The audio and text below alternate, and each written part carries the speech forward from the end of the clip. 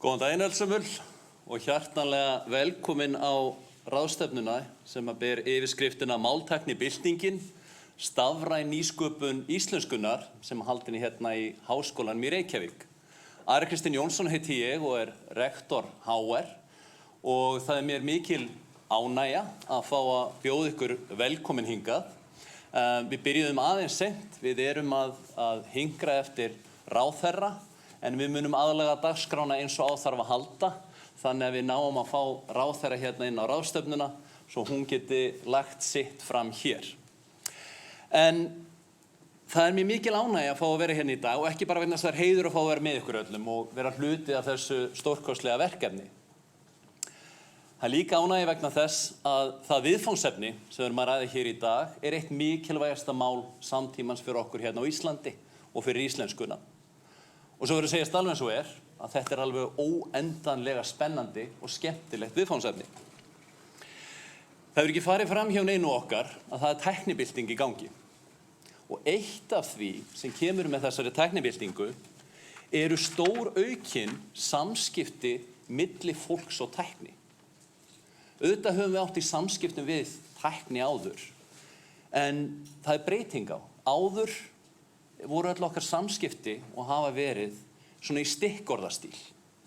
Þegar við horfum á valmyndir eða þegar við komum einhverju til skila í gegnum leitarvél, þá það stikkorð, örfá orð, ekki samfellt mál. En sem að breytast núna að samskipti milli fólks og tækni að verða bara eðlilegt talað og ritað mál. Og þá skiptir öllu fyrir okkur að þetta sé hægt að gera á íslensku. Þetta auðvitað eitthvað sem betur fyrr. Stjórnvöld, atvinnulíf, háskólafólk og margir fleiri hafa áttað sig á og það sem meira þeir hafa gripið til aðgerða, til skýrra aðgerða til að tækla þessi mál. Ráðstefnan í dag fjallar einmitt þetta viðfangsefni, hvað að gerast í þessu átaki og það alveg hellingur. En ég verði að fá að deila því með ykkur hvað það mér mikið persónulegt ánægjuefni að sjá hvað mikið hefur gerst í íslenskri máltækni. Ég bara svo heppinn að hafa lagt stund á gervigreind í mínu námi. Þetta var reyndar á þeim tíma sem enginn hafði neina trú á því að það yrði neitt úr gervigreind nema bara viðfangsefni fyrir okkur nördana sem voru að þvælast í þessu. Staðan allt önnur í dag. Nú gervigreindin orðin ein af driffjöðrum þeirra tæknibyltingar sem í gangi. En eitt af því sem ég tók eftir í náminu hvað samskipti milli fólks og tækni voru óbúslega styrð. Tölvur gátu engan veginn skilið eðlilegt mál og þær gátu alls ekki tjáð sig, það voru engin eðlileg samskipti milli fólks og tækni. Síðan þá hefur orðið hrein og klár máltæknibylting. Í dag allt annað upp á teningnum og það, eitt af því sem ég bið ykkur að hafa í huga, það skila sér í svo miklu meira heldur bara það við getum átt samskipti á íslensku við tæknina. Þetta nefnilega opnar svo mikið að tækifæri. Opnar tækifæri til að veita stuðning, til dæmis fyrir nemendur í námi, allt frá grunnskóla upp í háskóla, fyrir þá sem eiga fötlun að stríða, fyrir læknaði viðbragðsfólk í erfiðum aðstæðum og svo framvegis. En að baki því að við höfum þetta tækifæri, liggur óendanleg vinna í menntun, rannsóknum, þróun, góðu samstarfi og svo framvegis. Þetta spannar áratugi. Það má nefna það að samstarf Háskólans í Reykjavík og Háskóla Íslands nær allt til ársins 2005 og við settum upphaflegu máltækni námsbrautina saman á fót árið 2007, mjög eftirminnilegt þegar ég flutti til landsins. Og þetta mikilvægt því að það ekkert af þessu gerist án samstarfs, góðs stuðnings, ástríðu og vilja til að láta hluti gerast. Og það þess vegna ástæða til að þakka þeim sem að þessu koma, þeim sem eru frumkvöðlar á bakvið máltæknina, stjórnvöld sem hafa stutt við þetta sem og atvinnulíf, allt rannsóknar og háskólafólki sem stendur að þróun, rannsóknum, menntun og svo framvegis. Þannig að full ástæða til að þakka fyrir það sem hefur komið okkur þennan stað sem við fáum að sjá hér í dag. Og það svo ánægilegt að sjá hvað rannsóknir, þróun, menntun, stuðningur og samstarf geta skilað okkur. Að því sögðu, þá býð ykkur aftur hjartanlega velkomin á þessa ráðstefnu og hingað í Háskólanum í Reykjavík. Takk hérlega fyrir.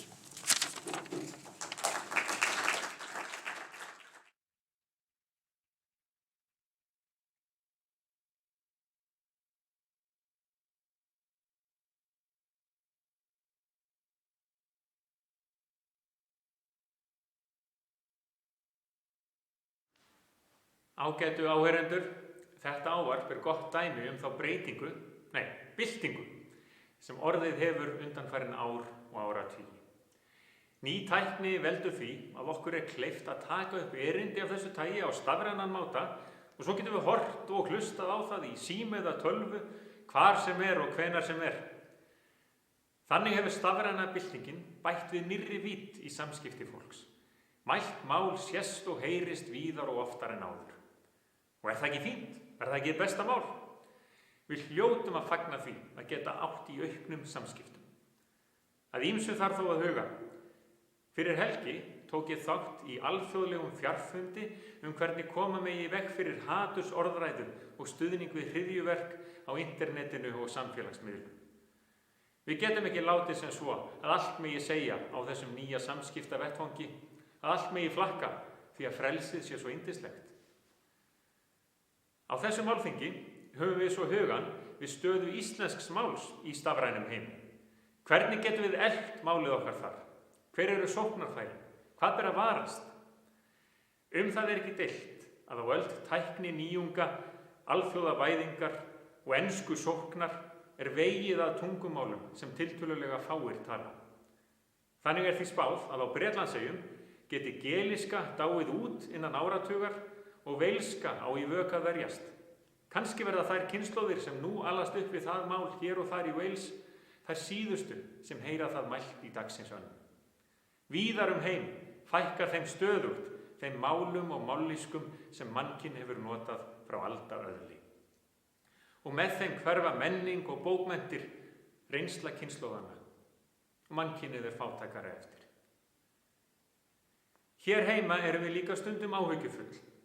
Fyrir skemmstu þurftum við að berjast fyrir því að Disney fyrirtækið veitti okkur aðgang að teiknimyndum sem búið að talsetja á íslensku en rötuðu ekki í efnisveitu þeirra. Fólk sem umgengst unglinga veit líka hversu enskuskotið mál þeirra orðið. Ekki síst þegar þau í tölvuleikjum eða ræða saman á hverskins samskiptarásum. Og nú nýlega fundið að breyttri orðanótkun sem á að stuðla að jafnrétti kynjanna.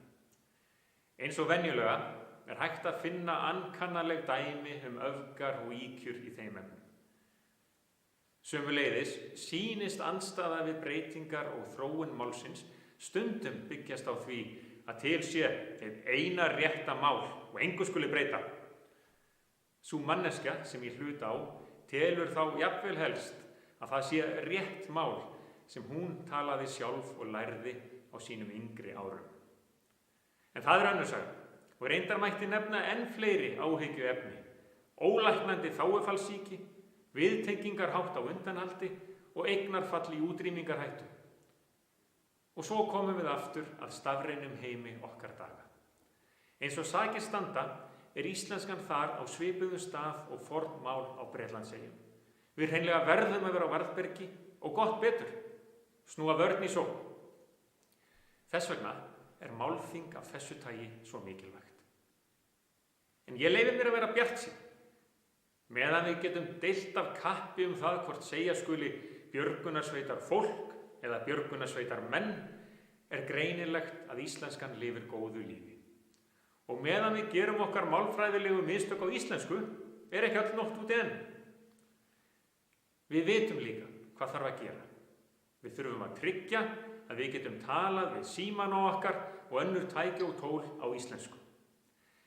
Til þess þurfum við meðal annars að safna áfram í sarpinu. Safna orðum, safna framburði, safna beygingum. Nýlega var ýtt úr vör merku átaki á vegum Samróms, opnu gagnasafni Radsína fyrir íslensku sem hver sem getur notað til þess að þróa sínar máltæknilausnir. Núna hægt að taka upp spjall þar og ég bið ykkur öll, málglöðu landar mínir, að spjalla allt milli himins og jarðar í þágu þessa góða málstöðar. Nánari upplýsingar má sjá á síðunni samrómur.is. Ágætu áheyrendur á þessari ráðstefnu atvinnulífsins stafræna nýsköpun íslenskunnar, ég fagna sem fyrr öllum áformum og aðgerðum sem lúta að því að efla okkar ástkæra ylhýra mál á stafrænum vettvangi. Og sjaldan hefur það átt eins vel við og nú að segja að orð eru til alls fyrst.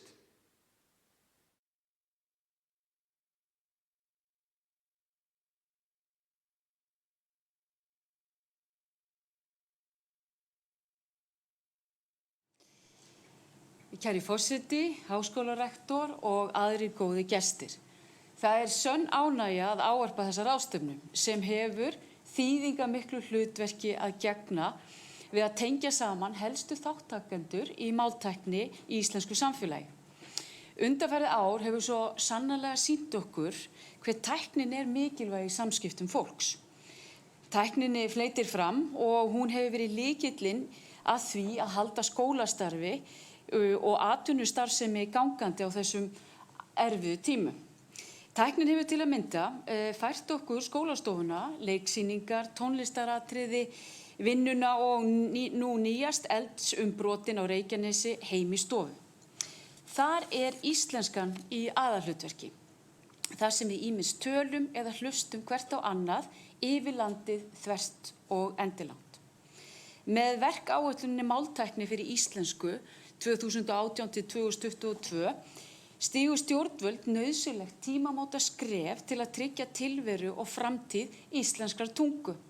Hinn 20. ágúst 2018 undirrituðu Mennta- og menningarmálaráðuneytið og sjálfseignarstofnunin Almannarómur undir samning að tryggja að íslensk tunga verði gjaldgeng í samskiptum sem byggjast á tölvu- og upplýsingatækni á grundvelli verkáætlunar.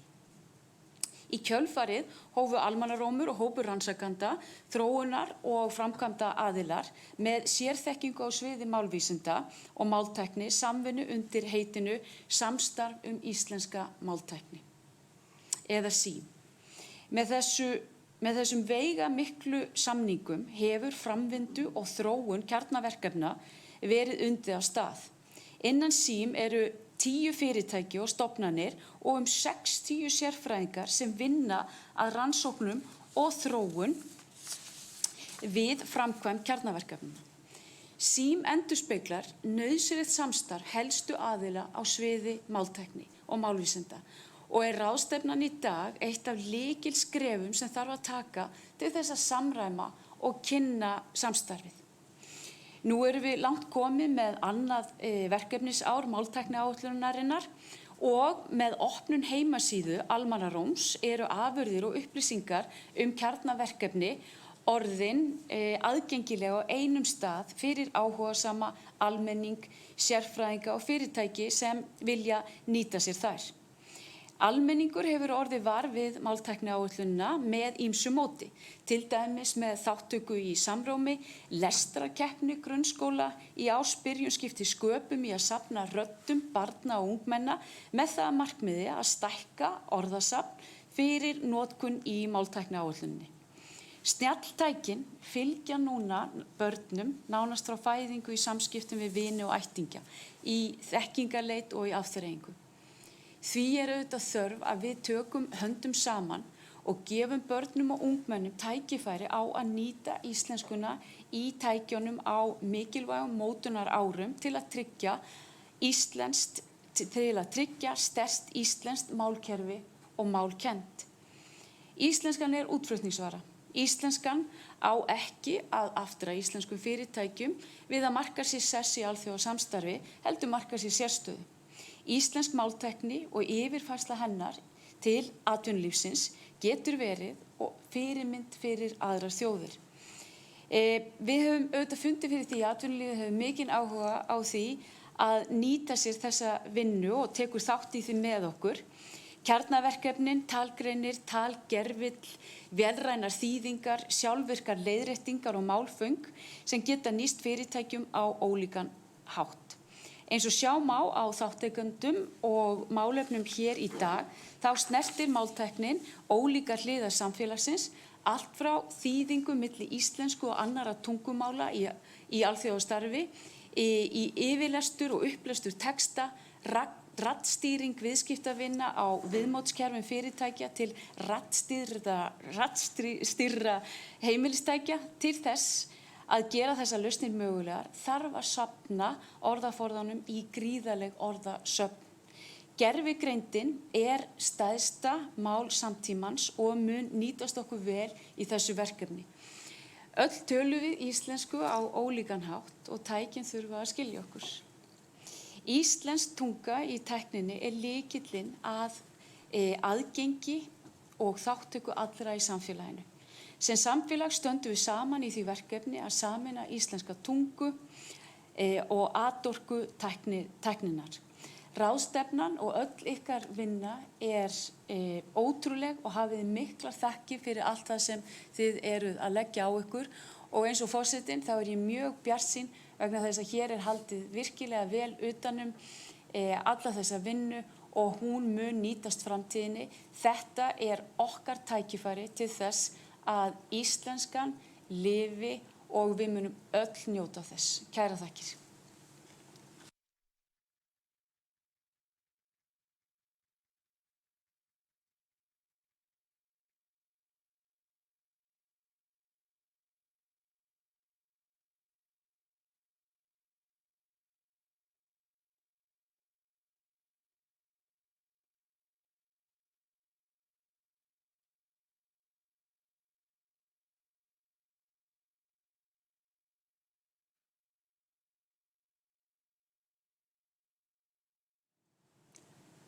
Ráðherra, kæri forseti, rektor, gestir, nær og fjær. Þegar máltækniáætlun stjórnvalda var ýtt úr vör fyrir ríflega 2 árum, réðust við ekki á garðinn þar sem hann var lægstur. Fram að þeim tíma hafði lítil fjárfesting verið í þessum innviðum íslenskunnar á stafrænum tímum og því ljóst að mikið verk var framundan. En eins og heitir ráðstefnunnar ber með sér hefur hins vegar orðið á þessum stutta tíma máltæknibylting á Íslandi. Almannarómur miðstöð máltækni og ber ábyrgð á framkvæmd máltækniáætlunar stjórnvalda. Í því skyni var samið við rannsóknar- og þróunarhópinn Samstarf íslenska máltækni, eða SÍM, uppbyggingu innviða í máltækni fyrir íslensku.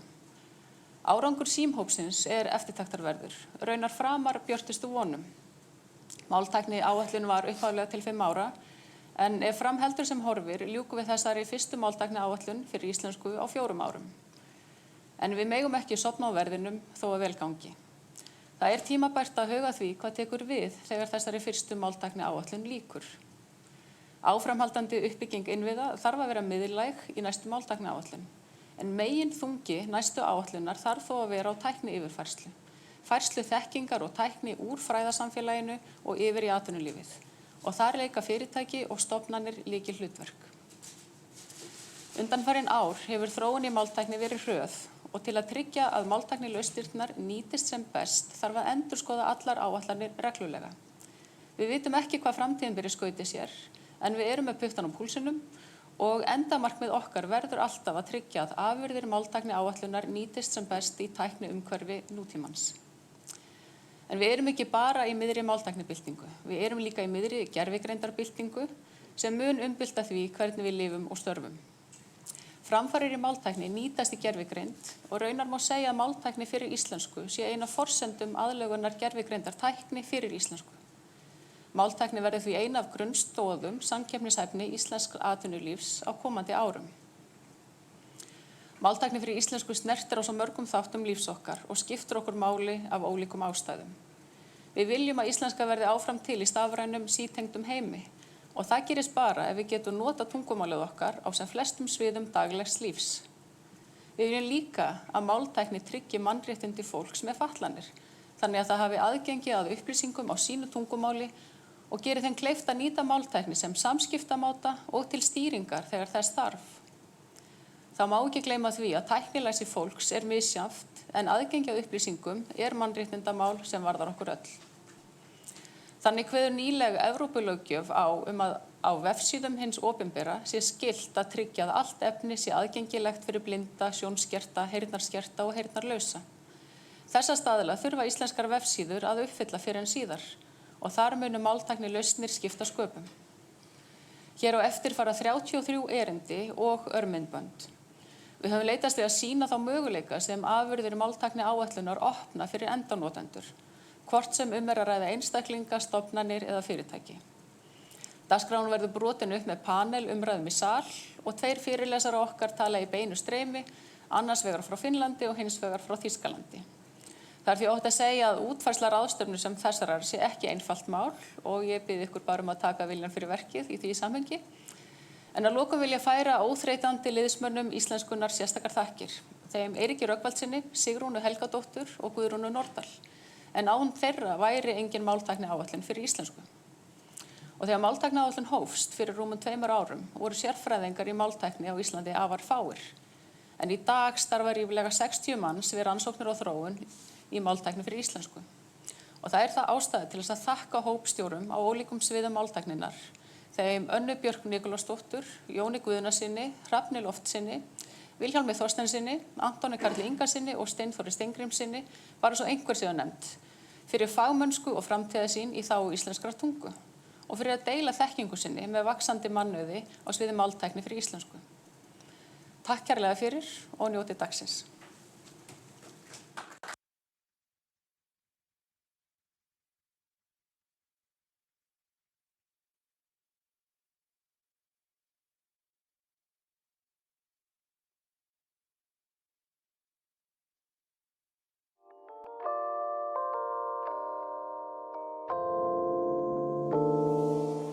Þótt nokkur verkefni á sviði máltækni hafi verið unnin hér á landi undir lok 20. aldar má segja að skipuleg uppbygging íslenskrar máltækni hafi hafist fyrir rúmum 20 árum með úttekt á ástandi og horfum í íslenskri tungutækni, eins og sviðið var kallað þá. Tungutækni, skýrsla starfshóps, kom út snemma árs 1999 en þar var áætlað að það kostaði það bil 1 milljarð króna að gera íslenska máltækni sjálfbæra. Að teknu tilliti til verðlagsbreytinga þetta reyndar svipuð upphæð og nú gert ráð fyrir að verja til verkefnisins. Í kjölfar skýrslunnar kom ríkið á fót sérstakri tungutækni áætlun sem fékk samtals 133 milljónir króna á fjárlögum áranna 2000 til 2004. Fyrir það fé voru unnin eða sett af stað ýmis verkefni sem sum lognuðust út af, önnur lögðu drög að seinni tíma starfa á þessu sviði og önnur eru enn í fullu gildi. Því fór þó fjarri að íslensk máltækni væri orðin sjálfbær þegar áætluninni lauk og næstu 10 ár var ekki sett neitt fé á fjárlögum í íslenska máltækni en með fáeinum styrkjum úr rannsóknarsjóði tókst að halda lífi í rannsóknar- og þróunarstarfi. Þáttaskil urðu með þátttöku Íslands í evrópska Metanet-verkefninu árin 2011 til 2013. Meginmarkmið þess voru annars vegar að gera ítarlega úttekt á stöðu máltækni fyrir 30 evrópsk tungumál og hins vegar að byggja upp og gera aðgengileg hvers kyns málleg gagnasöfn og hugbúnað fyrir þessi mál. Á Íslandi tókst að safna saman og byggja upp margvísleg gögn á þessum tíma. Þau voru gerð aðgengileg í varðveislusafninu Metashare en einnig var settur upp vefurinn málföng.is þar sem hægt að nálgast þessi gögn. Auk þess var skrifuð ítarleg skýrsla, ein af 30 í sama sniði. Íslenska á stafrænni öld. Þegar niðurstöður skýrslnanna voru bornar saman kom í ljós að íslenska stæði næst verst málanna 30 hvað varðar máltækni. Þessar niðurstöður vöktu töluverða athygli hér á landi og voru meðal annars ræddar á alþingi. Það er óhætt að segja að skýrslan hafi verið einn helsti hvatinn að þingsályktun sem var samþykkt einróma 2014 gerð áætlunar uppbyggingu íslenska máltækni og leiddi að lokum til skýrslunar Máltækni fyrir íslensku 2018 til 2022 verkáætlun. Samstarfshópur íslenska máltækni, skipaður háskólum, rannsóknarstofnunum, fyrirtækjum og félagasamtökum hefur nú unnið samkvæmt þessari verkáætlun í rúmlega hálftannað ár og máltækniáætlunin komin vel á veg. Þegar hafi verið byggð upp viðamikil og fjölbreytt gagnasöfn og skrifaður mannskonar hugbúnaður sem mun nýtast vel í framhaldinu. Máltækniáætlunin vissulega dýr en fáar fjárfestingar borga sig betur og þjóðin á eftir að fá þetta margfalt tilbaka. Þáttakan í Metanet sýndi okkur gagnsemi alþjóðlegs samstarfs máltækni og Ísland tekur nú virkan þátt í evrópska innviðaverkefninu Clarin Eric sem veitir aðgang að mállegum gögnum og hugbúnaði frá flestum Evrópuríkjum. Á vegum íslensku Clarin miðstöðvarinnar hefur verið sett upp sérstakt varðveislusafn sem tengist öðrum varðveislusafnum alla Evrópu með stöðluðum lýsigögnum og samtengdri leit. Allar afurðir íslenska máltækniverkefnisins, bæði gagnasöfn og hugbúnaður, eru vistaðar í varðveislusafni Clarin á Íslandi og þannig öllum aðgengilegar án endurgjalds. Auk þessa tekur Ísland þátt í 3 evrópskum samstarfsnetum á sviði máltækni. European Language Resource Coordination hefur verið í gangi undanfarin 6 ár. Það gengur einkum út á að afla mállegra gagna frá opinberum stofnunum til nota í vélrænum þýðingum og nýtingar í opinberri þjónustu. European Language Grid hefur verið í gangi í hálftannað ár og snýst aðallega að bæta aðgengi að gögnum og hugbúnaði sem nýtast fyrirtækjum í iðnaði og viðskiptalífi. Þriðja netið European Language Equality sem nýfarið af stað. Megintilgangur þess að leggja grunn að viðamikilli áætlun stafræna jafnstöðu allra tungumál í Evrópu árið 2030. Þáttaka í evrópsk samstarfi mjög mikilvæg því hún auðveldar okkur að fylgjast með þróuninni, fá aðgang að gögnum og þekkingu og koma okkar eigin gögnum á framfæri og gera þau aðgengileg.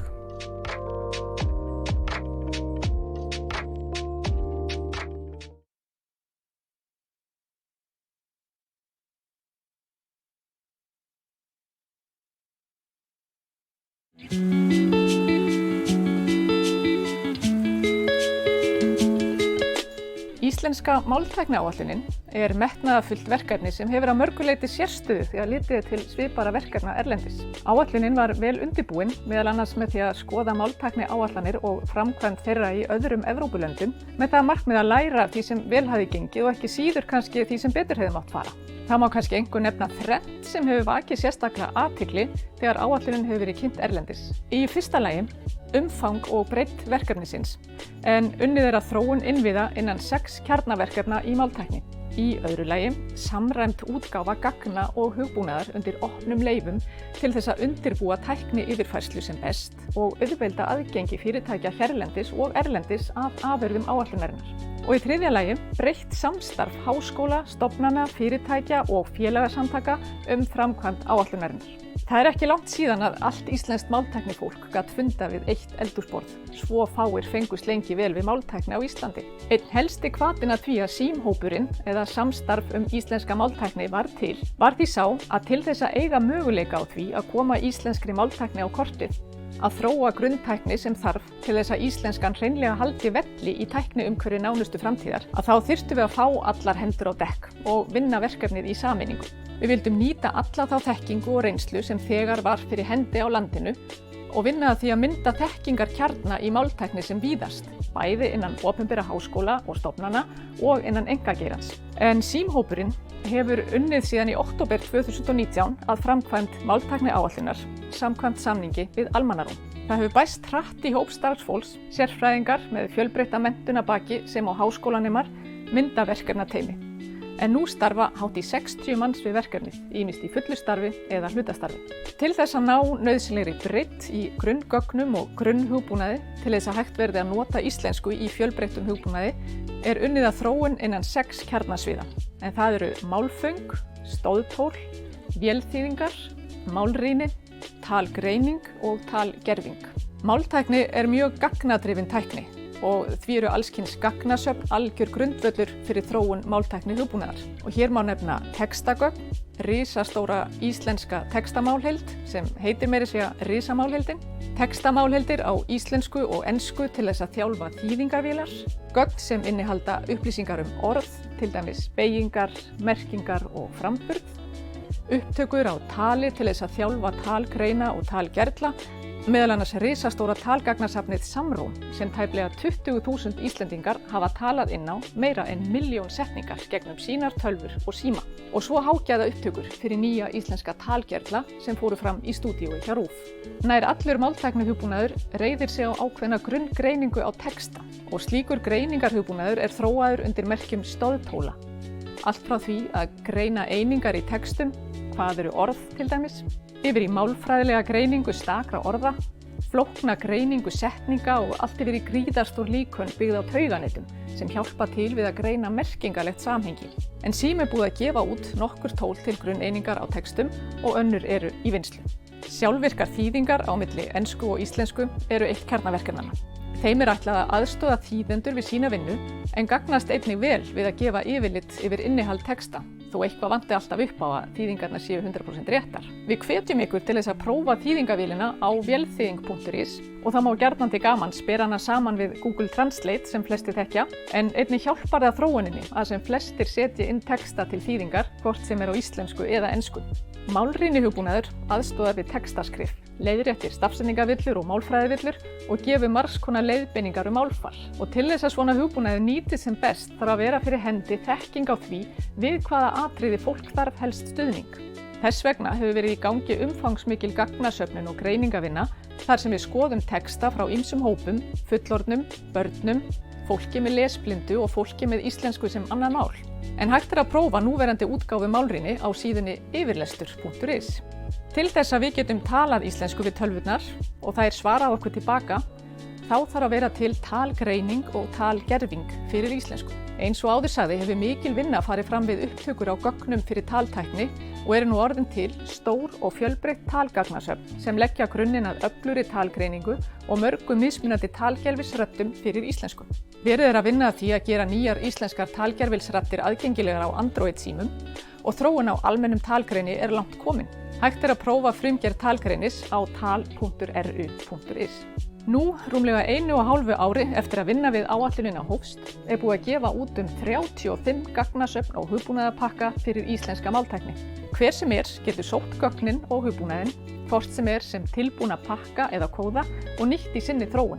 Samstarf hafið við að tengja þessar afurðir við notendahugbúnað í afmörkuðum tilraunaverkefnum, en sú vinna gefur okkur færi á að þróa innviðina áfram þannig að þeir nýtist á sem einfaldastan og aðgengilegastan hátt og að gæðin svari kröfum notenda. Í framhaldinu munum við leggja enn meiri áherslu á tækni yfirfærslu og hvetjum ykkur til þess að hafa samband.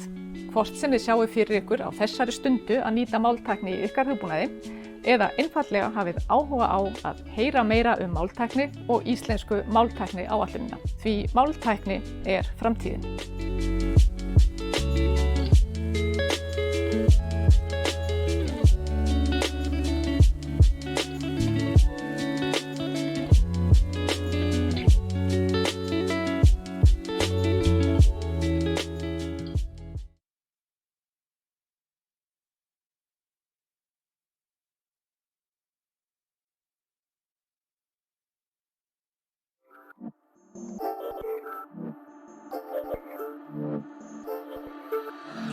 Almannarómur gott dæmi verkefni sem sýnir okkur hvers við erum megnug þegar hægt að nálgast verkefni á þverfaglegan hátt með samstilltu átaki allra hagsmunaaðila. Á vettvangi almannaróms koma saman fræðimenn úr háskólasamfélaginu og öðrum rannsóknarstofnunum, fyrirtæki, stjórnvöld og félagasamtök. Ólíkir aðilar sem allir eiga það sammerkt að skilja mikilvægi þess að vinna kröftulega að því á sviði máltækni að tryggja íslensku sess við hæfi á stafrænum vettvangi. Íslenskt atvinnulíf hefur stigið kröftulega inn í verkefni á sviði máltækni á síðustu misserum.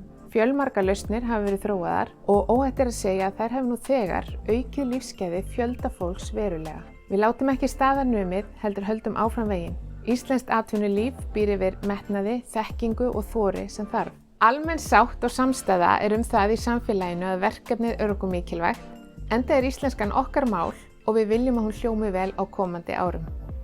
Íslenska mál atvinnulífsins og samtök atvinnulífsins hafa lagt á það áherslu að allra leiða sér leita til að styrkja íslenskuna í stafrænum heimi. Með það fyrir augum hafa samtök atvinnulífsins verið aðili að sjálfseignarstofnuninni Almannaróm allt frá stofnun og í gegnum þann vettvang unnið að máltækni áætlun sem liggur fyrir til ársins 2022. Markmið máltækni áætlunarinnar skýrt að tryggja að hvers kyns tæki og tól tali og skilji íslensku og að tungumálinu verði þar með forðað frá stafrænum dauða vegna yfirburðar enskunnar. Íslenskan hefur alltaf verið okkur mikilvæg í samskiptum manna á milli og í handritum, bókmenntum og öðrum miðlum fyrri tíma. Þetta mikilvægi mun síst minnka á komandi tímum og því verða nútíma samskiptatæki, tól og miðlar að skilja íslenskuna og geta unnið með hana. Við sjáum þau öll í hendi okkar að verkefnið ekki eingöngu brýnt sökum þess að við viljum varðveita málið okkar, menningu og sérkenni sem þjóðar. Það einnig brýnt í ljósi þeirra tækifæra sem öflug sókn á þessu sviði skapar íslensku atvinnulífi í ýmiss konar þróunarstarfi og alþjóðlegu samstarfi. Öflug tilvist íslenskunnar í stafrænum heimi til framtíðar litið mikilvæg stoð í íslensku atvinnulífi og að við tryggjum að á íslensku megi alltaf finna svar.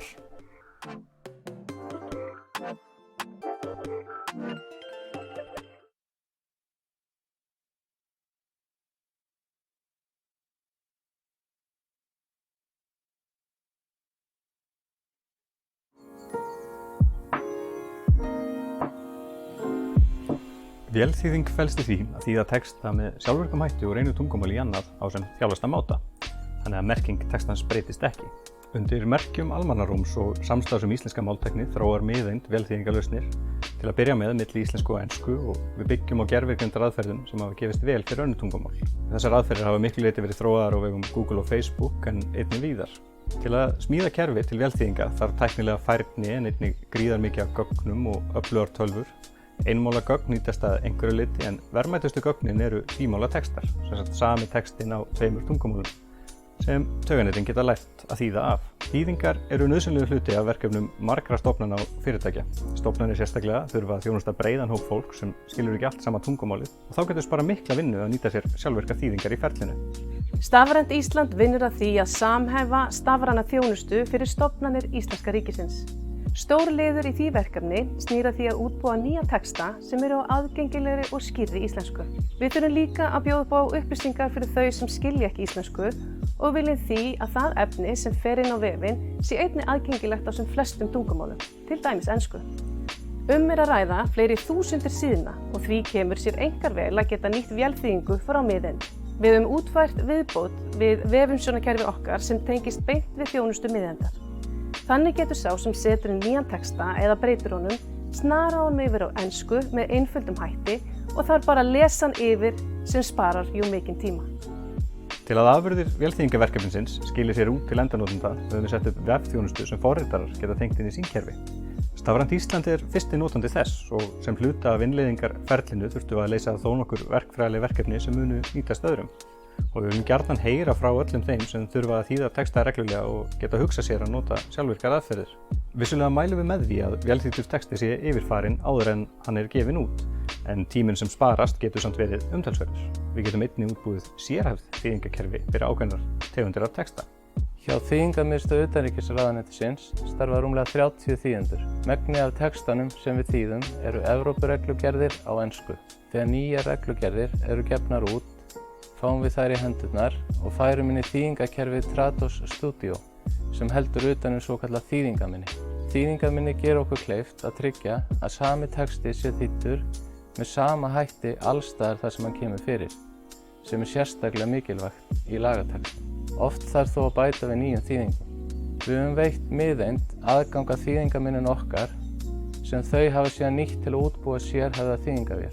Einnig hefur verið þróuð sérstök viðbót við Trados sem gerir því kleift að tala beint við vélþýðingakerfið. Þannig getur forritið nota vélþýðingu til að þýða þann texta sem finnst ekki í þýðingaminni en allur texti svo yfirfærður nákvæmlega og leiðréttur þar sem þarf. Nú standa yfir mælingar og prófanir á gæðum og afkastum með og án vélþýðingakerfisins.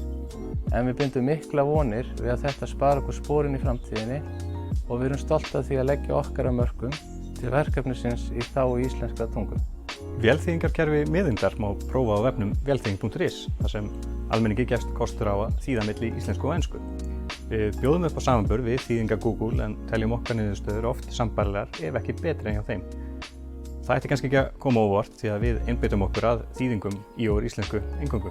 Það nefnilega þannig að við getum ekki treyst á að erlend stórfyrirtæki hlúa að íslenskunni.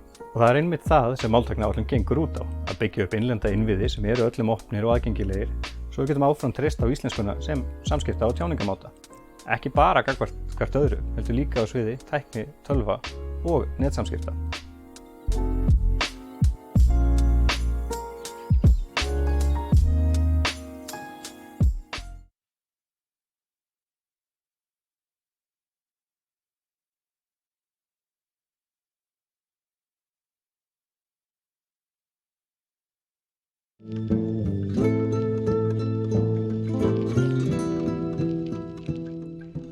Fyrir mér eru mannréttindi ekki bara réttindi á blaði. Þau eru raunveruleg réttindi sem hafa breytt því hvernig ég get hagað lífi mín og hvernig ég get starfað og unnið dagsdaglega. Það engin sérstök hæfni sem ég hef fremur öðrum sem koma á undan mér til þess að stunda nám eða hugsa. Það eru bara þau réttindi sem hafa áunnist sem hafa gefið mér tækifæri til þess að gera það sem ég ger í dag í doktorsnáminu.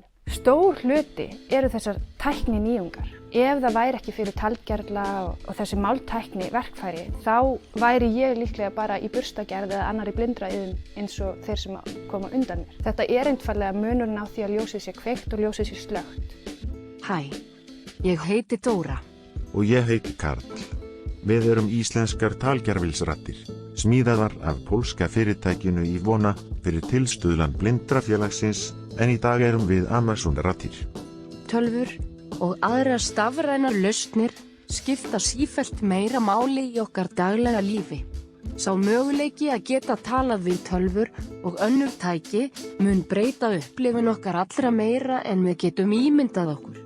Hvort okkur muni standa til boða að eiga þessi samskipti á íslensku mun ráða úrslitum það, hvort íslenskan öðlist líf sem stafrænt samskipta tungumál eða hvort við munum smátt og smátt færa okkur yfir í ensku.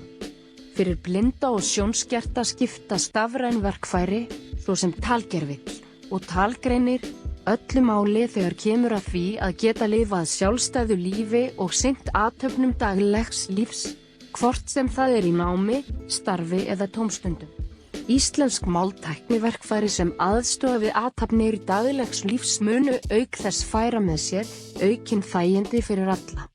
Aðgengi eru mannréttindi.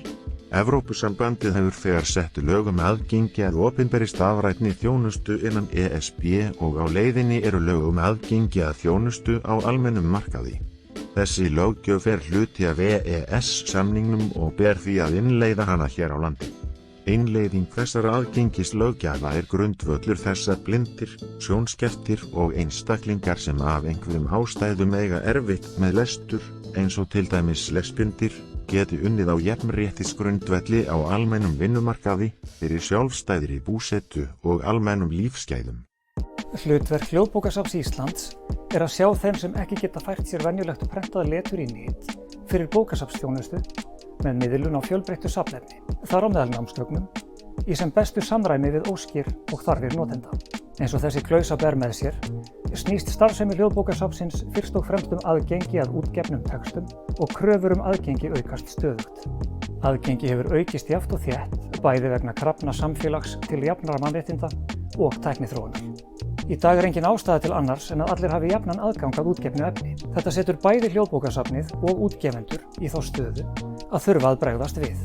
Hljóðbækur urðu til vegna þess að blindir geta ekki lesið prentað mál. Fyrst sem segulbönd og kassettur, síðan sem geisladiskar og í dag sem streymi á netinu. Hljóðbækur í dag nýtast ekki bara blindum, heldur ekki síður lesblindum, hreyfihömluðum og fjölmörgum öðrum hópum með skerðingar. Í dag eru þær í allra eyrum. Þannig verða framfarir öllum til hagsbóta í kjölfar réttindabaráttu fárra. En hljóðbækur geta ekki lengur talist aðgengilegur kostur. Til dæmis ekki hægt að leita í þeim. Erfitt að taka niður punkta, tilvísanir virka ekki og fleira má telja. Grunnur aðgengilegra bóka allur til stafrænt eftir að bók tilbúin til prentunar. Tækni og staðlar eru líka til staðar. Í dag þarf að lesa bækur inn, en ljóst að með betri talgerðlum mun notkun þeirra aukast umtalsvert í náinni framtíð, eins og nú þegar raunin á stærri málsvæðum. Ekki síst hvað varðar bætt aðgengi að blöðum og tímaritum. EAA-tilskipunin og Maastricht-samkomulagið skilgreina árið 2025 sem árið sem allt útgefið efni á að vera fyllilega aðgengilegt. Í dag krafan bætt aðgengi byggð á því sem kalla má hljóðbækur með texta. Bækur þar sem textin merktur jafn óðum og hljóðið lesið, auk myndlýsinga og annarra aðgengisjafnandi lausna. Ef þetta á að ganga eftir, þá þurfa margir aðilar að vinna saman, meðal annarra útgefendur, löggjafinn, umbrotsmenn og höfundar, viðurkenndar einingar í aðgengisjöfnun, meðal annars þjónustu og þekkingamiðstöð fyrir blinda, sjónskerta og einstaklinga með samþætta sjón- og heyrnarskerðingu, heyrnar- og talmeinastöð Íslands og Hljóðbókasafnið. Hljóðbókasafnið, ásamt samstarfsaðilum sínum í Evrópu, boðið og búið til að miðla þekkingu sinni, til dæmis á aðgengisstöðlum og sérlausnum til útgefenda í samstarfi sem yrði öllum til hagsbóta. Innleiðing fyrirtækja á sjálfsafgreiðslulausnum eins og sjálfsafgreiðslukössum í verslunum, hraðbönkum, netverslunum og álíka að aukast og þá mikilvægt að þær lausnir sem notast við geti þjónustað alla á sem bestan hátt. Dæmi frábært einstaklingsframtak verslunin Rangá sem hefur útbúið og tekið í notkun verðskanna sem les verð á vörum upp á 249 krónur. Þessi virkni þekkist ekki í öðrum verðskönnum hérlendis og notagildi hennar ótvírætt. Blindrafélagið í samstarfi við hollenska fyrirtæki Readspeakers íslensku vefþuluna sem les upphátt efni af vefsíðum þegar smellt á tiltekinn hnapp sem komið hefur verið fyrir á síðunni. Við kjósum að kalla hann hlustahnappinn. Það hægt að stilla hraða og virkni lestursins, stærð textans og margt fleira eins og hendar hverjum og einum.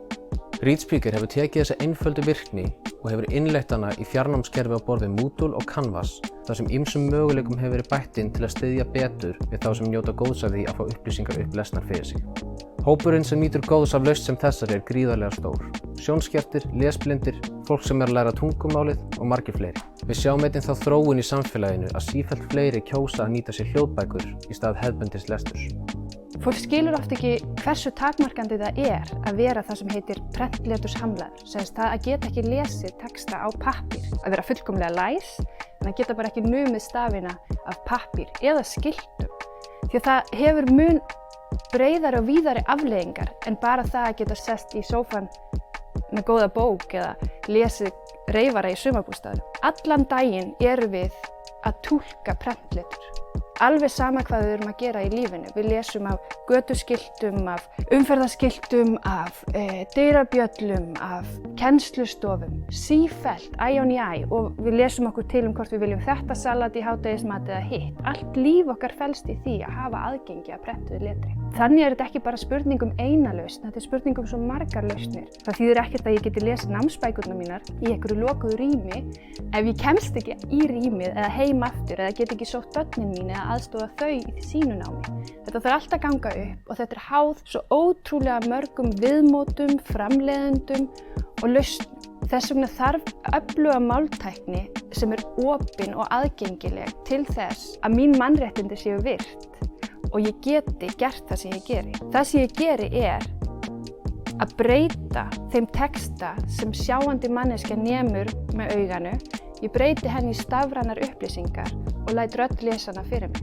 Það krefst oft mikilla vinnu og margs konar workarounds, eins og það heitir upp á ensku, til þess að koma því í gegn þegar maður vinnur á svona litlu málsvæði. Og að mörgu leyti þá eru kollegar mínir, blindir, erlendis, ljósárum á undan mér í tækni og hæfni til þess að nálgast upplýsingar. Þess vegna er það svo mikilvægt að við höfum þessi verkfæri til staðar og að fólk eins og ég geti nýtt þau.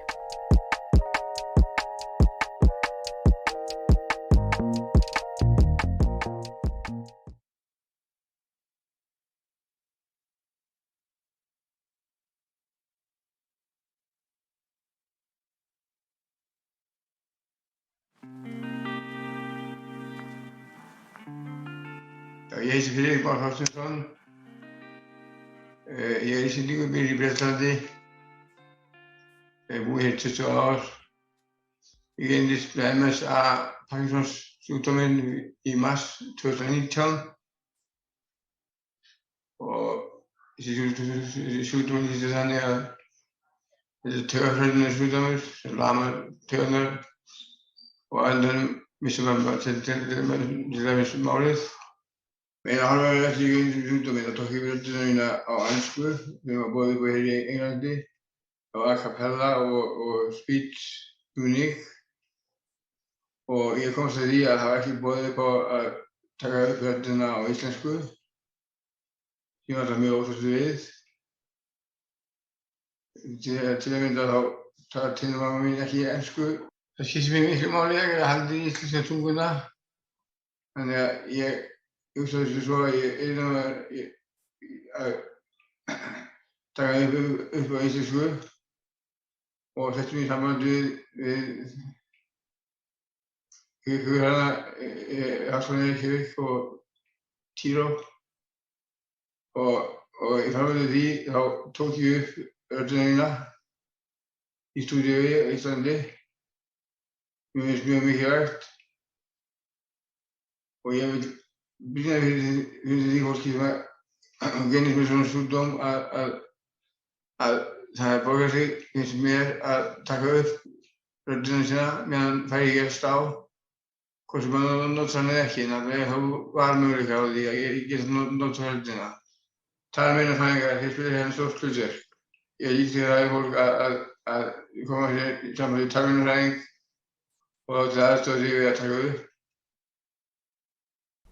Ég er talmeinafræðingur og starfa bæði sjálfstætt og á Grensósi sem er endurhæfingardeild Landspítalans. Hlutverk talmeinafræðinga er fyrst og fremst að hjálpa fólki að koma vilja sínum, skoðunum og hugsunum á framfæri með öllum tiltækum leiðum. Óhefðbundnar tjáskiptaleiðir, Augmentative and Alternative Communication eða AAC, samheiti yfir þær leiðir sem eru notaðar til að eiga tjáskipti og samskipti við aðrar manneskjur þegar talfærni eða málskilningur skertur. Það geta verið allt frá stafaspjöldum og skrifblokkum upp í tjáskiptatölvur. En hvað verður til þess að fólk missi röddina og gæti þurft á tjáskiptatölvu að halda? Sumir fæðast með raskanir eða sjúkdóma sem verða þess valdandi að viðkomandi getur aldrei myndað rödd, en aðrir fá taugahrörnunarsjúkdóma á borð við MND, Parkinsons, MSA eða Parkinson Plus, seinna á lífsleiðinni, fá málstól eftir slys eða heilablóðfall af öðrum orsökum, missa röddina eftir beinan áverka eða þurfa vegna krabbameins að láta fjarlægja hluta af raddfærum. Hópur hinna raddlausu því allstór og samanstendur bæði af börnum og fullorðnu fólki. Mikilvægt að ólíkar starfsstéttir komi saman að þessu verkefni. Það talmeinafræðinga að greina tjáskiptavanda og tjáskiptagetu í upphafi, en annarra að gæta þess til dæmis að íslenskan sé gjaldgengi stafrænum heimi. Grunnforsendur þess að hægt sé að nýta tæknina hljóta að vera þær að tæknin sé til og að hún sé aðgengileg þeim sem þurfa á henni að halda. Það væri til dæmis mikill akkur fyrir þá sem eru með taugahrörnunarsjúkdóma og vita af því að einn daginn gætu þau staðið frammi fyrir því að missa röddina, að geta fengið talgervil byggðan á sinni eigin rödd. Enginn efast mikilvægi þess að Stephen Hawking, einn af mestu hugsuðum allra tíma, hafi getað komið hugsunum sínum og kenningum í orð, en hann greindist með sjaldgæft afbrigði af MND 21 árs gamall. Þótt að öll skilaboð breyti ekki heiminum í heild sinni eða hugmyndum okkar hann, geta þau haft gríðarleg áhrif á heim þess sem kemur þeim frá sér. Í framhaldi af þessu hef ég ákveðið að stofna sjóð á Íslandi til að aðstoða fólk sem í svipaðri aðstöðu og ég að gera samstöðu við Parkinsons-samtökin og þetta svona alltaf byrjunarstigi. En ég vil koma hér fram fyrir að ítreka það að við ætlum að styðja við fólk sem er að sama sjúkdóm og sem ekki þess valmöguleika að nota röddina í framtíðinni. Máltækni getur skipt hinn raddlausa öllu máli og ætti með réttu að vera aðgengileg öllum. Í samningi Sameinuðu þjóðanna réttindi fatlaðs fólks lögð rík áhersla á að allir eigi þess kost að tjá sig og þannig sé stuðlað að sjálfstæðu lífi og félagslegri þátttöku meðal annars. Við megum ekki gleyma því að það að geta ekki talað jafngildir því ekki að hafa ekkert að segja. Það hlýtur því að koma í hlut okkar sem höfum bæði einhverja þekkingu á málefninu og rödd að nota hvoru tveggja í þágu hinna raddlausu. Til þess að útbúa talgervil sem hljómaði eins og mannsrödd þurfti áður fyrr að safna miklu magni sína af þeirri tilteknu rödd. En talgervlum hefur fleytt mikið fram á síðustu árum með tilkomu stóraukins reikniafls og betri líkana og nú mögulegt að smíða líkön sem geta lagað sig að nýjum röddum með tiltölulega litlu magni af raddsýnum. Þannig hægt að útbúa stafrænt afrit af sinni eigin rödd áður en hún hlörnar án mikillar fyrirhafnar. Slík líkön þurfa að standa á traustum grunni til þess að vera nothæf, en við í HR með aðstoð Ríkisútvarpsins höfum safnað gríðarlegu magni af raddsýnum frá fjölda einstaklinga. Alls munum við safna 250 klukkustundum af raddsýnum, en það býður upp á að þróa talgervilsraddir á heimsmælikvarða. Þessi gögn verða gefin út með opnu leyfi og við höfum þegar opnað á samtöl við alþjóðleg fyrirtæki á sviði þróunar talgervla til að kynna fyrir þeim þau gögn sem við erum að útbúa. Með því að ná stuðningi við íslensku hjá þessum fyrirtækjum verður auðvelt fyrir Íslendinga sem sjá fram á að missa röddina að safna sínum, framleiða talgervil og þegar að því kemur nýta þann talgervil í öllum helstu stuðningstækjum sem standa þeim til boða.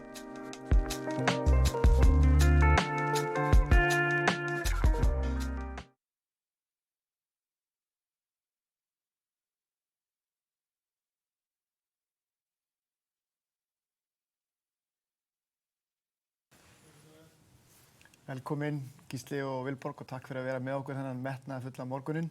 Takk svo leiðis, takk fyrir að bjóða mér að vera innan.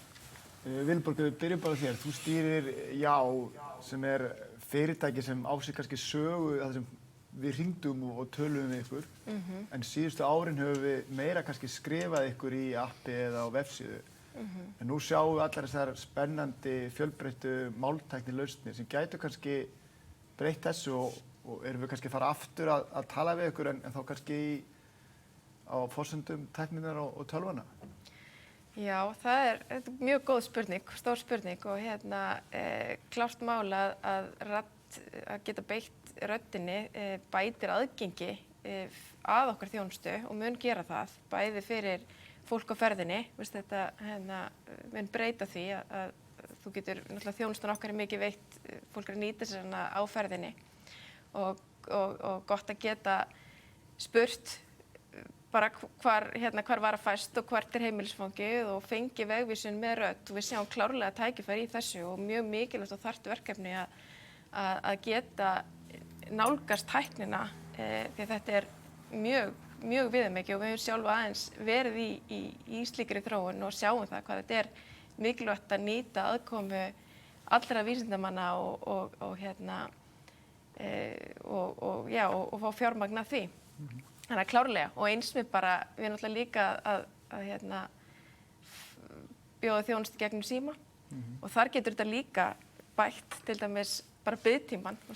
Þú ert númer 5 í röðinni með þessum hætti, bara útrýmum við getum bara sagt bless við slíka bless við röðina sko.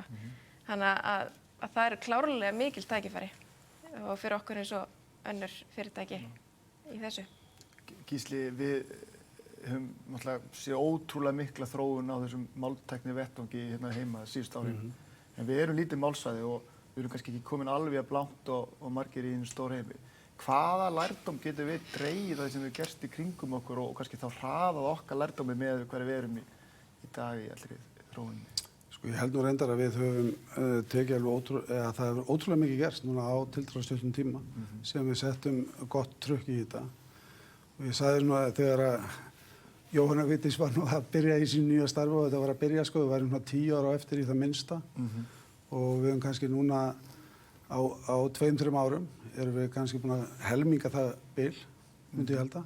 Við erum samt á eftir og ég held að sko við verðum að horfast í augu við að þetta er stöðugt og við erum með núna afmarkaða máltækni áætlun til uppruna var hún reyndar ætlaði 4 en við sýnst við ætla, nei 5. 5, já við náum já.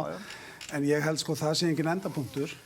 Við erum í rauninni lítið málsvæði og verðum það áfram og ég held að sé lykilatriði sko og þú veist við tölum þjónustu eins og já eða þjónustu við núna síðasta erindið sko stóðtæki fyrir fólk sem er sko sem er verið við með að tjá sig. En við erum bara öll Íslendingar sko. Við eigum bara erfitt með að tjá okkur við tækni í dag. Og ég meina þegar ég kem til Bandaríkjunum hitti vini mína, þeir tala við bílinn. Ég þekki engan Íslendingi sem tala við bílinn. Og þannig að við erum á eftir og þetta er stöðugt. Og ég held sko að þessi hjálpartæki, þau þurfa að koma inn í okkar daglega líf eins og þau eru að koma inn annar staðar og það gerist ekki nema við gerum. Í apríl þá keypti Microsoft máltæknifyrirtæki fyrir 2.500 milljarða króna og við ræddum hérna svolítið mikið hlutverk atvinnulífsins í allri þessari þróun. Hvar svona sér þú, Vilborg, svona stóru tækifærin fyrir íslensk fyrirtæki að tileinka sér máltækni þó kannski dálítið hratt, þannig að við getum hraðað þessari hröðun sem Gísli nefndi? Náttúrulega fyrir íslenskt atvinnulíf er máltæknin og fá máltæknin í íslensku náttúrulega rosalega mikið samkeppnismál, bara gagnvart erlendum aðilum. Og þar erum við, þú segir, náttúrulega heilmikið eftir og þetta líka frábært að sjá mikið hefur unnist undanfarið en ennþá langt eftir og þetta hefur auðvitað bara áhrif á það hvað erlendar aðilar er að bjóða, áhrif á okkar viðmið. Við búumst við ákveðnum hlutum og þannig að þetta eru klárlega skiptir máli í því að við bara höldum velli og víða og í rauninni má segja, ég held að sé tækifæri allstaðar í atvinnulífinu fyrir máltækninótkun og nærtækast er kannski þessi hlutir sem eru þegar stafrænir, þú veist eins og að geta panta sér borð eða hvers kyns þjónustu, geta keypt vörur. Ef við getum ekki gert það hjá íslenskum vefsíðum þá verða þær undir og svo framvegis. Þannig að það er alveg gríðarlega mikil tækifæri þarna og skiptir miklu máli fyrir íslenskt atvinnulíf bara í víðu samhengi og þetta eru bæði alltaf bara öll veltan þar undir og í þessum aðgengismálum að slíkri þjónustu. Líka náttúrulega bara þetta sparar, það geta veitt þjónustu með þessum hætti, þetta er náttúrulega ein leið og viðbótar stafræn þjónusta, hjálpar líka fyrirtækjum og starfsmönnum að beina sínum kröftum í ennþá meiri verðmætasköpun og halda þessu öllu áfram. Og maður átti þessu því að viðmiðin muni halda áfram að breytast og og það sem okkur órar ekki fyrir núna að verði krafa að geta gert með raddbeitingu, þetta breytir svo hratt og þannig að það kannski, eins og ég segi, þessi stóru augljósu tækifærin í veitingu svona einfaldar stafræna þjónustu, en líka að greina til dæmis fyrirspurnir hratt og vel. Þetta náttúrulega byggir á gríðarlega miklu gögnum eins og komum fram í þessum erindunum hérna, að auðveldara og tölvan fljótar að greina gögnin þín, bara viðskiptasöguna þína og allt það, og geta veittir miklu betri þjónustu og nákvæmari þjónustu og beina þér á rétta braut, sko. Þannig að það víða tækifærin þarna. Gríðarlega spennandi. Gísli, við heyrum í meðal annars svona Davíð sem einn af okkar ungu efnilegu vísindamönnum í máltækni, og þegar maður talar við þessa ungu háskólanema sem er að rannsaka og vinna í máltækni, þá stundum segja, já, vinir mínir halda ekki sig í málmtækni og ég hef stundum hugsað að við þurfum kannski bara að kalla þetta gervigreind. Gervigreind í dag ekki það sem Ari nefndi í morgun að væri svona bara nördarnir að pæla í. Nú eru allir svona mjög upp með sér að orðinu gervigreind. En erum við í svona einhverju markaðslegri áskorun að ná öllum þessum að fjölga öflugu ungu fólki í náminu okkar, því ef við ætlum að hraða þessu ennþá meira.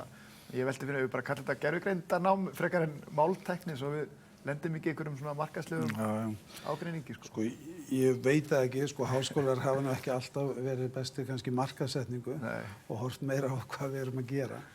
En sko, mér finnst samt eitt af því sem okkur hefur tekist núna, og með þessu mikla, sko, eina af grundvallarbreytingar sem orðið núna sko, það kom fram að það eru fyrir 200 árum síðar, þá komist allir málfræðingar eða máltæknimenn Íslands fyrir sko við eldhúsborð. Það hefur gjörbreyst og sko það búið að vera mjög erfitt til dæmis að selja sko tölvunördum að íslenska sé relevant. Og bara þú veist, meira og minna tölvunarfræði og allar upplýsingar og allt gögn það á ensku. Og eitt af því sem gerst núna með þessu mikla átaki, sem ég held að við tekist vel, að fá fólk til að fá áhuga á að taka þátt í þessu. Og ég held að það sé kannski meira mál heldur en, þú veist, það alveg til í því að náttúrulega mjög stór hluta þeirri tækni sem við erum að nota í gervigreindartækni. Þannig að það ekkert af því að tala um það líka. En ég held samt sko að lykilatriði sé að okkur hefur tekist að fá ungt fólk til að fá áhuga og koma inn í þetta og taka þátt í þessu með okkur. Og það hefur stórfjölgað fólki núna sem kann heilmikið í þessu. Sem frábært. Örstutt í lokin, Vilborg, eitt ráð til annarra fyrirtækja og stjórnenda sem eru kannski ekki komin jafnlangt á því á þessari vegferð. Hvar heldur það sé best að byrja að pæla í máltækninni? Best að byrja. Þar sem að eru kannski hvað einföldustu og stöðluðustu þjónustuveitingin. Þar líklega einfaldast að byrja og horfa til þess og horfa til þeirra lausna sem í boði. Reyna að nýta þær, það sem að, klárlega. Það sem þú ert þegar mögulega að nýta stafræna tækni. Það sem þú ert með boðið til þess að panta þér þjónustu, kaupa þér með á leikhús eða eitthvað slíkt, að byrja þar og koma þér þannig inn í leikinn. Má ég bæta við það? Ég veit ekki. Ég heldur að ég byrja á að ráða einn af þessum snillingum sem við erum útskap. Já, klárt. Og það einmitt eitt svona takmarkandi þáttir sem náttúrulega komum inn á, að það ekki endalausir sérfræðingarnir. Þannig að þið hringið fyrst í Gísla og svo hringið í Vilborg til að fá þess betri ráð. Þakka ykkur kærlega fyrir og við höldum áfram góðri vegferð þennan morguninn.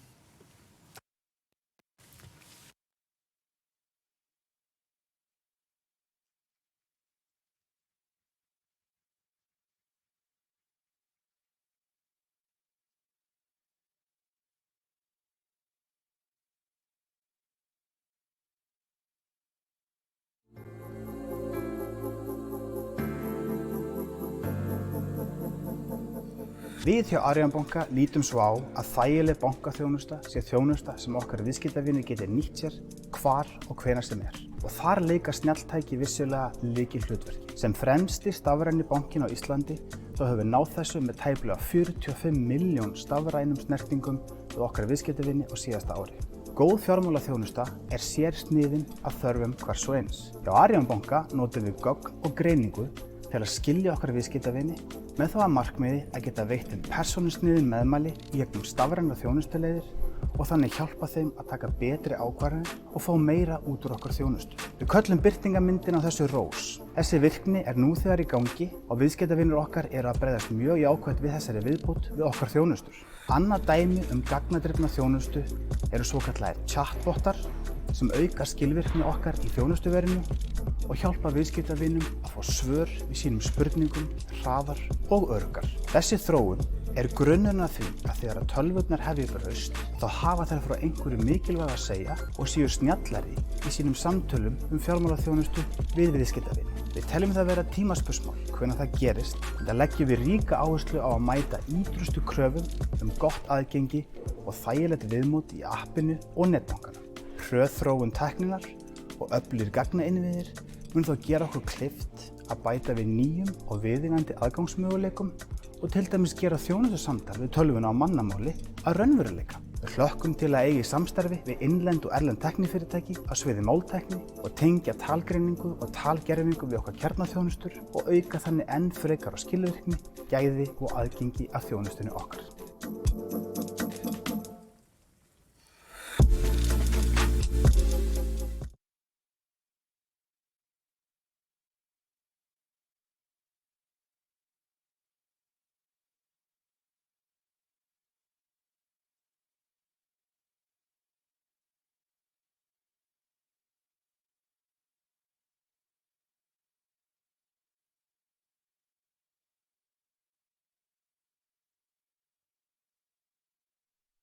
Komið sæl. Hafsteinn heiti ég og lektor í tölvunarfræði við Háskóla Íslands og ég ætla að segja ykkur örlítið frá þeim breytingum sem getum búist við sem fylgja stórum málíkönum. Og ég ætla svona svolítið að horfa fram á veginn og benda ykkur á þau tækifæri sem við stöndum frammi fyrir. En hér vil ég fyrst nefna það að málíkön að verða sífellt stærri og stærri. Og á þessari glæru hér þá sjáum við lista yfir málíkön sem hafa verið gefin út á seinustu 3 árum.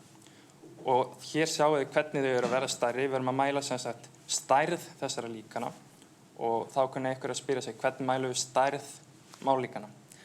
Og það gerum við til dæmis hér með að telja fjölda stika í líkanum og það breytur sem við hnikum til þegar við þjálfum líkanum, þannig að þetta ein leið til að sjá hversu stór þessi líkan eru. Og hérna sjáum við til dæmis langstærsta líkan eða þessari glæru það heitir GPT-3 sem kannski margir hafa frétt af sem OpenAI gaf út á síðasta ári og það hefur 175 milljarðar stika og segir það ykkur eitthvað. Þetta eru 175 milljarðar stikar en hvernig eigum við í rauninni að túlka þetta og ein leið að skoða á hversu mikið af gögnum eru þessi líkön þjálfuð. Þetta líkön að þjálfa 570 gigabætum af texta sem setur þetta kannski í eitthvað samhengi en fyrir aðra þá kannski áhugavert að sjá hvað kostar að þjálfa þessi líkön. Og hérna ég búin að setja inn tölur fyrir nokkur þeirra líkana sem ég sjá við á glærunni. Þannig til dæmis eins og eitt af minnstu líkanum á glærunni. Það kostar yfir $10.000 að þjálfa þetta líkan og þetta er sem sagt mat sem hefur sett á þessi líkan með fjölda stika sem eru í þeim. Og eins og við sjáum fyrir stærsta líkani á glærunni, GPT-3, að þá er metið að það kosti $10 milljónir að þjálfa þessi líkan. Þannig að þessi líkan eru stór, það er dýrt að þjálfa þau. En reynum að skoða þetta í aðeins öðru samhengi. Þetta líkan, það er með 175 milljarðar stika, en ef við berum það saman til dæmis við mannsheilann, þá er það sem við ættum að bera við í mannsheilanum fjöldi tenginga í mannsheilanum og hérna sjáum við að það er 10/14 til 10/15 fjöldi tenginga í heilanum. Þannig að við sjáum að það er ennþá 3-4 stærðargráður hérna á milli. Þannig að í þessum samanburði þá lítur út fyrir að þessi málíkön eru bara ansi lítil. En eins og við sáum að síðustu glæru að kostaði $10 milljón að þjálfa GPT-3 þannig að við ætlum að þjálfa einhvern tíma málíkan á stærð við mannsheilan miðað við sem sagt kostnaðinn sem því fylgir í dag þá myndi það kosta yfir $5.500 milljónir. Þannig að það verið ansi dýrt að þjálfa málíkan í dag sem er á stærð við mannsheilan. En á hverju er fólk að skoða þessi líkön? Á hverju eru að vera stærri? Og ég ætla aðeins að koma inn á það. Hvaða eiginleika hafa þessi líkön? Einn mikilvægasti eiginleiki sem hefur komið fram hjá þessum stóru málíkönum er sá að þau þurfa minna af þjálfunargögnum til að ná sama árangri og smærri líkön. Og annað sem er vert að nefna og margir hafa auglýst eflaust séð að þau standa sig betur í verkefnum á borð við þýðingar, samantektargerð og textasmíði. Þannig að það í einhverjum skilningi þá gengur okkur betur með þessum stærri líkönum og það einn af hvötunum á baku það að smíða stærri og stærri mállíkön. En ég held að stærsta breytingin og ég held að það megi alveg kalla það byltingu að það það að þessi mállíkön get tekist á við verkefni sem líkanum ekki sérþjálfa til að leysa. Þannig að hingað til þá hefur verið að þjálfa mállíkön með því að sérþjálfa þau í þýðingum, sérþjálfa þau í samantektargerð eða sérþjálfa þau í textasmíði. En núna getum við þjálfa líkan á heilmikið af texta og það getur gert nánast hvað sem Ég ætla að sýna ykkur nokkur dæmi þar sem ég hef verið að nota GPT-3 líkanið og þá sjáum við hvernig hægt að nota þessi líkön og hérna vil ég bara benda aftur á þau tækifæri sem við stöndum fram fyrir. Þetta held ég eitthvað sem íslenskir frumkvöðlar ættu að horfa sérstaklega á og reyna að hagnýta í þeirri vöruþróun sem þeir að vinna að. Hérna til dæmis dæmi þar sem við erum að nýta GPT-3 sem spjallmenni og það sem við gerum að við setjum einhvern texta inn í líkanið og út kemur einhver texti. Og það sem líkanið gerir í rauninni það býr til eitthvað eðlilegt framhald af þeim texta sem við setjum inn í líkanið. Þannig að þetta alltaf með sama hætti. Hérna erum við einhverja stutta lýsingu af því verkefni sem líkanið á að leysa. Síðan komum við með nokkur dæmi til leiðsagnar og síðan býr líkanið til eðlilegt framhald af þessu inntaki. Þannig að hérna erum við að búa til spjallmenni eins og ég sagði og við segjum Can you tell me what the 27th amendment is about? Og þá svarar líkanið svona. Fyrst segist það ekki vita hvert svarið síðan býr það til aftur spurningu. Við byggum ekki til þessa spurninguna human. Þetta bara úttak úr líkaninu og síðan svarar spurningunni. Þannig að kannski í einhverju skilningi verður þetta eðlilegt svar hjá spjallmenni. Það líka hægt að búa til spjallmenni með persónuleika, með auðveldum hætti. Hérna erum við að búa til kaldhæðið spjallmenni og við þurfum ekki að þjálfa þannig sérstaklega. Við segjum bara líkanið vertu kaldhæðið. Og við spyrjum það hérna, segðu mér eitthvað fyndið Ísland og það segir okkur að það ekki forritað til að vera fyndið en segir okkur samt eitthvað Ísland. Hérna líka dæmi það hvernig við getum notað líkanið í spurningasvörun. Þannig að við gefum einhverja lýsingu og síðan gefum við dæmi spurningar og svör og síðan getum við endað einhver spurningu sem við viljum spyrja líkanið að. Þannig hérna spyrjum við hvert hæsta fjall Íslands og hérna takið eftir þetta allt á ensku, líkanið hefur að mestu leyti verið þjálfað á ensku og það segir okkur að það Hvannadalshnjúkur. Og það kemur líka með fleiri spurningar og svör og það bara eðlilegt framhald af því sem við settum sem inntak í líkanið. Hérna erum við að nota líkanið í málfræði leiðréttingu og hérna vert að nefna að hérna erum við einungis með verkefnaframsetningu, við erum með engin dæmi og enga útskýringu og þetta það sem við köllum í fræðunum zero shot learning. Líkan hefur ekki verið þjálfað til að gera þetta en samt getur að leyst þetta verkefni og svara leiðréttir hérna inntakið rétt.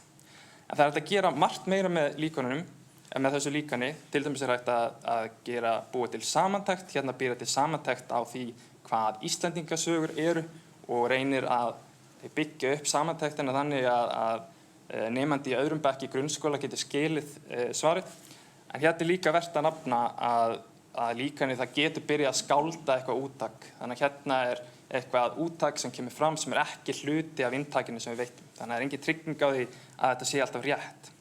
Hérna erum við að reyna að þýða, þannig að gefum dæmi eitthvað ensku og eitthvað íslensku og spyrjum síðan hvernig þýður what is the meaning of life á íslensku og þá úttakið hérna hvernig skuli ég lifa lífið sem kannski ekki það sem allir hefðu búist við en það áhugavert samt að það nær samt að koma með eitthvað úttak sem við gætum samt sem áður skilið en eins og ég nefndi áðan það engin trygging á því að þetta sé endilega rétt. Hérna uppskrift að rúgbrauði og ég gef því eitthvað hráefni og það segir mér hvernig ég að blanda þessu öllu saman og einhver getur nú kannski farið og prófað að elda þetta heima hjá sér en ég held að það þurfa að elda þetta í aðeins meir en 30 mínútur þannig að þetta verði ætilegu rúgbrauði. En svona þetta að gera ýmsar tilraunir með þessi tauganet og þið kunni kannski spyrja ykkur hvað að fara að gera við þetta. Margir sem telja til dæmis að leitarvélar í framtíðinu verið frekar þannig að við spyrjum og það eins og einhver sérfræðingur svari okkur frekar heldur en að það komi listi af einhverjum greinum eins og upplöðunin í dag. Og það mjög líklegt að það komi betri líkön fyrir mörg tungumál í einu. Til dæmis eru líkön í dag þjálfuð yfir 100 tungumálum og íslenska þá til að mynda 0,62% af þjálfunargögnum sem ansi mikið í samanburði við önnur mál. En það þýðir ekki að við höfum að gefast upp á íslenskunni og leyfa öðrum að sjá hana eins og hefur komið fram. Það verður við sjálf að sjá til þess að þessar lausnir virki vel fyrir íslensku og eins og við sáum við áðan þá virkar ekkert endilega það vel fyrir íslensku. Ég held að það verði bylting á vinnumarkaði þar sem fólk að nýta sér líkön af þessari gerð. Þannig að þá getur það smíðað eitthvað ákveðið inntak sem hjálpar þeim að leysa verkefni og GPT-3 getur þá hjálpað þeim að skrifa kannski fréttir og greinar og slíkt. Og ég held að nauðsynlega að þá verði einhverja tækniframfæri sem leiða til hagkvæmari þjálfunar líkana af þessu tagi. En fólk að nota þetta með ýmsum hætti í dag. Hérna til dæmis eitthvað sem búið til leitarvél, það sem GPT-3 á bak við leitarvélina og getur spurt hana nánast hverju sem Hérna svo annað dæmi þar sem maður setur lýsingu á því hvernig eitthvað sem maður vil gera í HTML. Þannig að maður búið til takka sem lítur út eins og vatnsmelóna eða maður kemur með eitthvað textalýsingu á því hvað á að vera heimasíðunni og GPT-3 býr einfaldlega til HTML-kóða. Þannig að mögulega að fara að spara okkur mikinn tíma í framtíðinu við forritun. Einfaldlega með bara lýsa því sem við viljum gera og tauganetslíkan býr bara til úttakið fyrir okkur. Hérna svo annað dæmi þar sem GPT-3 getur hjálpað mann að búið til ferilskrá. Ég ætla ekki að fara alltaf djúpt í þetta núna, sökum tímaskort. Hérna annað dæmi svo þar sem það búið að setja GPT-3 inn í Excel. Þannig að maður með einhver dæmi og þetta alveg eins og áðan. Þú með dæmi þar sem þú veist svarið. Þannig að hérna erum við að tala fólksfjöldi í einhverjum fylkjum í Bandaríkjunum og þá getum við nota GPT-3 til að fylla inn í eyðurnar ef við erum ekki með öll gögnin fyrir framan okkur. En við stöndum frammi fyrir nokkrum áskorunum. Til dæmis, hvernig tryggjum við að svör mállíkana byggja áreiðanlegum upplýsingum en ekki til dæmis falsfréttum eða eitthvað texta sem þessi líkun eru þjálfuð á netinu. Og hvernig tryggjum við svo að þessi mállíkun séu óháð og þau endurspegla ekki fordóma sem á til dæmis líka finna í texta á netinu. Og þetta hefur verið rannsakað sérstaklega til dæmis fyrir GPT-3 og það hefur komið í ljós að það eru fordómar í þessum líkunum og það bara áskorun að takast á við það og finna einhverja lausn á því vandamáli. Hvernig sýnum við síðan svör þannig að allar hliðar komi fram með samgjörnum hætti. Það alls ekki ljóst hvernig við getum gert það, til dæmis að við erum að ræða eitthvað pólitísk málefni, hvernig tryggjum við að við sýnum bæði hvernig til dæmis demókratar sjá málið og repúblikanar en ekki bara önnur hliðin. Hvernig tryggjum við síðan að úttakið eða svar tauganetanna sé skiljanlegt sem flestum, þannig að þau ekki einhver sérfræðingur að koma og túlka það sem tauganetið segir. Og að lokum, hvernig tryggjum við að stór mállíkön virki vel fyrir íslensku? Og ég held að það sé áskorunin sem við sem fylgjast með stöndum frammi fyrir. En ég held líka að þetta það sem við ættum að hyggja í framtíðinni. Hvernig getum við verið að hagnýta þessi líkön fyrir okkur og hvernig getum við verið að hagnýta þau til þess að byggja einhverja vörur sem getur selt út í heimi. Og ég held að þetta sé enn og aftur ég ítrykka eitthvað sem frumkvöðlar á Íslandi ættu að fara að skoða sérstaklega. En þá vil ég bara þakka ykkur fyrir áheyrnina. Ég vona að ég hafi vakið áhuga ykkar á þessu málefni. Ef þið vilja hafa samband þá getið sendt mér post á hafsteinn@hi.is. Takk fyrir.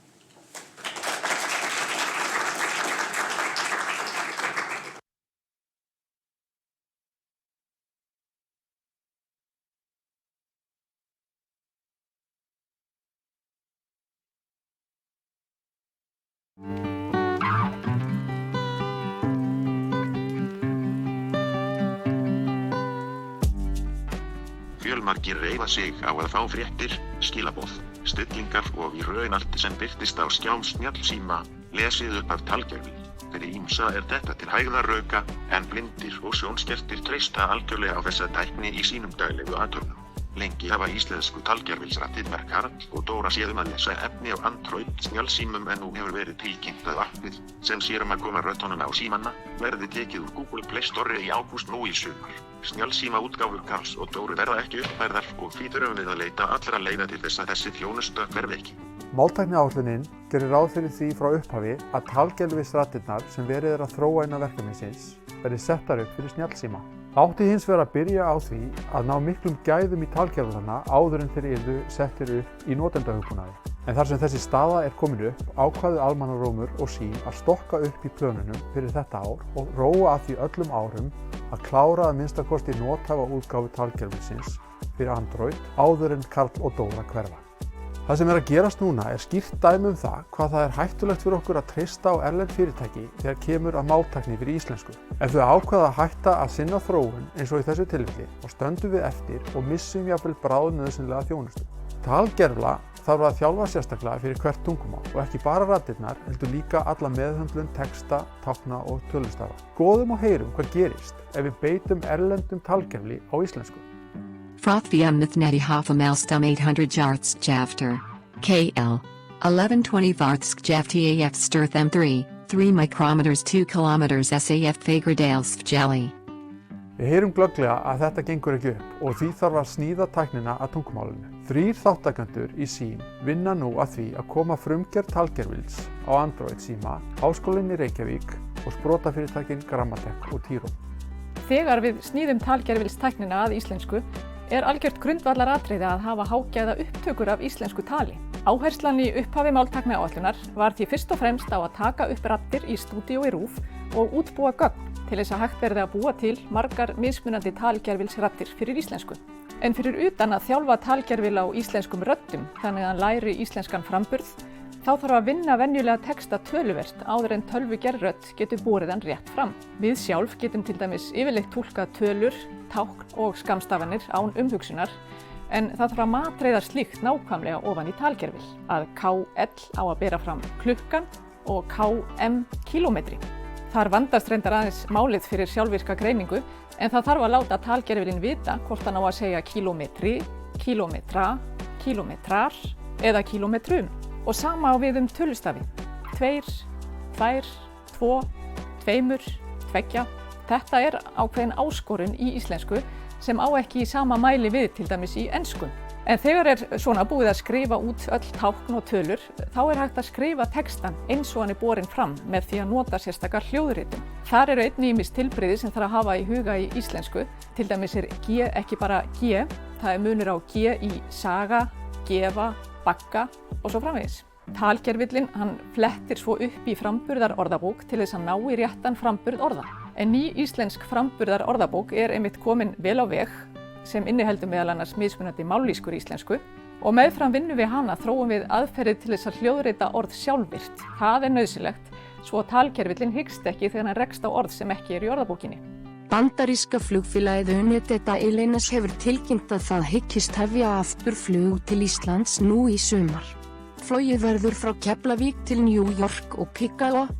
Talgervillinn þarf líka að ráða við að bera fram algeng erlend orð, en þar sem þau fylgja ekki íslenskum reglum framburð bókstafa, getur að komi klúðurslega út ef ekki er hugað sérstaklega að því að kenna talgervillinum erlend orð. Textavinnslu er hægt að laga að ákveðnum þörfum fyrir notkun innan fyrirtækja og stofnana, til dæmis með því að taka tillit til sérstaks orðaforða eða ákveðna notkunar á táknum og skammstöfunum. Það er því að gera, hafa samband við okkur til þess að skoða þau mál hjá þínu fyrirtæki eða stofnun til þess að sjálfvirkur lestur á ykkar efni verði sem best upplifun fyrir notendur. Nýju raddirnar á Android verða aðgengilegar bæði í gegnum vefþjónustu og einnig verður hægt að hlaða niður röddum á símann og verða þar með óháð nettengingu þegar verið er að nota talgervilinn. Raddirnar sem tala gegnum vefþjón verða þó líklega töluvert betri þar sem ekki eru eins miklar tæknilegar takmarkanir á því að nota öflugan netþjón eins og þegar þarf að pakka öllu á símann. Sæl verið þið. Ég heiti Álfur og bráðum munið þið geta nýtt ykkur rödd mína til að lesa af skjám Android-tækja.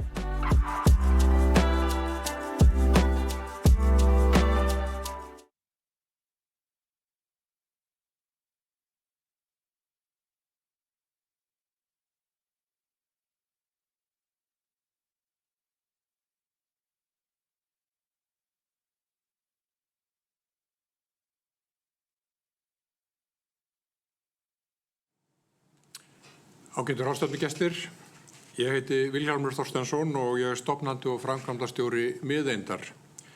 Ég ætla að fjalla gervigreind og samkeppnisfærni í því sambandi, sérstaklega út frá sjónarhóli lítils málsvæðis eins og Ísland vissulega er. Miðeind 10 manna sprotafyrirtæki með aðsetur í Reykjavík og hefur núna cirka 5 ára skeið verið að sérhæfa sig í máltækni og gervigreind.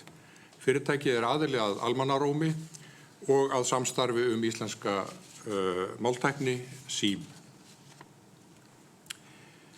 Sjálfur hef ég verið viðloðandi upplýsingatækni býsna lengi, allt frá árinu 1980.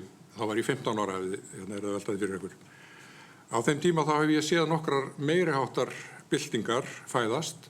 Fyrst vitaskuld bara tilkomu einmenningstölvana.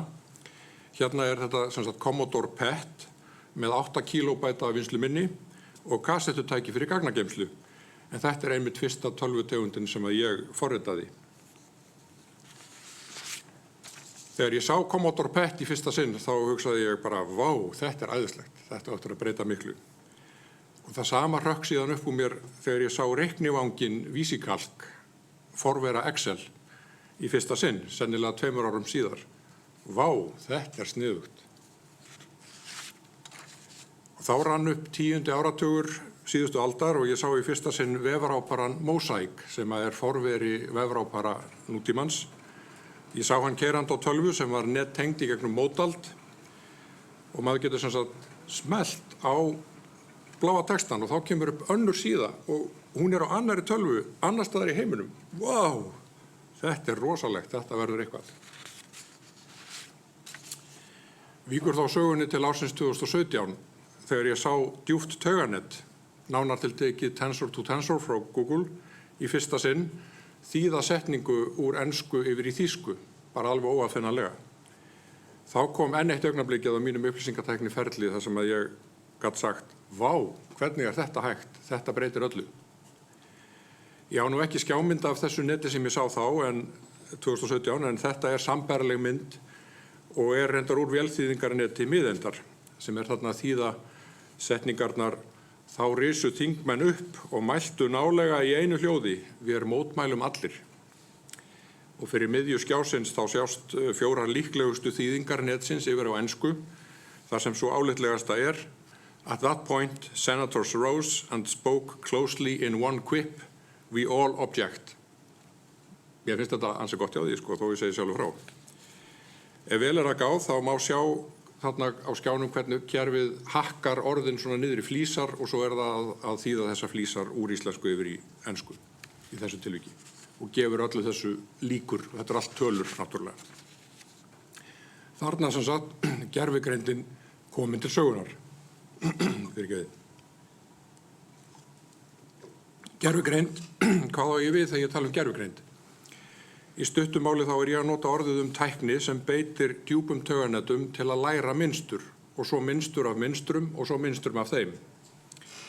Þannig að netið getur síðan í kjölfarið breytt einu mynstri yfir í annað eftir líkindum.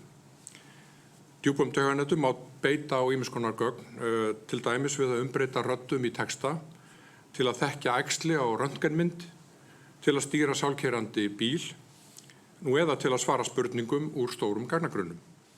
Lítum á dæmi hið síðastnefnda. Og ég veit ekki hvort það af því ég frumkvöðull að ég áhættufíknari heldur en háskólamaður sem var undan mér, að ég með þetta lifandi hérna og ef við segjum, ég sem sagt með hérna tauganet keyrandi sem hraðvirkt og svara spurningum á ensku upp úr ensku Wikipedia. Og ef ég segi til dæmis, what is the,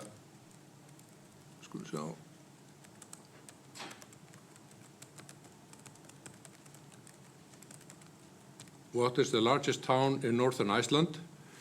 Og ég veit ekki hvort ég tóku eftir í það og meðan ég var að vélrita þá var netið að leita svörum miðað það sem ég var búin að vélrita þá inn. Og þetta net sem sagt að reyna að skilja það sem ég að spyrja það fer síðan í Wikipedia, reynir að finna þá grein í Wikipedia sem að næst því að fjalla þetta sem ég að spyrja og svo fer það inn í greinina og velur orð eða eitt eða fleiri inn í greininni sem líklegt til að vera svar.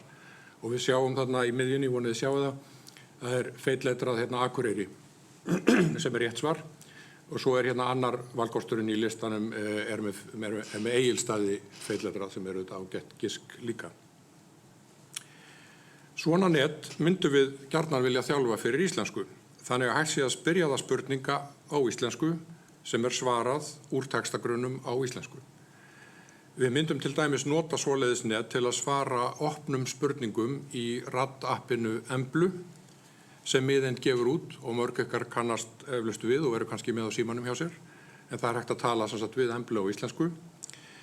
Þá gæti maður spurt Emblu hvaða fjall hæst á Íslandi eða hversu hár Hvannadalshnjúkur sé og fengi vonandi rétt svar án þess að við hefðum þurft að forrita þetta spurningaminstur fyrirfram. Þetta bara opin spurning sem Embla getur svarað með tækni á borði þessa. Úr því að nú kerandi hérna og getur spurt líka hérna what is the name of the Icelandic Parliament og hún veit það upp úr ensku Wikipedia að íslenska þingið heitir Alþingi. Það feilletrað hérna í svari. Að svara svona spurningum úr frjálsu formi úr stórum textagrunnum getur auðvitað komið sér víða vel. Eitt dæmi gæti til dæmis verið að svara spurningum upp úr lagasafninu, reglugerðasafninu, EES reglugrunninum og dómasafninu.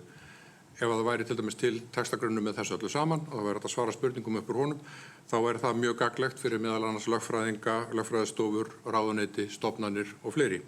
Eða að svara spurningum upp úr innanhús, skjölum og textagrunnum fyrirtækja.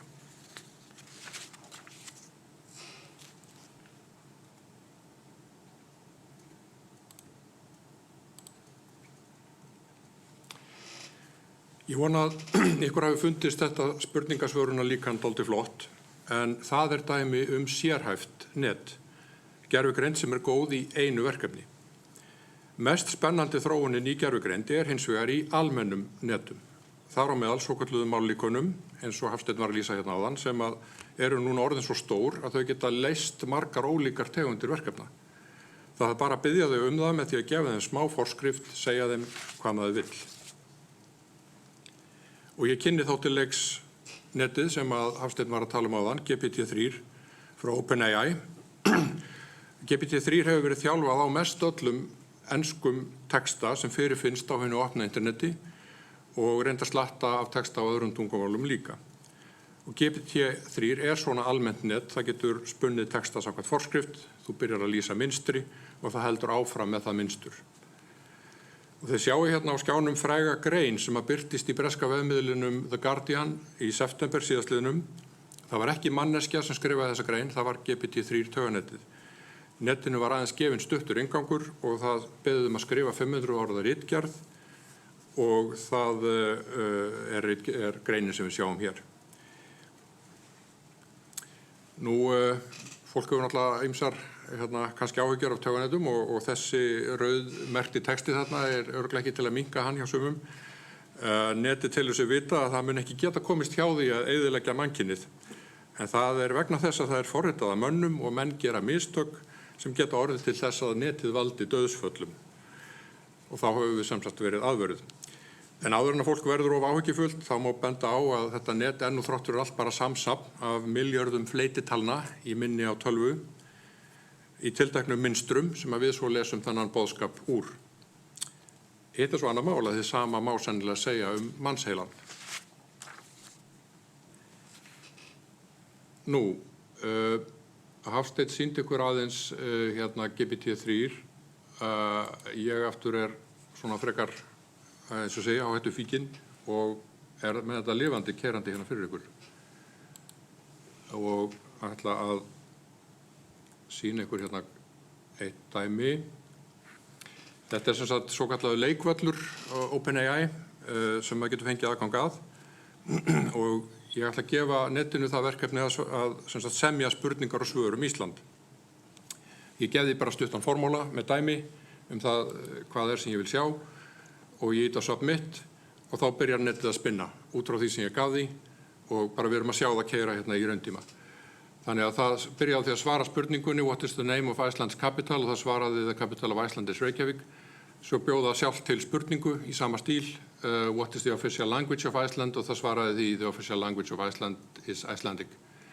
Og ég verð að taka fram að hérna, þetta net að hluta handahófskennt eða stókastíst þannig að ég veit ekkert sjálfur fyrirfram hverju það mun svara þegar ég ýti á takkana hérna. Þannig ég vona að það haldi sig nú innan siðlegra marka.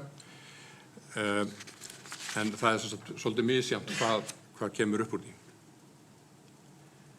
Nú, þarna sjáum við að netið veit ýmislegt Ísland, en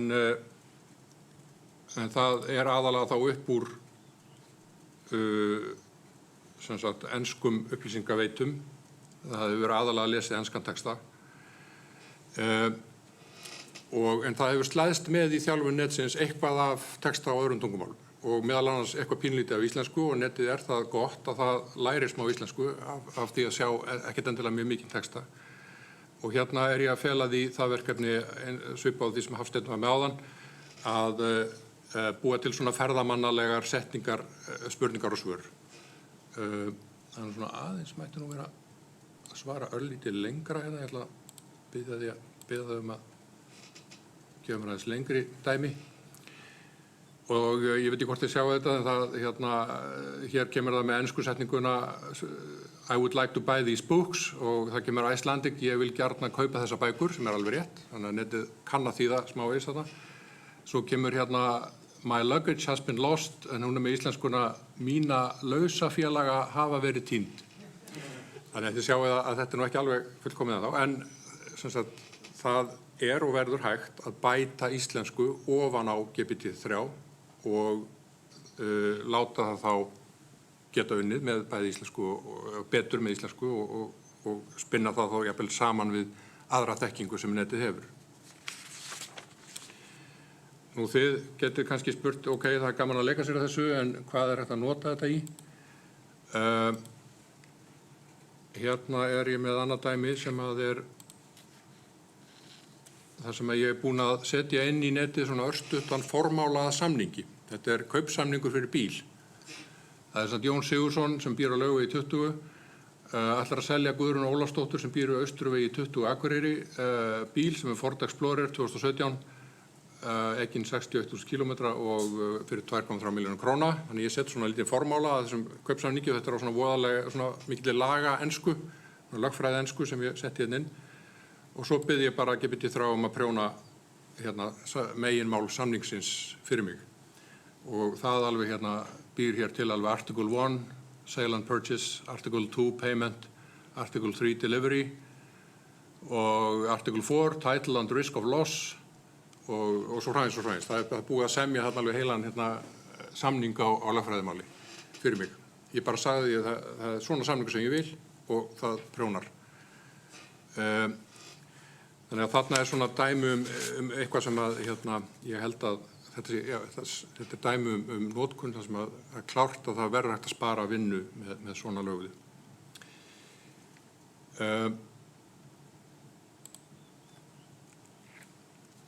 Og punkturinn er, þetta verður við að geta gert á íslensku. Allt þetta sem ég var að sýna og fleira. Nú þessi tækni er ennþá glæný og GPT-3 er ennþá að slíta barnskónum. Það vantar ýmislegt upp á almenna skynsemi netsins, eins og til dæmis þekkingu á raunheimum, sem er svo sjálfsögð meðal manna að við tölum aldrei hann í einhverju skriflegum textum. En það er engin spurning í mínum huga að þarna er að opnast nýju möguleikar og kannski nýjar hættur líka, sem eiga eftir að skipta miklu máli fyrir einstaklinga og atvinnulíf. Gervigreind á borð við þessa á eftir að geta smíðað texta fyrir okkur, búið til samantektir, svara spurningum, bætt þjónustu, haldið upp í samræðum að einhverju marki, flýtt vinnuferlum og margt fleira. Gervigreindarbyldingin er sem sagt engu minni bylting heldur en tilkoma einmenningstölvunar, töflureiknisins, internetsins og OF-sins á sínu tíma. Allt byltingar sem borgaði sig að taka alvarlega og vera með í frá upphafi af fullum krafti. En fyrir lítið málsamfélag eins og við íslenska þá vekur hún einnig upp spurninguna, munum við geta nota þessa tækni á íslensku og fyrir íslensku? Eða er hættan sú að fólk og fyrirtæki standi frammi fyrir þvinguðu vali að nota gervigreindartækni eða að nota íslensku? Hvað þurfum við þá að gera til að tryggja sem best stöðu íslenskunar og stöðu íslensks atvinnulífs í gervigreindarbyldingunni? Í fyrsta lagi þá þurfum við bara einfallega metnað. Án hans komumst við hvergi, en með honum þá hygg ég að allar forsendur séu til þess að ná eftirtektarverðum árangri.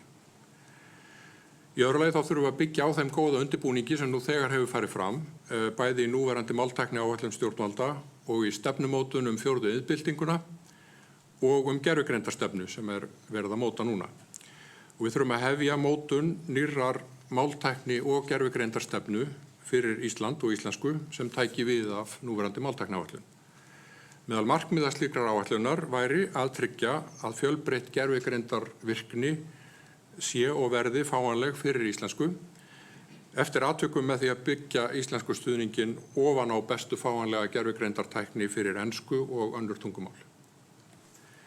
Og til þess að þetta verði þarf auðvitað að byggja upp innviði, bæði á sviði mannauðs, sem mun svo smita út frá sér yfir í aðrar greinar, uppbygging á gervigreindar og tauganetta þekkingu á sviði máltækni mun smita út frá sér yfir í aðrar greinar líka.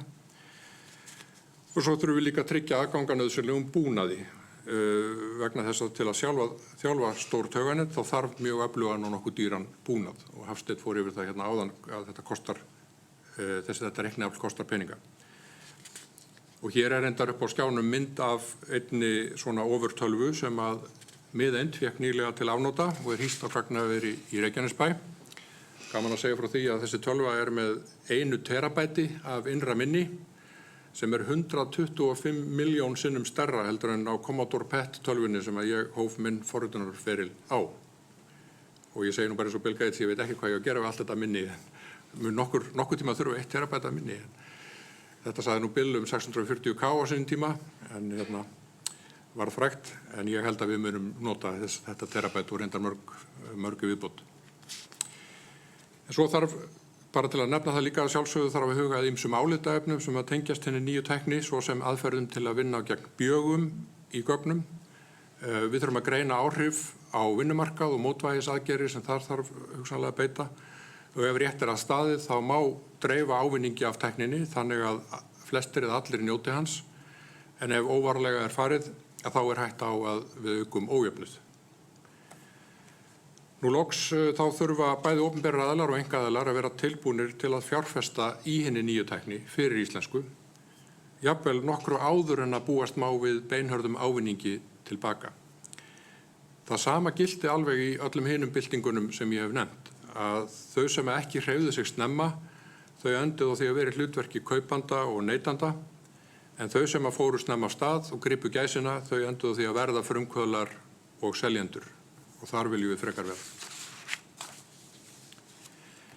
Þá komið að lokum þessara hugvekju, en ég þakka fyrir mig og færi ykkur kveðjur frá hennu glæsilega, þó ég segi sjálfur frá, máltækni og gervigreindarteymi Miðeindar.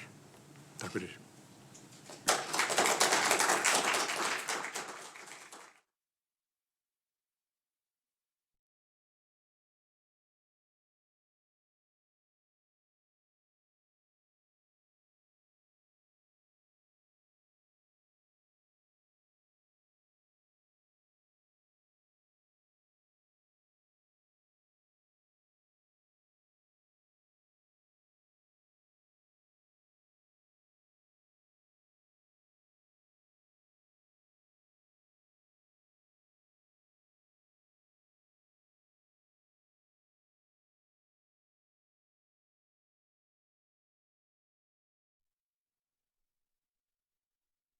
Hi, my name is Georg Rehm. I'm joining you live from Berlin, Germany. Thank you for the invitation. In the next 15 minutes, I will give you a brief overview of 2 larger European projects in the language technology space. And please, sorry, I'm not doing this talk in Icelandic. My Icelandic is a bit rusty, so I have to fall back to English. Sorry about that. So first up, I will give you a brief history and context of these 2 larger European projects. The first one is called European Language Grid. I will talk about this one first, and then I also have a couple of slides on the European Language Equality Project, and they both connect very, very nicely with what has been presented so far in this event, which I've tried to follow through the live stream. So our point of departure in this presentation today is multilingualism. Multilingualism in Europe is the concept is at the heart of the European project, at the heart of the European idea. We have 24 official European Union languages, and they all have the same status. They are all on eye level. No language is better or bigger or more important than the other one. They are all the same, roughly. In addition to the 24 official EU languages of the member states, we have the languages of the associated countries like Icelandic. Obviously, we have dozens of co-official languages, regional languages, minority languages, languages of immigrants, of trade partners, of tourists, and so on. And this multilingual web creates quite a few economic, social, and also technical challenges. First up, the digital single market, which is one of the big flagship projects of the European Commission, needs to be multilingual. If it's not multilingual, if it doesn't support all the languages in a cross-lingual manner, then we don't have a digital single market at all. Cross-border, cross-lingual, and also cross-cultural communication is also a huge challenge that includes aspects like fake news, organized disinformation campaigns, and so on, which also need to be tackled. And we have another more fine-grained problem, and that's the fragmentation of the European language technology market and landscape. You talked a lot about the Icelandic situation today, and the European situation is a different beast, and I will talk about this in this presentation. We've been working on these topics now for more than 10 years, starting out with a European network of excellence called MetaNet. We produced some software, some open resource exchange infrastructures. We did some studies. We had some additional projects to enlarge the community, and our most recent endeavors are now starting in 2019, European Language Grid, and just recently started in January 2021, European Language Equality. Before I talk about these projects, I want to briefly highlight one larger study that we did together with more than 230 colleagues, computational linguists, but also computer science colleagues and linguists, on the state of technology support for Europe's languages. And these are the languages that we did a couple of deep dives on, including Icelandic. As you can see, we had all European Union languages in scope, and we tried to find what is the technology support of these languages. And our findings were, rather negative, a bit dire, actually. So there's not a single language with excellent support. And we measured the support here in 4 different categories: machine translation, text analytics, speech technologies, and resources. One language with good support, English, a couple of languages like French and Spanish and Dutch with moderate support. And then there's a long tail of languages with either fragmentary support or weak or no support through language technologies at all. Back then, and we did this in 2012, Icelandic belonged to the weakest or least category here, as you can see on the slide. But in graphical form, it looks like this. So we have one language, English, and then a couple of other languages with a bit more support through language technologies, and then this long tail of languages with little or no support. As I mentioned, we carried out this study in 2011, 2012. In the meantime, just going back to the previous presentation, and you've seen what modern large-scale language models can do. Support has overall improved, yes, in the meantime, thanks to neural technologies and language models and so on, but the bigger picture appears to remain mostly the same. So we have one language, and that's English, with very good support, and then this long tail of languages with significantly less support. The European Parliament realized this. In 2018, they passed this resolution that you can see on the slide here with a landslide vote, 592 yes votes.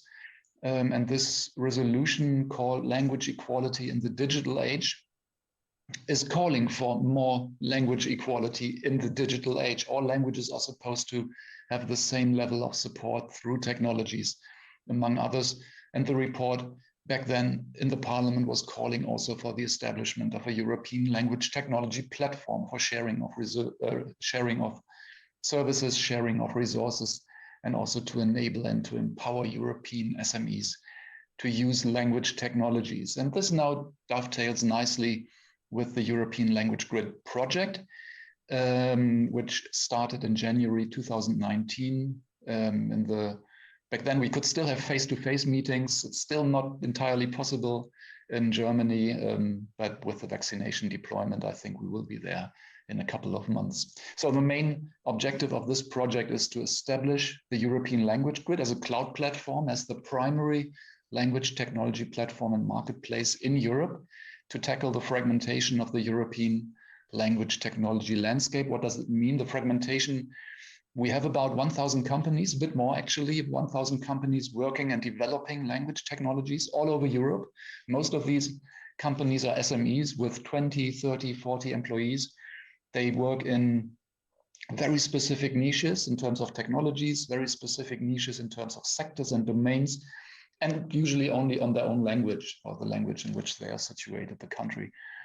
So we have a large base of language technology companies, but they don't know each other. They don't collaborate, with exceptions, of course, but there is a stark fragmentation and we want to get rid of this fragmentation. It's time to do this.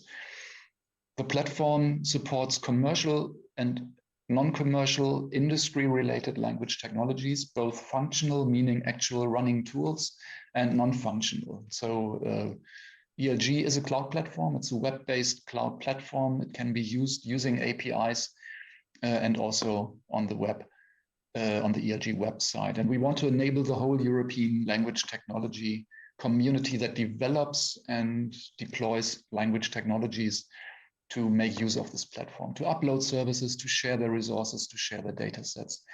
This is as technical as it gets in this presentation, the architecture diagram. I'm not going into details, just wanted to mention that we take on board in the European Language Grid running tools from companies, from research groups, and we hope we get many tools and many resources from Iceland as well, as individual Docker containers, so we can run these tools as Docker containers that adhere to a minimum set of technical requirements, and then they can be used and deployed through the grid. So I have a brief screencast here that I wanted to show you to illustrate what this is. So this is the landing page of the European Language Grid website, the catalog as we call it. When you click on the big pink button, you can see, and it will happen very soon here, then you can see the catalog list. And it's like an actual catalog, like a repository interface, like the yellow pages of European language technology. We did this in January this year, so the numbers are much higher now. We have about 2,000 resources in the catalog. We have about 250 running services, running tools in the system that can be used using API calls. So let me just briefly skip in the little stream here. So what we can do is also we enable testing and running these services through the website. So this is named entity recognition for French, as you can see. Yeah, so named entities names in French text are recognized and annotated and highlighted. This is an example for machine translation from English to German with an example text here, and then you can see the translation. And we have hundreds of these services, and we hope we will get hundreds of additional ones once the system goes fully live. It is already fully live and can be used also to not only store and upload running services, functional tools, but also data sets and corpora and grammars and language models and many other things. So I think you get the overall impression from this brief video. And just to stick to this slide here for a second longer, we also have a Python development, software development kit, which you can use to call these different APIs, these different language technology services from Python, which is pretty nifty. So what can we do with this? Data consumers can search and browse the ELG catalog. They can look for data sets for corpora. Service consumers can do the same. They can make use of these services using APIs. This is very, very simple. It is technical, yes, but very simple.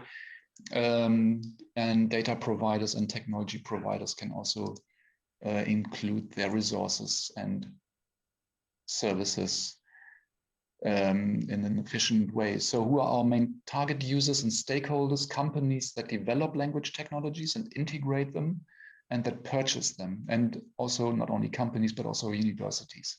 We collaborate with many different initiatives and projects all over Europe.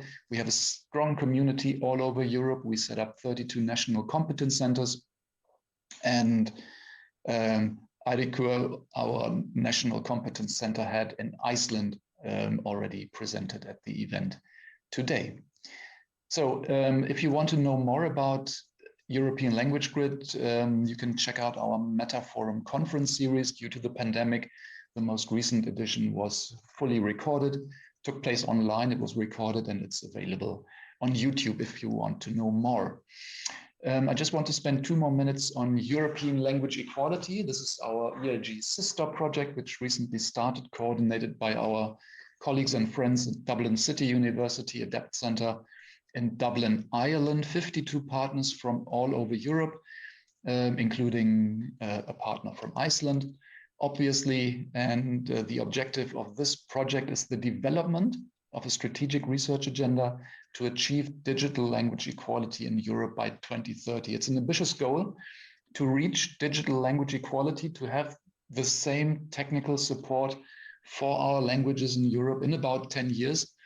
And in this project, we developed the plan how to do this. Yeah, so it's a large community effort, and we invite all language communities, all LT developing companies and research groups to participate. Please stay tuned. We will circulate surveys and polls and votings and so on very, very soon. And the project will finish in June 2022 with a joint Meta Forum conference together with ELG, which will finish up at the same time in the same month. If you want to know more, we have a website, obviously, for the project European Language Equality, where we also explain the project in a bit more detail and where you can also find ways to participate very, very soon.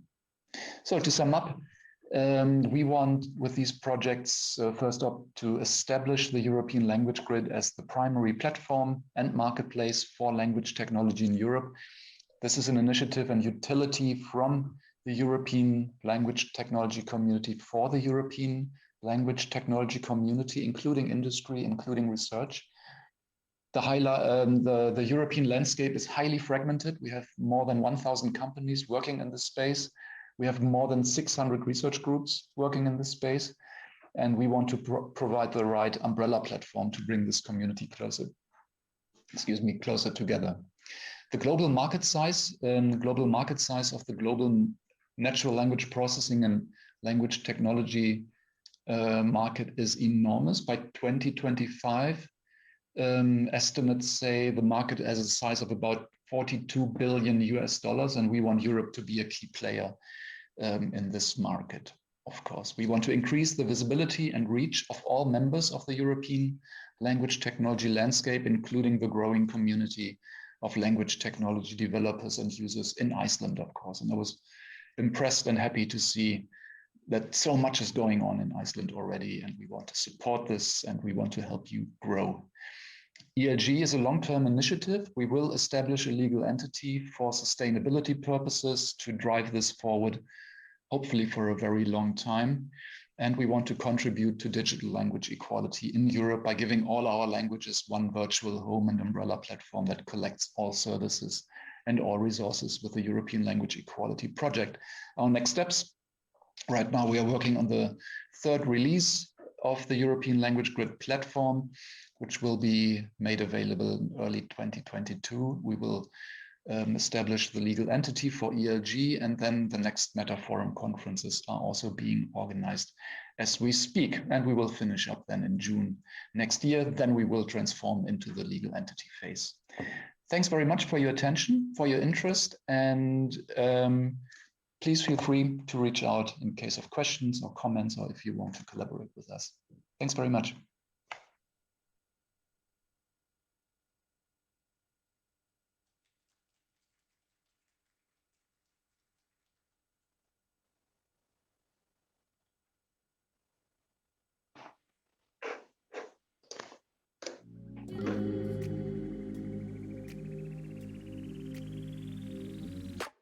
Við hjá Símanum erum mjög spenntir því að taka þátt í þessu stóra verkefni sem framundan á Íslandi, sem bara máltækni í heild með almannarómi og með öllum öðrum sem koma að þessu.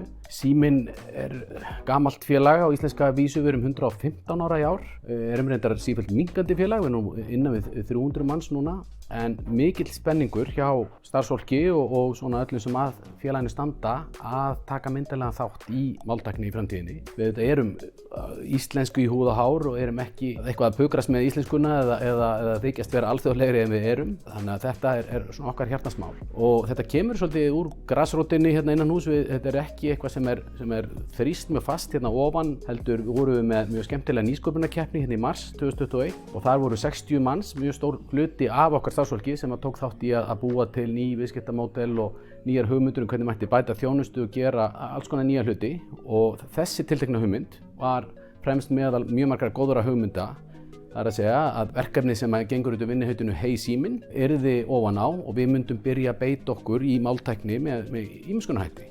Við höfum fundið fyrir vaxandi áhuga hérna innan hús á hvað er að gerast í heimi raddtækni, hvernig við gætum nota raddtækni til að auka bara gæði og þjónustu og líka bara hvað íslenskan er nauðsynleg þarna. Við erum náttúrulega sjálf að selja alls konar stafræn tæki og þú veist, þótt að sé bara einhver 10 ár síðan að Siri kom í snjallsímann hjá okkur, að þá finnum við alveg fyrir því að okkar viðskiptavinir eru kannski ekki að nýta þessa tækni eins og til dæmis kannski ég finn fyrir á enskumælandi vinum mínum sem að kannski tala meira við Siri á hverjum degi en makan sinn stundum. Við ákváðum eftir að hafa svona fundið fyrir vaxandi áhuga hérna innanhús að koma saman svona smá hópi eða svona lítilli hreyfingu sem að við köllum einfallega bara Hey Síminn, og það spannar bara allt frá tæknimönnum, fólki í sjónvarpi, fólki í þjónustu og framkvæmdastjórn, í rauninni bara mjög breiður hópur, og við höfum það bara einfallega af markmiði að kanna hvernig við getum nýtt raddtækni og þá aðalega íslenska máltækni til að bæta okkar þjónustur sem byggja á stafrænni tækni. Í dag notum við öll raddstýringar eins og Google Assistant eða Alexa, Siri, Cortana eða Bixby eða hvað heitir nú allar. Við notum þær í daglegu lífi til að hjálpa okkur, svara spurningum eða bara í leik. Heima hjá mér nota ég til dæmis snjallheimili, búin að tengja hinn á þessi tæki, stjórna ljósum, hita í öllum herbergjum, öryggiskerfið fyrir af eða á og myndavélarnar. Ég fæ samt alltaf pínu ónotatilfinningu þegar ég nota tæknina á ensku og ég held að sú tilfinning fer ekkert strax. Og á sama tíma er maður í smá krísu því að sem foreldri er maður alla daga að leiðrétta börnin sín, beðið að tala rétt mál, hætta að sletta, leiðrétta heimanámið, en á sama tíma er maður frekar lélegt fordæmi því maður er gjammandi á ensku allan daginn við öll tækin á heimilinu. Framtíðin er að öllu leyti raddstýrð. Það er bara þannig og við getum ekki barist á móti því. Þjónustur eins og Google Duplex í Bandaríkjunum, þar sem við notum snjalltækni í að hringja fyrir okkur á til dæmis veitingastaði, að panta borð eða panta tíma í klippingu, þá sér gervigreindin það fyrir okkur og það mun bara aukast. Næsta skref er að raddstýringin svari einfallega símanum fyrir okkur. Þá þurfum við að velja á hafna hvort við viljum raunverulega tala í síman. Tæknin sér þetta leiðilega. Góð raddstýring á íslensku verður ekki til af sjálfu sér. Við þurfum að vinna það saman, atvinnulífið, mennta- og vísindasamfélagið og yfirvöld. Við þurfum að gera það því við finnum til ábyrgðar og við viljum leiða til góðs. Við rekum eina af vinsælustu sjónvarpsþjónustu landsins, sjónvarp Símans, og sérfræðingar okkar sem hafa byggt þá þjónustu frá grunni hafa lengi verið að skoða raddtækni og hvernig má nýta hana til að bæta gæðin á henni og þá bæði máltækni í textun og efni og annað og svo líka raddstýringar og það sem að snýra að viðskiptavinnum. Það væri náttúrulega frábært að geta bráðum talað íslensku við sjónvarpið og að það skilji okkur. Svo höfum við ekki bara verið að kíkja hvað máltæknin gæti gert mögulega fyrir okkur, heldur líka bara hvað okkar starfsemi gæti gert til að leggja sitt af mörkum og við höfum verið að ræða hvort að við ættum að fá viðskiptavinnu okkar til liðs við okkur til að leggja gagnasafni Samróms sína raddir. Við erum náttúrulega með risastórt innhringi og þjónustuver þar sem að hátt í 20.000 samtöl fara í gegnum á hverjum mánuði og svo náttúrulega erum við með ógrynni af efni sem er á sjónvarpsþjónustun okkar, bæði íslensku efni sem við framleiðum og svo líka mikið magn af erlendu textuðu efni. Við viljum bara gera þetta okkar metnaða máli, að vera framalega íslensku, passa upp á að börnin okkar þurfi ekki að vera að tala ensku við tæki hér í framtíðinni og reyna að leggja okkur að mörkum og vonandi nýtist það líka rekstrinum að geta nýtt íslenskuna og tæknina saman.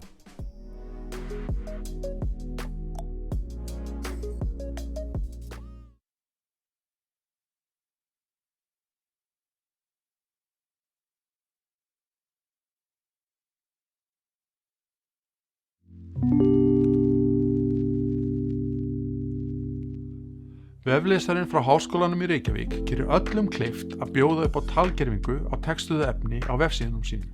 Hann er opinn og þeir sem vilja nota hann á sínum vefsíðum geta gert það án endurgjalds. Talgerving er mikilvæg tækni sem opnar fyrir þann möguleika að hlusta á ritaðan texta. Söfnun gagna og þróun á grunntækninni hefur verið í gangi undanfarin ár. En það er ekki nóg að hafa bara grunntæknina tiltæka því það þarf að koma þessari tækni inn í hugbúnað og tæki sem fólk er almennt að nota. Eitt mikilvægt skref í þá átt er að þróa veflesarann sem er tækni sem leyfir vefhönnuðum eða öðrum umsjónarmönnum vefsvæða að bæta talgervingu við sínar vefsíður. Með veflesara má þá hlusta á talgervil lesa upp efni á vefsíðu. Það gefur auga leið að þetta er mikilvæg aðferð við að koma efni á framfæri við fólk sem getur ekki lesið texta. Nettengdir notendur fá hér aðra leið til að nálgast efni og geta hlustað á vefsíður hvar og hvenær sem er og þurfa ekki að hlaða neinu efni niður. Mál- og raddtæknistofa Háskólans í Reykjavík vinnur hörðum höndum við að útbúa hann fyrir íslensku samkvæmt máltækniáætlun stjórnvalda. Veflesarinn er algjörlega nauðsynlegur á vefsíðum, ekki aðeins vegna þess hversu auðveldur hann er í notkun, heldur textanormunin og talgervingin í honum í hæsta gæðaflokki. Svo við komum inn á það hvað textanormun eða útþensla texta þýðir. Það er auðvelt fyrir okkur að túlka tölur, tákn og skammstafanir án umhugsunar þegar við lesum. En við þurfum að matreiða slíkt nákvæmlega ofan í talgervil. Textanormunarkerfið okkar getur höndlað fjölbreytt sértæk svið, til dæmis íþróttaniðurstöður, skammstafanir, hraðtölur, símanúmer, rómverska tölustafi og fleira. Það getur verið tvíræðni á ýmsum stöðum, til dæmis þegar við sjáum skrifað SA. Hvort stendur það fyrir Suðaustur eða Samtök atvinnulífsins. Það sem eykur á flækjustigið er að í íslensku hafa flest orð ótal myndir, eftir því í hvaða falli orðið er, tölu, hvort það sé greinir og svo framvegis. Til dæmis getur talan 2 verið sögð á 19 mismunandi vegu þegar bæði höfuð og raðtölur eru teknar með. Oft getur við látið talgervilin læra að nota samhengið, til að mynda tölur og forsetningar sem stýra ákveðni mynd af orðinu. Dæmi þetta sést á myndbandinu sem spilast hér. Normunarkerfið okkar tekst á við öll þessi vandamál. Með því að nota samhengið í setningum hjálpar það talgervingakerfinu okkar að framleiða mjög nákvæmar raddir fyrir þægilega notendaupplifun. Veflesarinn Webrise kemur með bæði dökku og ljósu viðmóti svo hann geti verið sýnilegur á vefsíðum, hvort sem þeir nota dökkt eða ljóst þema. Hægt er að nota sömu liti í Webrise eins og á vefsíðunni þinni. Til dæmis er hægt að nota rauðan og hvítan fyrir vefsíðuna hr.is eða ljósbláan og hvítan fyrir tiro.is. Við bjóðum upp á 4 íslenskar raddir svo þú getur valið rétta rödd fyrir þitt efni. 2 raddirnar eru frá Amazon Polly og 2 eru frá Tiro. Webrise samstendur af aðeins 4 nafn. Til að nota veflesari smellir þó á eyrað og byrjar að hlusta, til hætta er smelta á ferningin. Til að velja lestrarhraðan er smellt á hraðamælinn og hraðinn minnkaður allt niður í helming eða aukinn allt upp í 2-falt. Síðan er smellt á stillingarknappinn til að sérsníða hlutina upplifun og til að læra meira webræs. Á stillingarsíðunni yfirlit yfir alla eiginleika webræs. Til dæmis hvernig nota má webræs með lyklaborðinu. Webræs hefur aðra eiginleika eins og til dæmis textalitun. Með textalitun eiga notendur auðveldar með að lesa og hlusta á efnið. Til að fylgjast með þróun webræs eða taka þátt getur þú farið á webræs.is. Fyrsta útgáfa webræs kemur út í sumar. Ef þú vilt að gera vefsíðuna eða efnið þitt aðgengilegt fleiri notendur skalt þú skrá þig á póstlista webræs á webræs.is til að fá tilkynningu þegar webræs tilbúin og aðgengilegur.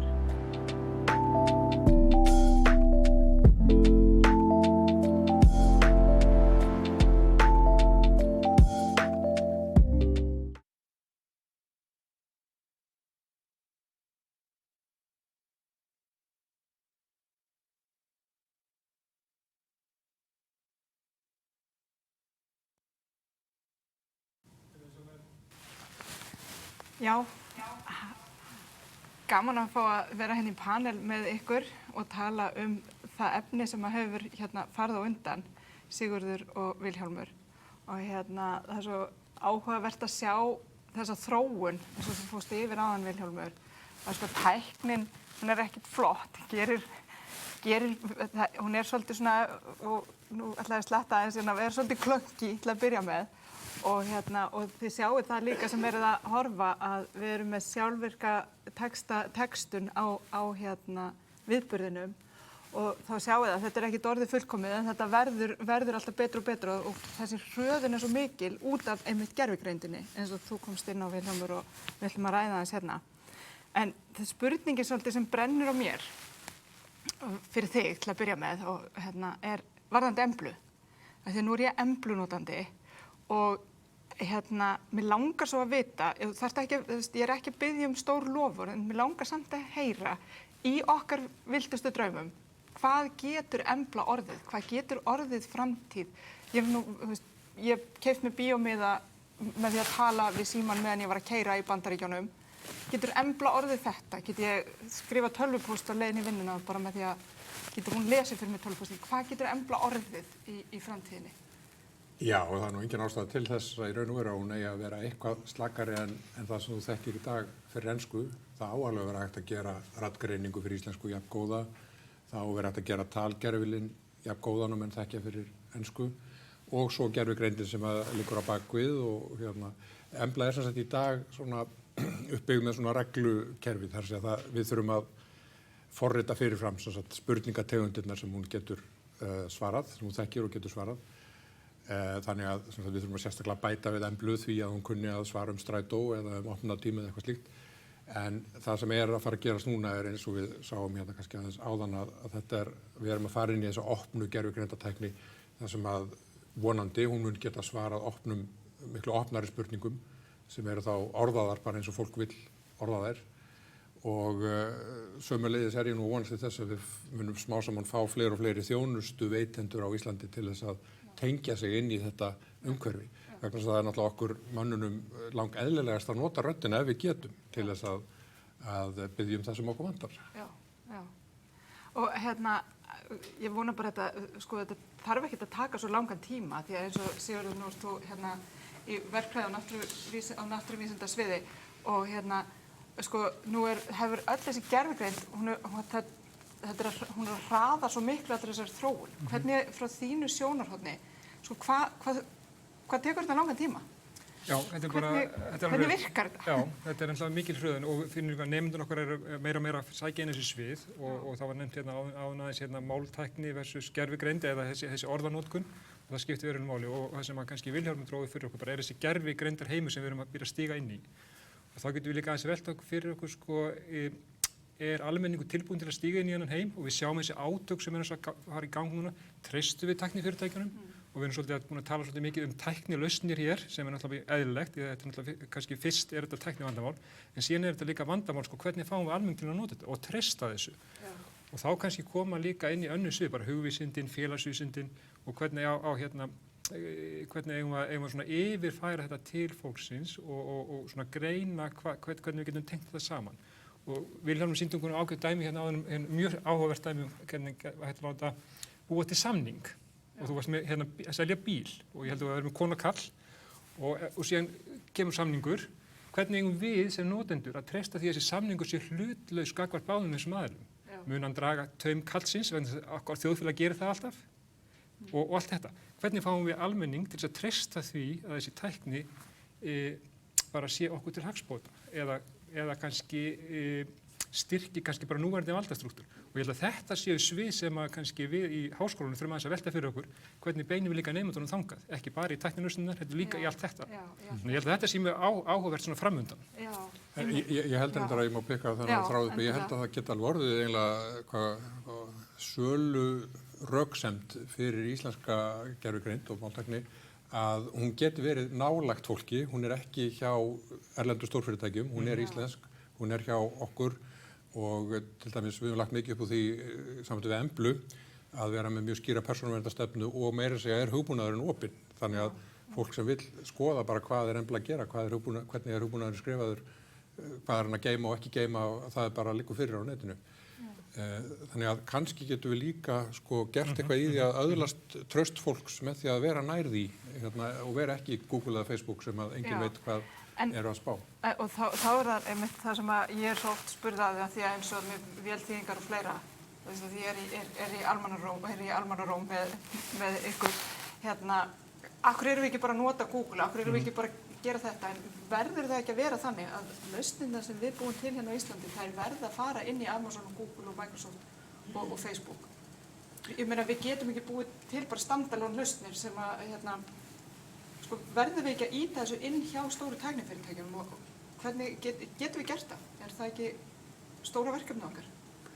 Jú, við gerum það auðvitað, við þróum opin gögn og málföng og þannig að þessi stórfyrirtæki geta tekið þau og nýtt þau hjá sér og auðvitað viljum við það, en ég held að við viljum líka þróa tæknina og hafa tækniþekkinguna innanlands og þurfum ekki að vera heldur upp á stóru fyrirtækin komin í framhaldinu. Þannig að við séum með okkar eigin vélþýðingatækni, við séum með okkar eigin raddgreiningu og svo framvegis út frá öllum mögulegu, bæði bara tækniþekkingunni, sérþekkinguna á íslenskunni, möguleikum á breytingum og viðbótum í framtíðinni og því að lenda ekki einhvern veginn í einhverju gildru að vera bara algjörlega upp á þessu stóru tæknifyrirtæki komin. Já, en Sigurður, aftur þá inn í þetta með þekkinguna. Erum við að sækja líka nógu mikið að þekkingu, nú mikil gervigreind og þekking út allan heim og það komið hérna fram að við erum orðin svolítið eftir í þessu. Eru háskólarnir í nógu, finnst þér miklu samstarfi við erlenda háskóla eða erlend stórfyrirtæki til þess að draga þetta svona inn og sínum forsendu þá, hvernig blasti það við þér? Já, ég held að við séum að mörguleiti að því, en betur má í duga skal, ég held að sé mikil tækifæri og miklir möguleikar.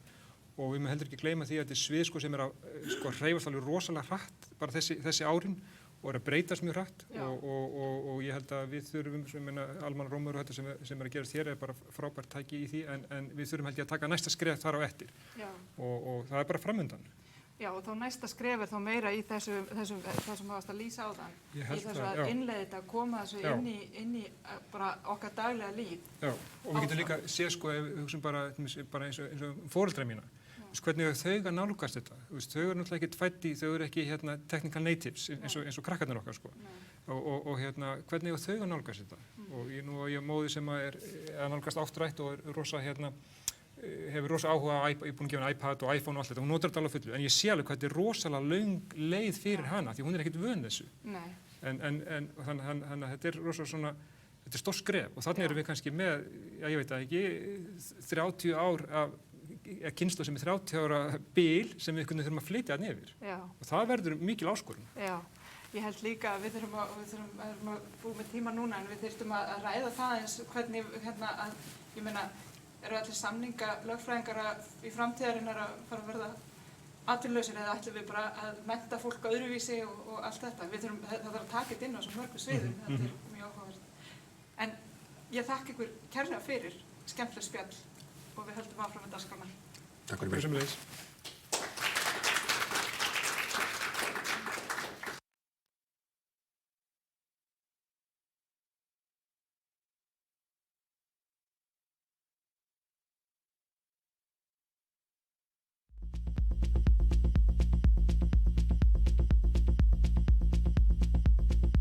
Til að fá tölvur til að skilja íslensku, svo hægt sé að eiga samskipt á íslensku, þarf mikið magn gagna á formi lesinna setninga. Almannarómur, Deloitte og HR þróuðu því vefinn Samróm, en þar getur íslenska þjóðin með einföldum hætti lagt íslenskunni lið. Raddgagnasafnið Samrómur verður notað til þjálfunar máltækni hugbúnaðar fyrir íslensku, enda veltur framtíð tungumálsins á að við getum notað það í stafrænum heimi. Þróun máltækni fyrir íslensku er samstarfsverkefni fræðasamfélagsins, atvinnulífsins og íslensku þjóðarinnar og hefur það lokamarkmið að íslenskur almenningur geti notað móðurmálið í samskiptum við fyrirtæki og stofnanir, tölvur og tæki. Á því 1,5 ári sem verkefni hefur verið í loftinu hafa 20.000 manns tekið þátt í söfnuninni og lagt sína rödd að mörkum, fólk af öllum aldri og öllum kynjum. Þó hafa konur verið áberandi fleiri þegar litið til fjölda upptaka. Það skiptir máli að tæknin verði aðgengileg sem flestum. Því höfum við lagt sérstaka áherslu á að fanga fjölbreytileika tungumálsins okkar og hafa 100 manns með annað móðurmál en íslensku lesið inn. Það er ennþá hægt að taka þátt. Allir sem hafa aðgang að síma, tölvu eða spjaldtölvu geta lagt sína rödd inn í verkefnið. Viðkomandi opna vefinn samromi.is og smella á taka þátt. Þá birtir vefurinn lesurum setningu sem þeir lesa upp átt og með eðlilegum hætti að lesturinn með loknum fer upptakin í gagnasafn Samróms. Með sameiginlegu átaki verður hægt að skapa gagnasafn sem nægir til þess að standa undir þróun í máltækni fyrir íslensku ókomna tíð. Þegar söfnunin er lokið verður gagnasafnið gefið út með opnu leyfi líkt og allar aðrar afurðir máltækniáætlunar. Við höfum unnið hörðum höndum að því að yfirfara upptökunar sem þegar eru komnar. Það er ekkert lítið verk, enda að viðtökurnar hingað til verið algjörlega stórkostlega. Á næstu vikum verður fyrsta útgáfa gagnasafnsins gefin út ásamt svokölluðum uppskriftum sem má nota til að þjálfa talgerina með gögnunum. Þeir sem vilja þróa lausnir fyrir íslenska tungu geta notað raddgagnasafnið endurgjaldslaust til að mynda fyrir íslenskt raddstýrt viðmót í tækjum og tólum, rauntímatextun á sjónvarpsefni og rauntímaþýðingar.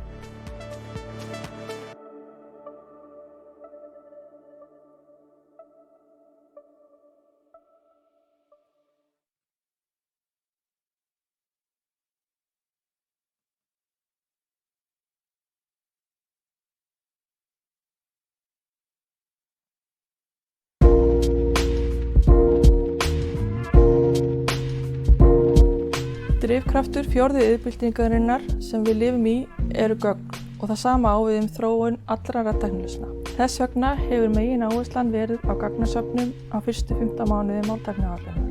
Við höfum farið margs konar leiðir við að afla gagnanna og héldum til dæmis keppnir og leiki til þess að hvetja fólk til að leggja sitt af mörkum í þágu okkar ástkæra tungumáls. Smáraskóli í Kópavogi og Hraunvallaskóli í Hafnarfirði keppa nú sín í milli að safna sem flestum raddsýnum í Samróm, átaksverkefni stafræna íslensku. Þetta er örugglega mjög gott fyrir fatlað fólk sem getur ekki opnað hurðina sjálfur eða eitthvað þannig. Þá getur það bara að tala við hurðina og alls konar þannig. Já, það er líka bara gott að það sé að koma, ef það kemur á íslensku, þess að við séum ekki bara að tala ensku og þá kannski náum við að halda íslenskunni við. Það eru nokkrar ástæður fyrir því að við getum ekki nota hvaða gögn sem er. Við viljum að hver sem muni geta sótt þessi gögn og þróa sína eigin lausnir. Það skiptir því miklu máli að þau séu ekki höfundaréttarvarin. Með því að búa til gagnasöfnin frá grunni erum við að tryggja að enginn komi eftir á og krefji til þess að fá greiðslu fyrir afnotagögnunum. Annað atriði er gæðastjórnunin, en það skiptir miklu máli, sérstaklega í tilfelli talgerva, að upptökunar séu sem bestu mögulegu gæðum og umhverfisljóðin séu engin. Að lokum skiptir máli að gögnin passi við hlutverki sem lausnirnar eiga að uppfylla. Ef til dæmis hlutverki er talgreining á snjalltækjunum okkar, þá skiptir máli að við höfum upptökur af fólki sem eru teknar upp á þessu sömu snjalltækjum. Umfangi af þessu söfnunum hefur verið mikið. Ef við tökum talgerfingu sem dæmi, þá er gagnasafni talrómur alls 150 klukkustundir á tali, sem deilist niður á 8 manns. Þessi gögn voru tekin upp í hljóðeinangruðu hljóðveri hjá RÚV og það má segja að þetta gagnasafn verði heimsklassa fyrir talgerfingu. Það skiptir líka miklu máli að við höfum vel að fjölbreytileika. Tungumál okkar er svo margslungið og viljum ná sem mest utan það. Textinn sem var lesin inn í talróm var sérhannað til að teygja sig út í alla kima íslenskara málhljóða. Þar að auki voru sér 8 manns mjög vandlega valdir og við settum meira upp sér hljóðver á Akureyri til að fanga norrlenska hreim. Nú erum við að vinna að öðru gagnasafni, þar sem 40 manns koma í hljóðver og lesa minnefni hvert, en þau gögn verða notuð bæði til þess að blanda nokkrum röddum saman og búið til nýja og til að þróa líkön sem geta aðlagað sér hratt að nýjum röddum. Með slíkum líkönum er þetta búið til nýja talgervla með litlu magni af gögnum og þannig er þetta að fá sinn eigin einstaka talgervil með tiltölulega litlum tilkostnaði. Umfangið af þessum söfnunum hefur verið gífurlega mikið. Hingað til hefur okkur skort þessi mikilvægu máltækni innviði fyrir íslensku, En nú með þessari miklu gagnagnótt eru afskaplega spennandi tíma framundan í notkun þeirra. Íslenska tungan sífellt að breytast. Við búum til nýir á hverjum degi og málhafar verða sífellt fjölbreyttari. Því þarf að fanga eins mikinn fjölbreytileika og hægt í gagnasafninu. Þegar við erum að tala við tækin okkar, þá viljum við geta gert það á sem eðlilegasta máta. En tæknin aldrei betur en þau gögn sem liggja að baki. Því þurfum við gögn frá sem fjölbreyttasta hópi, fólki á öllum aldri, kyni og ekki síst frá fólki sem hefur íslensku sem annað tungumál. Við viljum að tæknin sé aðgengileg sem flestum.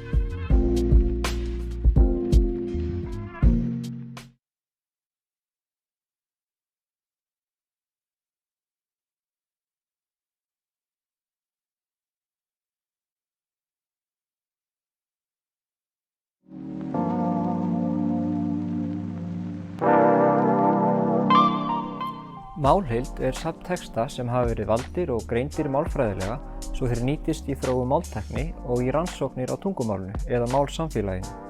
Með textunum skráð lýsigögn svo hægt sé að skoða tiltekna textategund eða texta frá ákveðnum tíma svo eitthvað sé nefnt. Í risamálheildinni textar úr ýmsum áttum, úr vefmiðlum, dagblöðum, tímaritum, ljósvakamiðlum, þingræðum og bókum. Innan máltækni áætlunar hefur verið unnið að því að stækka málheildina og auka fjölbreytni í henni. Nú hún 1550 milljónir lesmálsorða. Til samanburðar má benda á að meðalöng skálsaga 60.000 orð. Textamagnið í nýjustu útgáfu risamálheildarinnar þannig meira en í 25.000 bókum. Og næsta útgáfa sem kemur út síðar á þessu ári verður talsvert stærri. Líklega stækkar málheildin þá nálægt 30%. Risamálheildin nýtt á marga mismunandi vegu. Hún notuð í mállíkönum á flestum sviðum máltækni en nýtist auk þess á mörgum öðrum sviðum. Hún nýtist við smíði annarra málfanga, til dæmis við orðabókagerð eins og í íslenskri nútímamálsorðabók eða íslensku orðaneti og við greiningu orðaforðans eins og í beygingalýsingu íslensks nútímamáls, BÍN. Við í ritstjórn beygingalýsingarinnar notum risamálheildina á hverjum degi. Greiningin í málheildinni og verkfærið sem henni fylgir hjálpar okkur að leita að dæmum rithætt, notkun orða og beygingu þeirra sem gerur okkur kleift að láta BÍN endurspegla íslenskt nútímamál sem best. Til dæmis þurfti ég að athuga beygingu mannsnafnsins Dór fyrir stuttu og þá kom sér vel að geta leitað að dæmum í ákveðnu samhengi. Það hægt að fara mismunandi leiðir að því að skoða gögnin í risamálheildinni. Það má leita að dæmum hvers kyns málnotkun með sérstakri leitarvél sem á vefnum, en það líka hægt að bera saman hvernig orðanotkun breytist frá ári til árs í svokölluðum enstæðu skoðara sem hefur til dæmis nýst við vali á orði ársins undanfarin ár. Það getur hver sem notað enstæðu skoðarann, leitarviðmótið einfalt og niðurstöður birtast á skýran hátt. Hver eru algengustu orðin í málinu og hvaða orð eru sjaldgæf? Einhver orð fyrst og fremst notuð á tilteknu sviði eða eru þau í almennum orðaforða? Þessar upplýsingar má finna á orðtíðnivef risamálheildarinnar en þær eru nauðsynlegar við orðabókagerð og gagnast vel við gerð kennsluefnis eða við að skrifa texta sem þurfa að henta tilteknum hópum. Með tilkomu risamálheildarinnar til dæmis hægt að skilgreina námsorðaforða. Námsorðaforði eru orð sem eru umfram algengustu orð tungumálsins. Þau eru sjaldgæf hvert og eitt en nauðsynleg þegar fjallað ákveðin efni á innihaldsríkan hátt. Rannsóknir hafa sýnt hversu gífurlega mikilvægur orðaforði fyrir lesskilning og námsframvindu og að nemendur þola aðeins 2% af óþekktum orðum í texta til að þau nái að skilja innihald hans. Markviss vinna með orðaforða byggir á vitneskju það hver íslensku námsorðaforði hvaða orð á að kenna á hverju stigi námsins og hve mörg orð. Grundvöllur að slíku starfi að byggt sé á orðasafni sem unnið úr útgefnu efni samtímans, málheildum. Nú að hefjast verkefni sem felur í sér að þróa lista yfir íslenska námsorðaforða. Við munum safna orðum úr völdum málheildum, risamálheildarinnar og greina þau eftir tíðni og notkunarsviðum. Þessi vinna mikilvæg fyrir þróun náms- og kennsluhátta og námsefnis. Þá hægt að nota risamálheildina í allskyns félagsfræðilegar eða málfræðilegar rannsóknir sem geta haft hagnýtt gildi eða sagt okkur eitthvað tungumálið eða samfélagið. Lilja Björk Stefánsdóttir og Anton Karl Ingason við Háskóla Íslands rannsökuðu breytingar á máli Steingríms J Sigfússonar á 30 ára tímabili með því að greina ræður hans á Alþingi og fundu út með því að greina tiltekin setningafræðileg atriði að það breytilegt hvernig hann talar eftir því hver staða hans á hverjum tíma, til dæmis hvort hann sé í stjórn eða stjórnarandstöðu. Málið formlegra þegar hann í stjórn en hann slakar meira á formulegheitunum þegar hann í stjórnarandstöðu. Allar ræður sem fluttar hafa verið á Alþingi síðan miðja 20. öld að finna í risamálheildinni ásamt ítarlegri greiningu. Risamálheildina því líka hægt að nota í rannsóknir á borð við þá sem Lilja og Anton gerðu. Málheildina er hægt að sækja á netið og nota við smíði mállíkana. Mállíkön eru verkfæri sem notuð eru til að greina tungumálið og spá fyrir hvað er líklegasta eða hentugasta málnotkunin í tilteknu samhengi. Til dæmis er hægt að nota mállíkön til að meta hversu lipur text er. Hér sjáum við dæmi sjálfvirkt mat á þýðingum. Málheildin er líka afar gagnleg í taltækni. Til þess að búa til gott handrit fyrir þróun talgjörla er því nauðsynlegt að hafa greiðan aðgang að fjölbreyttum og stórum textasöfnum. Risamálheildin hefur komið að góðum notum við gerð slíkara handrita. Talgreinar nota sem kallast mállíkan til að geta spáð fyrir hvaða orð eru líklegust í ákveðnu samhengi og eykur með því nákvæmni greinisins til muna. Með miklu textamagni, eins og í risamálheildinni, er þetta að velja texta sem hentar best fyrir þau notkunartilvik sem unnið er með og nota þá til að smíða besta mállíkan fyrir talgreinin hverju sinni. Sem dæmi þá notum við ræðunar á Alþingi sem þjálfunargögn fyrir mállíkan í talgreinum sem nú er í notkun þar. Risamálheildin hefur gerbreytt aðstöðu þeirra sem fást við íslenskt mál, hvort sem þau eru málfræðingar eða máltæknifólk, og í henni eigum við tæki sem er ekki síður en það sem grannþjóðir okkar eiga fyrir sín tungumál. Sífellt er verið að auka við risamálheildina og eftir því sem textum og textategundum fjölgar og nákvæmni í greiningu eykst er hægt að auka gæði þess máltæknibúnaðar sem byggist á henni. En orðaforði íslenskunnar er stöðugt að aukast og málnotkun að breytast og þess vegna er uppbygging og viðhald risamálheildarinnar framtíðarverkefni.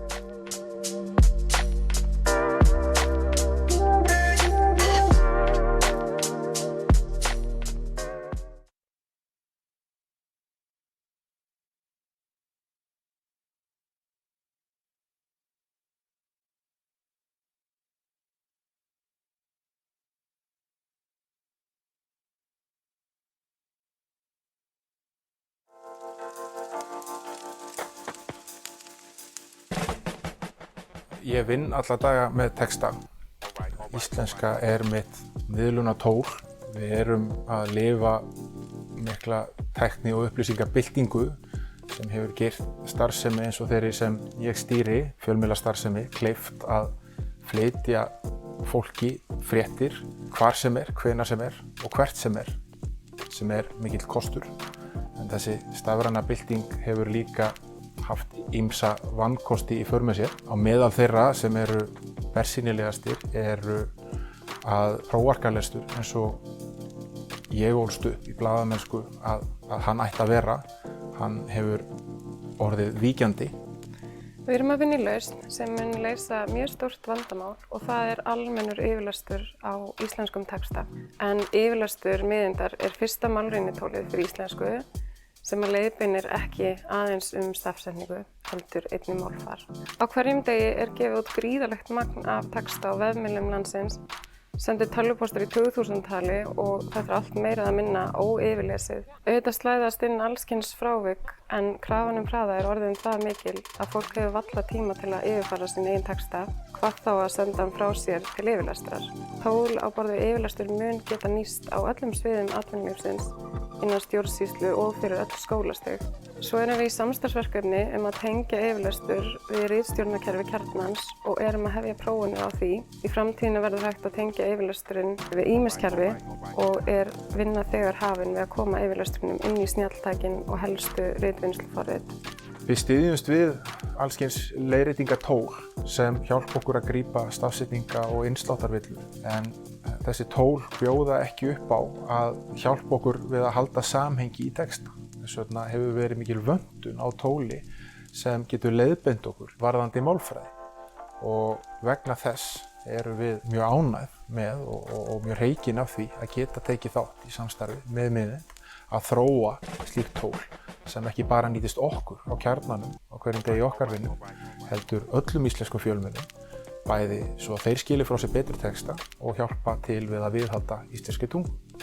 Ef við látum til dæmis yfirlestur lesa yfir setninguna, minni hulti starfsmanna samþykktu samninginn sem inniheldur 2 frávik frá algengasta málsniði eða villur eins og við köllum flest í daglegu tali, þá sjáum við að hann grípur bæði 2 frávikin. Annars vegar er að ræða ósamhengisháð frávik eða stafsetningavillu og hins vegar samhengisháð frávik eða málfræðivillu. Yfirlesturinn leiðréttir sjálfkrafa stafaruglinginn í fyrsta orðinu. Svo fáum við ábendingu að sögnin á sennilega standi í eintölu. Það er minni hlutinn sem samþykkir og þar á leiðandi á sögnin að standa í eintölu samkvæmt málhefð. Til þess að yfirlesartólið sé nytsamlegt þarf að ákveða hvaða frávik á að leiðrétta og hvernig. Til að skera úr það skoðum við safn af frávikum sem hafa verið merkt í miklu magni texta. Prófarkalesarar leiðréttu textana, frávikin voru flokkuð eftir tegund og með þessari aðferð fáum við upplýsingar frávik sem eru algeng í textum íslenskra málhafa. Ekki aðeins þau frávik sem gert ráð fyrir að sé til staðar. Til dæmis sýna textarnir að þetta frávik hér sé algengt. Hér hefur orðinu norðausturhluta sem rauðmerkt verið skipt niður í 2 orð, en á að vera í einu orði eins og sést hér. Svona yfirlestrartól sérstaklega mikilvægt fyrir ákveðna hópa innan málsamfélagsins, til dæmis fyrir fólk greint með dyslexíu og annars málshafa, til að fólk innan þeirra fá jöfn tækifæri á við almenna málnotendur. Af þessum ástæðum vinnum við sérstaklega með texta skrifaða af fólki með dyslexíu, annars málshöfum og börnum og unglingum og notum frávik í þeim textum til að þróa yfirlestrartólið. Með þessum hætti verður hægt að sérsníða tólið að fólki innan þessar fyrrnefndu hópa og það mun geta tekið sérstaklega villum sem eru algengar hjá þeim. Sem dæmi óreglulegt að manneskja sem hefur íslensku að móðurmáli gerir þessa villu hér. Hér raðtalan sem merkt rauð, ekki í sama falli og nafnorðið sem kemur á eftir henni. Setningin ætti að vera eins og sýnt hér, á annarri hæð gamals hús.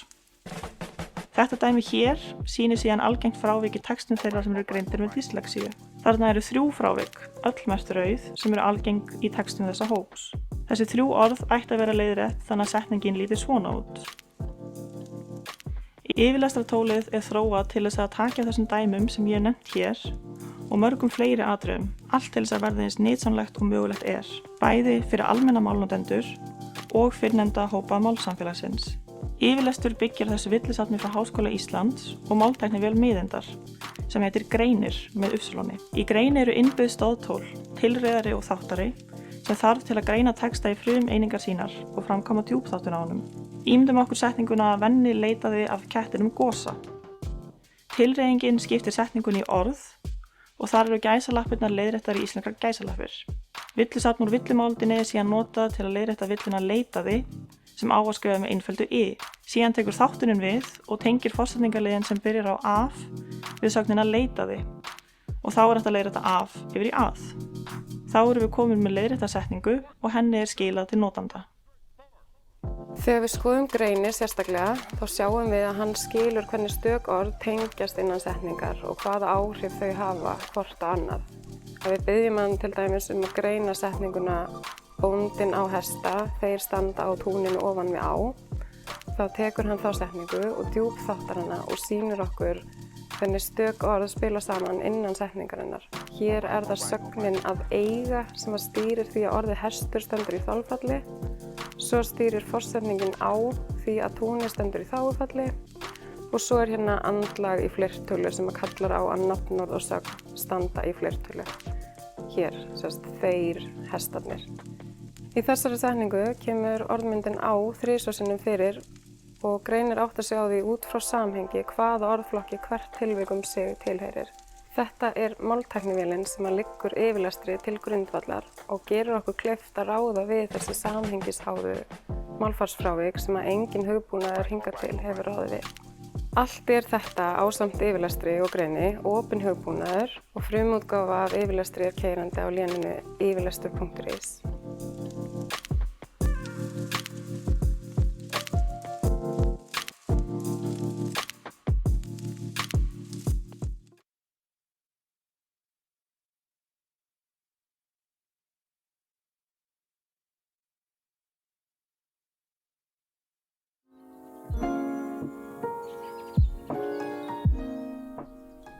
Við hjá Tyrá sérhæfum okkur í þróun talgreina fyrir íslensku, en það tæknin sem notuð til að þýða talamál yfir í ritaðan texta.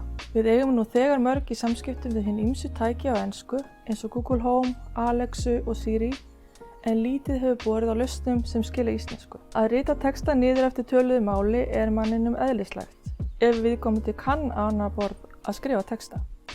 En að kenna tölvum að gera slíkt hið sama flókið. Aðalega vegna þess hversu fjölbreytt mannleg samskipti geta verið. Við notum til dæmis ekki sama orðaforða þegar við pöntum pítsu og notaðar við ræðuhöld á Alþingi. Verkefni Tyrá að ná utan þennan fjölbreytileika og sníða lausnir sem geta þýtt flesta tegundir talmáls með aðstoð talgreinis. Við hjá Creditinfo tókum í notkun ritið Tiro til að vinna þá gagnavinnslu sem við vinnum fyrir máltækniáætlun. Í stað þess að þurfa að skrifa allan texta niður, getum við hlaðið upp efni og látið talgreini Tiro skrifa upp frumútgáfu af honum. Svo þurfum við bara að leiðrétta textan í ritlinum. Mér finnst viðmót Tiro vera sérstaklega notandavænt og það var mjög auðvelt fyrir mig að aðlagast því. Að notast við Tiro hefur gert mitt vinnsluferli mun skilvirkara en það var áður. Það að þurfa einungis að fara yfir og lagfæra textan hefur sparað mikinn tíma og gert mér kleift að komast yfir meira vinnsluefni en áður. Annað sem hefur eins tímasparnaður er að geta unnið heilu þættina í einu. Áður þurfti ég að vinna allt efnið í 2 mínútna pörtum og þá fór alltaf ákveðin tími í að vista og skrá hvern og einn part. Í vinnsluferlinu þarf ég að merkja viðmælendur með nafni, kyni og aldri og áður þurfti ég að skrá sama viðmælanda upp og nýtt oft í hverjum einasta parti. Með Tiro þarf ég aðeins að skrá hvern viðmælanda einu sinni í hverjum þætti. Eftir það þarf ég einungis að fara í viðmælandalistan og velja réttan viðmælanda sem minnkar handvirksskref. Tiro hefur tekið talsverðum framförum frá því að ég byrjaði að nota hann. Það er brugðist hratt og vel við öllum ábendingum frá okkur og þannig heldur hugbúnaðurinn áfram að þróast. Ég mun því hiklaust halda áfram að notast við Tiro í minni gagnavinnslu. Mikilvægt réttindamál heyrnarskertra snýr að því að hafa aðgengi að upplýsingum eins fljótt og hægt er. Þetta kom berlega í ljós þegar COVID-faraldurinn hófst og daglegir fundir almannavarna voru haldnir til að veita mikilvægar upplýsingar til landsmanna. Í gær greindist einn einstaklingur Efni sem strengt er beint hefur ekki verið unnið og leiðrétt og eru gæðin því ekki fullkomin. En segja má að þau séu sambærileg því sem gerist og gengur erlendis og ásættanleg að því leyti að efni kemst vel til skila. Á svipaðan hátt erum við að styðja við talgreinin sem þróaður hefur verið fyrir Alþingi. Nú stendur til að halda áfram þróun hans með það að markmiði að auka nýtingu hans. Meðal annars með textun á þingræðum í rauntíma og talgreiningu á nefndafundum til viðbótar við þingræði líkt og gert er nú. Raddstýring snjalltækja er dæmi lausn sem hægt er að útfæra fyrir takmörkuð svið og ná þannig fram hámarksgæðum. Aðlögun felst í því að takmarka orðaforða talgreinisins að því efni sem hann á að stýra og auka þannig líkur á því að skipinu skili sér. Spila veðurfréttir. Í þessu tilfelli er talgreininum gefinn takmarkaður orðaforði, til dæmis lista yfir það sjónvarpsefni sem spilarinn býður upp á, ásamt mögulegum skipunum sem gætu verið notað til að stýra honum. Þar með hafa líkurnar á því að raddstýringi virki verið auknar til minna. Við hjá Miðeind gáfum út fyrsta íslenska raddappið, hana Emblu, síðasta haust. Við byrjuðum á því að nota talgreiningu frá Google sem var til fyrir, en það hefur alltaf staðið til að skipta yfir í íslenskan talgreini þegar hann kæmi út undir máltækniáætlun. Við erum búin að vera að prófa talgreininu frá Tiro í nokkra viku núna, erum ótrúlega ánægð með niðurstöðunar og gerum fastlega ráð fyrir því að skipta talgreini Google út fyrir talgreinin frá Tiro sem að stendur sig að mörgu leyti betur. Hægt er í dag að nýta dikteringu Tiro til að létta undir með mörgum starfsstéttum við vinnu sína. Maður getur hugsað sér að læknar og lögregluþjónar geti gengið hratt og fljótt frá skýrslum sínum með þessum hætti. Einnig getur rithöfundar og blaðamenn unnið sína vinnu með aðstoð tækninnar. Þessi lausn nýtist ekki síður aðilum með lesblindu sem þurfa að koma frá sér texta og vilja hafa hann á því formi sem best verður ákosið. Tiro hefur á undanförnum árum unnið að þróun almenns talgreinis sem er bæði hægt að nýta eins og hann er í hugbúnaðarþróun og ekki síst er hann grundvöllur að því að hægt er að þróa sérhæfðar lausnir fyrir flest viðfangsefni. Með því að nota röddina sem okkar fyrsta snertipunkt við tæknina er hægt að bæta aðgengi heyrnarskertra að nauðsynlegum upplýsingum, sjálfvirknivæða störf, einfalda vinnuferla og ekki síst auka fjölbreytileikann í samskiptum okkar við tækin.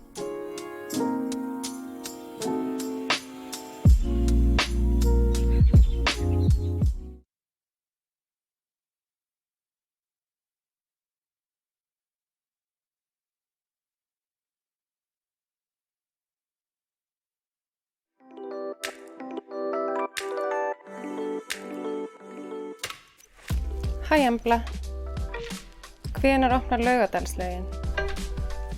Í dag er Laugardalslaug á Sundlaugavegi opin frá 6:30 til 22:30.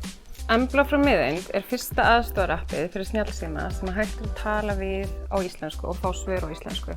Embla kann að svara ýmsum tegundum spurninga, svo sem fréttir, veður, vegalengdir og strætó. Hún getur umbreytt mælieiningum og gengið gjaldmiðla, svo eitthvað sinni, og hún er alltaf að læra eitthvað nýtt. Okkur manneskjunum er ekkert sérstaklega áskapað að nota lyklaborð og skjá. Í flestum tilvikum er þægilegast fyrir okkur að tala og hlusta, að nota röddina til tjáskipta. Þannig að það er stórt stökk fram á við að geta talað við stafrænan aðstoðarmann í snjallsímanum, spurt spurninga, pantað vörur eða beðið þjónustu í töluðu máli. Þetta þurfum við Íslendingar auðvitað að geta gert á okkar eigin tungumáli, íslenskunni, og þar kemur Embla inn í myndina. Embla notar margs konar máltækni, til dæmis talgreiningu og talgervil, en einnig greiningu og þáttun á texta til að skilja spurningar og útbúa svör á rétt fallbeygðri íslensku. Hvað ert þú? Ég er tölvuforrit. Eins og Embla segir sjálf, þá er hún tölvuforrit eða hugbúnaður. Við tengjumst henni með því að sækja henni í Apple App Store eða Google Play Store verslun og hlaða henni niður í snjallsímann okkar sem eru vélbúnaðir. Þetta er algengt fyrirkomulag í dag að framleiðendur hugbúnaðar og vélbúnaðar séu ekki endilega fyrirtæki sem tengjast. Hins vegar geta framleiðendur vélbúnaðar sett utanaðkomandi hugbúnaði ýmsar skorður og þá getur borgað sig að smíða eigin vélbúnað utan hugbúnaðinn. Við hjá Reon erum í samstarfi við Miðeind sem að smíða vélbúnað utan Emblu. Okkar hlutverk í samstarfinu er að hanna og smíða frumgerðir til að hægt sé að ákvarða bestu útfærsluna og í framhaldinu að velja framleiðanda og hafa yfirumsjón með framleiðslu vélbúnaðarins. Reon er helst þekkt sem hugbúnaðarhús en við höfum í gegnum árin tekið að okkur tækniverkefni sem vinna með hugbúnaðargerðinni eins og til dæmis Embluboxið. Upp á síðkastið hafa svo hugbúnaðar og vélbúnaðarverkefni verið að tengjast sífellt meira, þar sem að samspil þessara tveggja verður æ mikilvægara í okkar daglega lífi. Reon rekur einnig lítið verkstæði, sérstaklega ætluðu til frumgerðarsmíðar sem heitir einmitt Frumgerðin. Hún er opin öllum frumkvöðlum með vélbúnaðarhugmynd sem þeir vilja koma í verk. Við þessa frumgerðarsmíð notum við þrívíddarprentara á skrifstofun okkar. Það leyfir okkur að prófa nýjar hugmyndir mjög hratt því að það tekur hálfan sólarhring að prenta nýja frumgerð. Sem þýðir að ef ég fæ hugmynd í dag, þá get ég prófað hana á morgun. Til dæmis gátum við notað þennan kubb til að sjá hvort að við getum látið ljós skína í gegnum plastið til að mynda ákveðið mynstur. Hér gefur svo að líta nýjustu útfærslun okkar. Hæ, Embla. Hvað er klukkan? Klukkan er 14:17. Hver er forsætisráðherra Íslands? Forsætisráðherra Íslands er Katrín Jakobsdóttir. Þið sjáið til dæmis að það eru engin göt á boxinu. Það er vegna þess að boxið sjálft er hátalari. Veggirnir á boxinu hristast til að mynda hljóðbylgjur. Götin ofan á boxinu eru þannig ekki ætluð til að hleypa hljóði út, heldur eingöngu til að hleypa hljóði inn. Undir þessum götum eru staðsettir 6 hljóðnemar sem grípa raddskipanir að utan og geta meðal annars ákvarðað úr hvaða átt hljóðið kemur. Íslenska er okkur öllum hjartans mál. Íslenska er þjóðtunga Íslendinga og sameiginlegt mál okkar allra.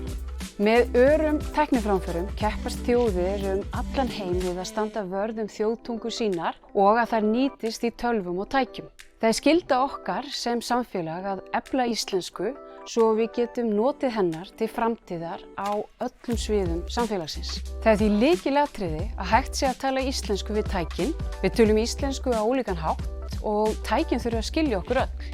Börn, ungmenni, eldri borgara og fólk með annað móðurmál en íslensku.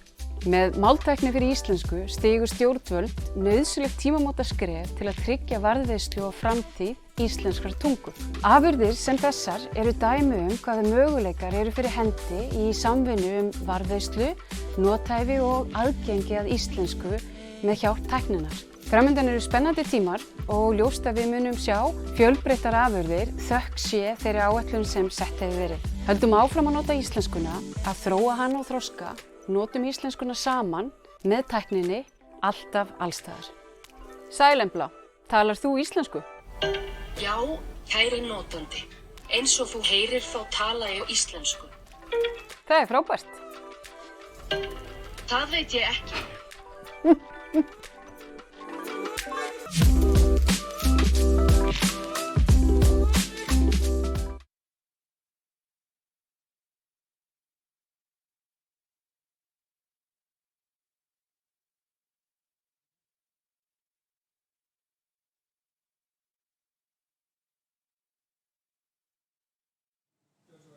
Góðan daginn. Ég held að við orðið einhver risamisskilningur. Ég held ég ætti að koma hérna að tala um málmtækni. Þannig að þegar ég gekk hérna inn áðan þá aðeins breytti ég glærunum. En ég ætla bara að hoppa hérna aðeins yfir þetta má ég sjá. Prófum þetta. Máltækni, þetta er nú svipað. Ég heiti Elvar og ég er framkvæmdastjóri hjá hugbúnaðarfyrirtækinu Reon. Og eins og stendur þarna þá er ég ekki málmtæknifræðingur. Ég er heldur ekki máltæknifræðingur en ég er áhugamaður máltækni. Ég er búinn að vera að forrita sjálfur í svona 16-17 ár og hef alltaf gaman að kynna með nýja tækni og máltæknin er náttúrulega ný tækni sem er spennandi. Eins og segir, Reon er hugbúnaðarfyrirtæki sem sér að þessi að framleiða stafrænar vörur fyrir viðskiptavini.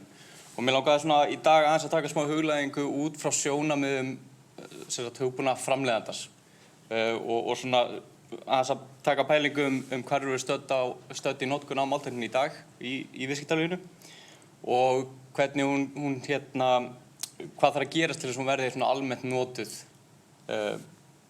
í daglegum rekstri hjá fyrirtækjum. Draumurinn þessi samskipti manna og við tölvur í gegnum rita og talamál er gamall og það kannast kannski einhverju við þennan karakter C3PO á íslensku. Hann fæddist árið 1977, það eru rúm 40 ár síðan og hann kunni að tala 6 milljón tungumál, eða kunni að tjá sig á 6 milljónum mála. Kunni að taka á móti skilaboðum, vinna úr þeim og framkvæma aðgerðir. Við erum ekki alveg komin þangað þá en við nálgumst, hægt og rólega. Stendur á VFHR og hefur kannski komið fram áður hérna í dag að þá er máltækni svolítið vítt hugtak vítt hugtak yfir búnað sem getur unnið úr annaðhvort töluðu eða rituðu máli og stuðla þannig að samskiptum manns og tölvu.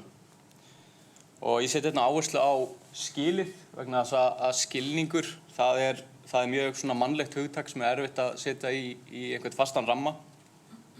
Og eins og við þekkjum öll, þá getur skilningur verið mjög mismunandi. Það veltur á upplifun og aðstæðum hverju sinni. Og þarna til dæmis kemur gervigreindin inn í þessa máltækni sem við erum að tala um. Svona aðeins til þess að einfalda svona hvernig máltækni er notuð í einfaldri mynd og kannski má færa rök fyrir að þetta sé ekki endilega máltækni en það hafa allir notað Word eða Google Docs og þar eru tól sem að hjálpa þær að leiðrétta einstakar stafsningavillur. Það eru komin tól sem eru síðan ganga skrifinu lengra og þau eru farin að lesa textaðin og koma uppástungur að hvernig þú getur orðað hlutina betur eða hvernig þú getur jafnvel bara sagt hlutina á annan hátt. Og það sem er svo frábært við svona tól er að þú þarft ekkert að gera til að byrja að nota þetta. Þetta er bara þú sem notandi í ferðin og það er búið að setja þetta inn fyrir þig. Það er eitthvað hugbúnaðarfyrirtæki eða hugbúnaðarþróunaraðili sem er búinn að setja þetta inn hjá sér sem þýðir að þetta er komið í notkun hjá endanotendum án samt þurfa að gera nokkurn skapaðan hlut. Þannig að mér langar svolítið að færa rök fyrir því að pússið til þess að koma svona tækni í almenn notkun þarf að koma svolítið frá þjónustuvindum, þeim sem er að búa til hugbúnaðinn. Til að átta okkur aðeins á hvar er verið að nota íslenska máltækni í dag, þá er fínt að taka bara dæmi úr raunheimum. Og það fer kannski ekki mikið fyrir notkun á allan íslenskri máltækni í dag, en það er fullt af verkefnum í gangi, spennandi verkefnum, bæði á rannsóknar- og þróunarstigi og svo inni hjá fyrirtækjum. Og ég er búinn að vera svo heppinn í starfinu mínu hjá Reon að fá að taka þátt í einhverjum af þessum verkefnum og mér langar bara að taka dæmi úr raunheimi sem að svona aðeins setur svona hvar eru við í dag og hvað er hægt að gera. Kannski fyrsta þið sáu myndbandi áðan, það er náttúrulega Embluboxið sem við erum að vinna með miðeind og ég ætla ekki að fara ítarlega í það en hugmyndin þarna er að þannig getum við komið út einhverju tækni sem að ýtir undir notkunina og með aukinni notkun að ýta undir þróun. En annað verkefni sem ég langar sérstaklega að taka dæmi og var ótrúlega skemmtilegt er verkefni sem við unnum með Verðið tryggingafélagi fyrir 2 árum. Byrjum á fyrir 2 árum. Við tókum vinnustofu með Verðið þar sem við vorum að hugsa hvernig við ætlum að uppfæra tjónatilkynninga upplifun viðskiptavina varðar. Og umræðan í þessari vinnustofu fór til það hvernig upplifir viðskiptavinurinn að koma í útibú til okkar og tilkynna tjón. Þú mætir, sest fyrir fram manneskju, manneskjan skilur hvað þú ert að segja og hún hjálpar þér að koma upplýsingunum á ákveðið form sem að tryggingafélagi getur notað til þess að vinna úr. Og þá kom þessi hugmynd, getum við ekki gert bara það sama í rauninni á vefnum eða í tjónatilkynningarforminni, í sjálfsafgreiðslunni. Getum við gert það sama, getum við látið notanda bara segja okkur hvað gerðist og við sjáum rest. Þannig að það akkurat það sem við reyndum að gera og gerðum og í dag er þetta tjónstilkynningaferillin hjá Verði.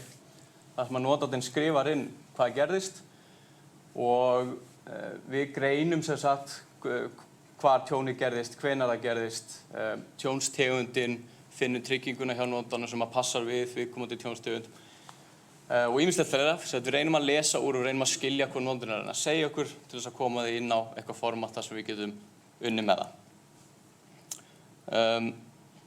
Til að fara aðeins við highlighta sérstaklega það sem hann þegar ég er að skrifa inn, þá er hann að leita, hann er að reyna að mattsa saman hvers konar tjón geti þetta verið. Á baku tjöldin, þegar notið skrifa inn texta, þá byrjum við að melta textan, brjóta niður í stök orð og við gefum hverju orði vægi. Og út úr þessu kemur greining sem að lítur einhvern veginn svona út og þarna sjáum við tölurnar og þannig búið að ranka, setja mesta vægið á ökutæki. Þannig að þetta er ökutækjatjón. Það er bara allar líkur á því með þessa greiningu að þetta sé ökutækjatjón. Sömuleiðis erum við búin að greina staðsetningu og tjónatilkynningar. Ef við fyrir aðeins neðar þá byggir þetta á greini sem að miðindið mitt hefur verið að þróa og greinir er tól sem að hjálpa okkur að taka setningar og orð, brjóta niður í stök orð og fá greiningar á hverju einasta orði hvers konar orð það er. Þetta hjálpar okkur að filtera út orðin sem að við viljum ekki nota, þar sem við viljum ekki nota algeng orð og við viljum fókusinn þarna er að nota nafnorð, atviksorð og sagnorð.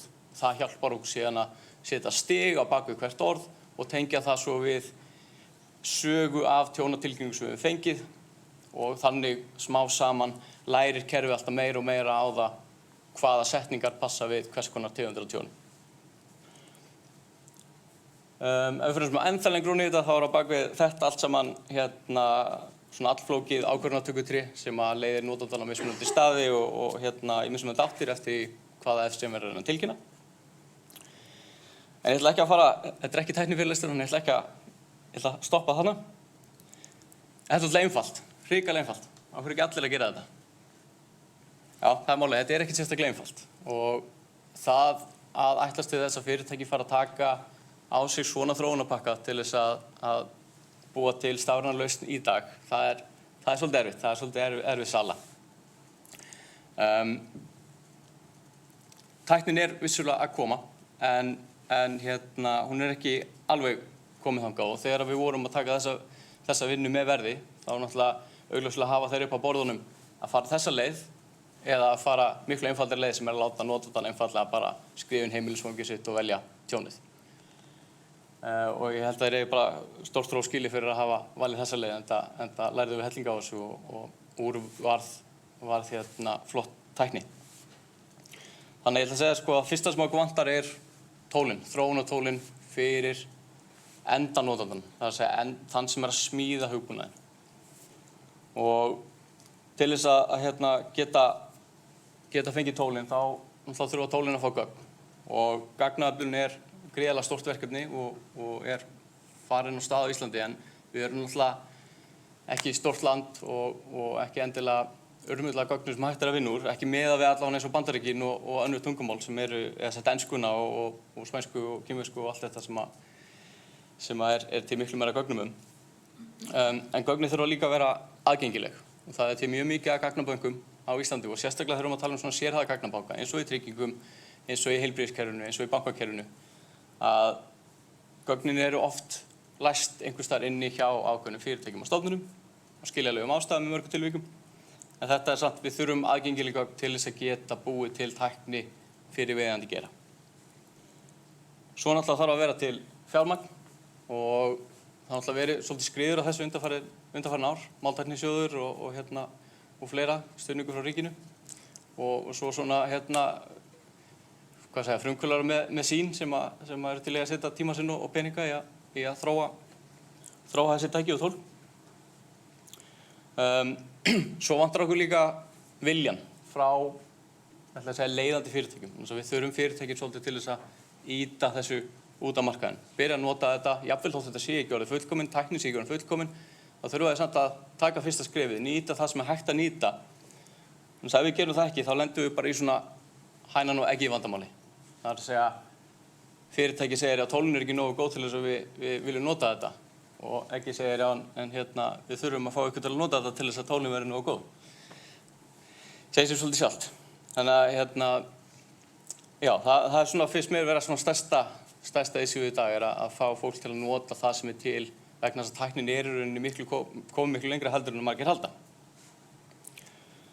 Þannig til að taka þetta saman, hvað þurfum við til? Okkur vantar tólin, okkur vantar gögnin og okkur vantar viljan. Og það er ekki að segja að það sé ekki til neitt af þessu. Það er til eitthvað af öllu. Það er til einhver tól, það er til einhver gögn og það er til einhver vilji. En við þurfum að gera betur ef við ætlum að halda í við það sem er að gerast í heimi. Takk fyrir mig.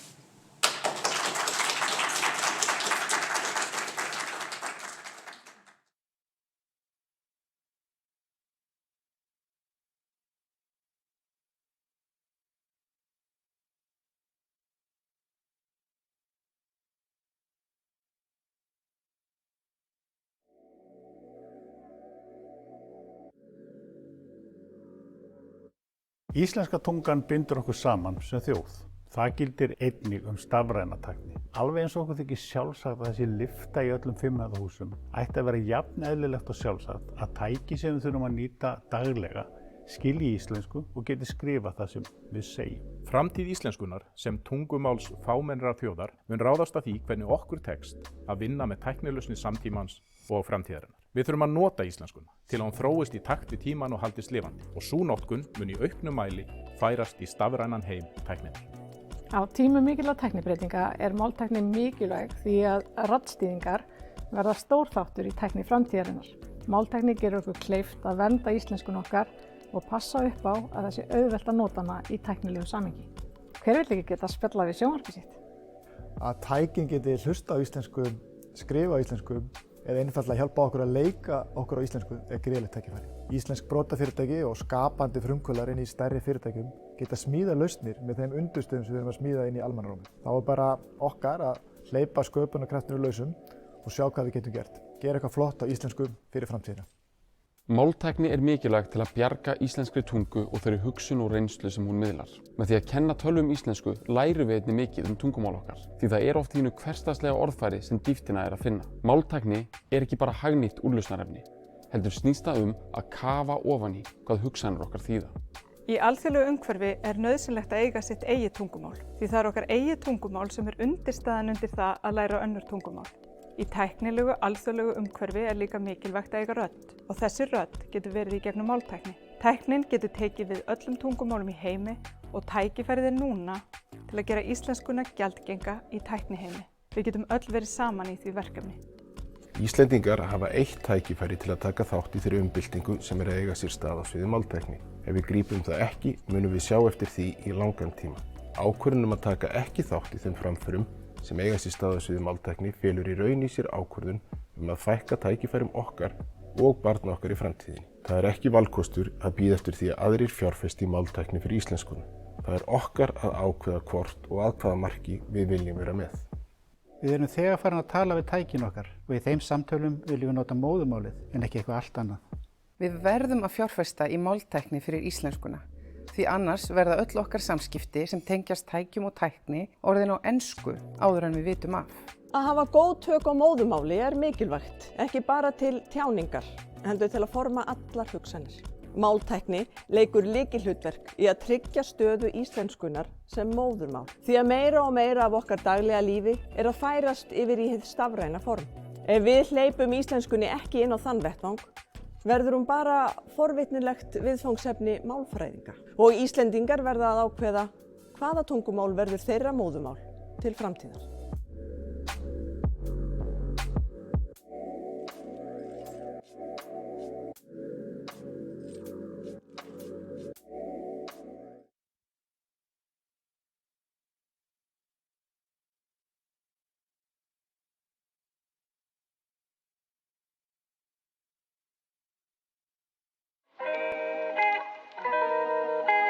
Kæru gestir, mitt erindi hér sem ráðherra bæði nýsköpunar og viðskipta er mjög einfalt. Það er að hvetja íslenskt viðskiptalíf til að nýta sér og innleiða þær lausnir sem verið er að þróa til að íslenskan geti notið sín í tæknivæddum heimi. Tungumálið okkar, hið ástkæra ylhýra, er tæki. En það er ekki eins og hvert annað tæki sem við erum tilbúin að skipta út ef við teljum okkur geta notað eitthvað annað í staðinn. Íslenskan er ómetalegur arfur. Hluti af sjálfsmynd okkar sem þjóðar og tenging okkar við söguna.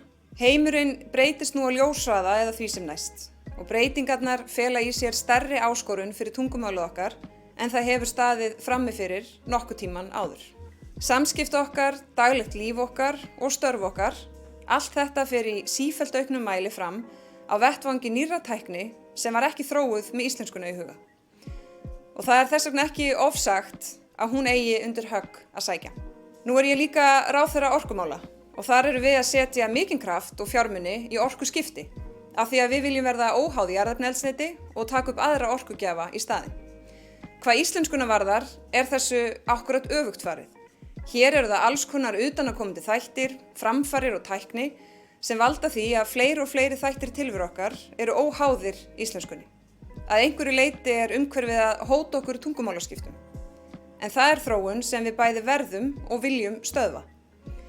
Mjög margt hefur áunnist í því stóra máltækni átaki sem stjórnvöld hafa sett af stað í þessu skyni og sem almannarómur hefur umsjón með að hrinda í framkvæmd. Mjög margar góðar lausnir hafa verið þróaðar, enda eru íslensku hugviti og íslensku nýsköpunar umhverfi flestir vegir færir þegar það fær súrefni. Mín skilaboð til ykkar, kæru gestir, eru mjög einföld. Nýtum lausnirnar, það skiptir máli.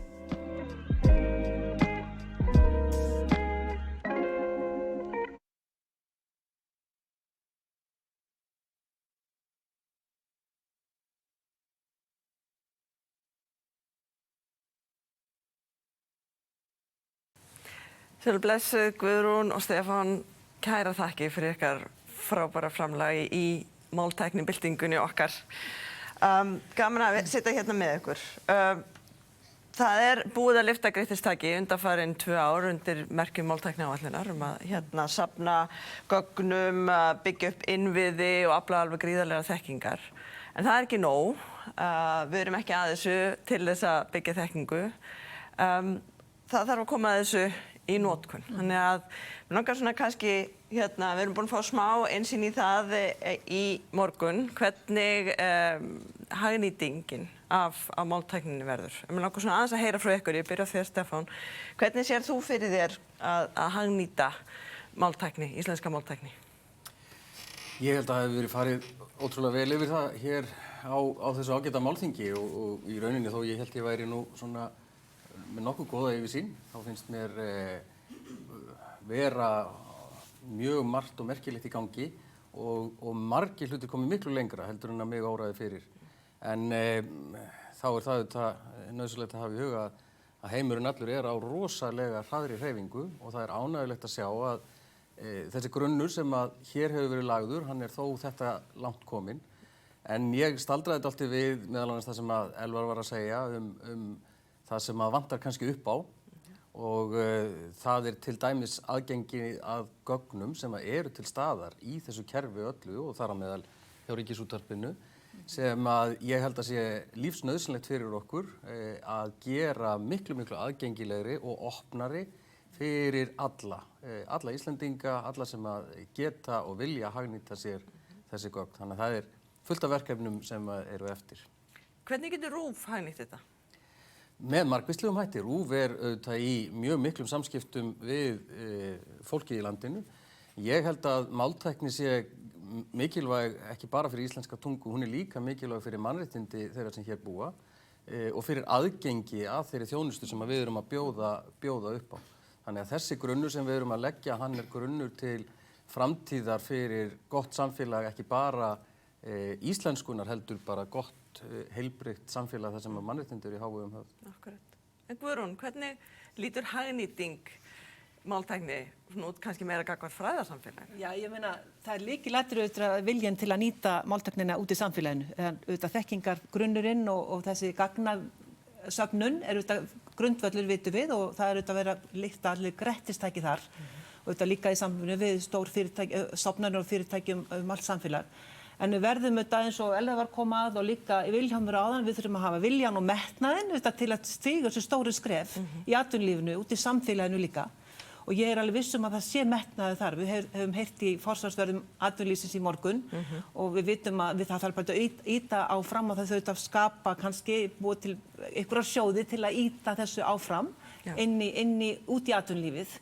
Og núna hefur við verið að tala um máltækniáætlunina sem er búin að ganga alveg gríðarlega vel og alveg ótrúlegt að fylgjast með hvað er búið að gera í morgun, bara fyrir þá sem hafa verið að hlusta, bara síðustu misseri. En betur má að duga skal. Nú þurfum við að fara að horfa til næstu áætlunar. Við eigum að fara að gera það núna, hugsa hvernig við komum máltækninni inn í gervigreindina, við vinnum þetta samhliða og vera stórhuga. Og ég held að við megum ekki missa af lestinni. Það er búið að nefna það nokkur sinnum í morgun, að við höfum áhyggjur fyrir nokkrum árum við varum missa af lestinni hvað var það íslenskuna inn í máltæknina og nú höfum við séð það að við getum gert gríðarlega mikið ef við vinnum saman og við höfum gert það mjög vel. Við þurfum þetta líka að vinna með þessum stórfyrirtækjum út í heimi. Við verðum þetta að koma íslenskunni inn í þessi tól sem eru bak við nýtinguna við þessi viðmót öll sem við erum náttúrulega í samskipti við daglega sem eru auðvitað á öðrum tungumálum. Akkurat. Og það eru auðvitað líka verkefni, ekki bara horfa inn á við, heldur út á við.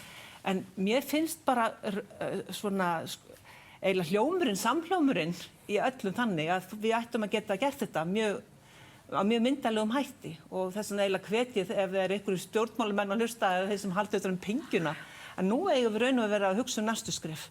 Máltækniáætlun á að ljúka núna eftir 1,5–2 ár og við þurftum núna eiginlega að vera að ákveða hvernig ætlum við að taka þetta skref við hliða gervigreindar-áætlunar innar. Hvaða skref sérðu fyrir þér? Já, ég meina þetta er bara stórt verkefni framöndan, við erum að rétt að byrja.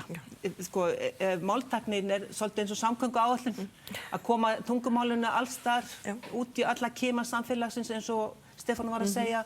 Ég myndi mannréttindamál, þetta er auðvitað mál fyrir okkur öll og ekki síst auðvitað unga fólkið. Við hugsum þetta öll til þeirra og við viljum auðvitað að þau geta nýtt íslenskuna þar sem þau eru og þau búa þetta í þessari tækni. Þau eru þar. Þau eru ekkert að nota hana en þau eru bara þar. Þannig að við vitum þetta öll en við megum bara ekki gleyma okkur af því að tíminn líður hratt og þetta er alltaf fleygiferð. Og við horfum með til framtíðar og veltum svolítið fyrir okkur. Við erum stödd hérna í miðri máltækni byltingu, sko. Það er alltaf stór orð, sko. En hvernig vitum við að máltækni byltingun er lokið? Að við höfum að það hefur orðið bylting. Hvernig þekkjum við það, Guðrún? Já, ég held að við vitum það nú kannski ekki alveg. Eins og byltingar það verða og svo unnið úr þeim og það kemur breytt ástand. Þannig ég er ekki alveg viss hvernig við vitum það. Við viljum að íslenskan komist út í alla þessa kima og það er auðvitað eitthvað sem og tæknin mun breytast, þannig að við erum auðvitað bara í þróun áfram. Þetta er svona viðvarandi mál eins og við bara lögum göturnar okkar. Ég meina að það kemur hóla á göturnar, við þurfum aftur að malbygga. Þannig að við hættum ekki auðvitað, leið við notum tungumáli meira, þá þurfum við kannski ennþá meira að gera nýja hluti. Þetta er bara spennandi og þetta er nýsköpun. Þetta er sköpun ekki bara þekkingar, heldur verðmæta. Og peningalega verðmæta, já, vissulega, en ekki síður bara alls konar verðmæta sem við getum ekki alveg fest hönd á. En Stefán, hvernig sér þú fyrir þér? Við komum út úr byltingunni. Já, hvenær lýkur henni? Það er auðvitað erfitt að segja, en ég held að sé ágætis líking að tala um þetta svolítið eins og samgöngumál. Því að því greiðari sem að samgöngur eru fyrir hjól og fyrir fallafólk og aðra, því greiðara er aðgengi fyrir alla. Og það sama á nákvæmlega við auðvitað hér. Að því auðveldara sem við eigum að tala við tækin, því auðveldara verður aðgengi fyrir alla og því eðlilegri hlutu verður þetta af okkar daglegu lífi og það held ég að skipti máli fyrir krakkan okkar. Þau eru á miklu meiri hraða heldur en við. Ég sé það nú bara á öllum mínum 5 börnum, hvernig þau ferðast þessa stafrænu heima, án nokkura vandræða og eru einhvers staðar stödd sem að ég get aldrei látið mig dreyma um að detta inn í og átta mig á hvað í gangi. En ég held að okkar hlutverk á þessum tímapunkti eru þetta bara að reyna að vinna eins vel saman og við getum og reyna að átta okkur á því hverjir eru styrkleikarnir í íslensku samfélagi. Og það eru gögnin eins og hér hefur verið nefnt og það frumkvæði stjórnvalda sem að líka hefur verið nefnt hérna að setja þennan pening í þetta. En líka þurfum við að átta okkur á því hvar getum við unnið saman. Til dæmis bara á sviði fjölmiðlunar, frumkvæði hjá Miðeind og Kjarnanum við yfirlesturinn held ég að skipti mjög miklu máli og þeir sem eru svona stærri á fjölmiðlasviðinu eiga líka að horfa til þessa því að við erum auðvitað ekki bara í svona samkeppni í þessu litla samfélagi hérna athyglina, heldur erum við í samkeppni við heiminn allan. Akkurat, sko. Og við erum eitt hérna svo mikilvægt að minnast þarna á ungu kynslóðina og ég hef stundum notað þetta sem dæmi, sko, ég á 9 ára tvítyngdanson og hvernig þegar við erum komin með öll tækin og tólin, hvernig fæ ég hann til að nota þau? Hvernig höfða ég til þessara kynslóða sem er núna alast upp í, sko, í þessari tækni? En það þetta mikil tækifæri í þessu, það hefur komið nú fram í morgun að fyrir frumkvæðla og bara því líka hérna á Íslandi vera stutt á milli aðila, stutt á milli opinbera aðila, háskóla, fyrirtækja, atvinnulífs og ég þá ekki tala endilega fólk þurfi að vera bundið að bara vera hér á Íslandi heldur verða til nýja lausnir sem jafnvel hægt að fara með til erlendis og þróa áfram þannig að fyrir ungu kynslóðina sem að fara inn í háskóla og velja sér vettvang, fyrir nokkrum árum hefði þetta ekki verið vettvangur til að fara inn í. Máltækni eða það var bara engin tækifæri.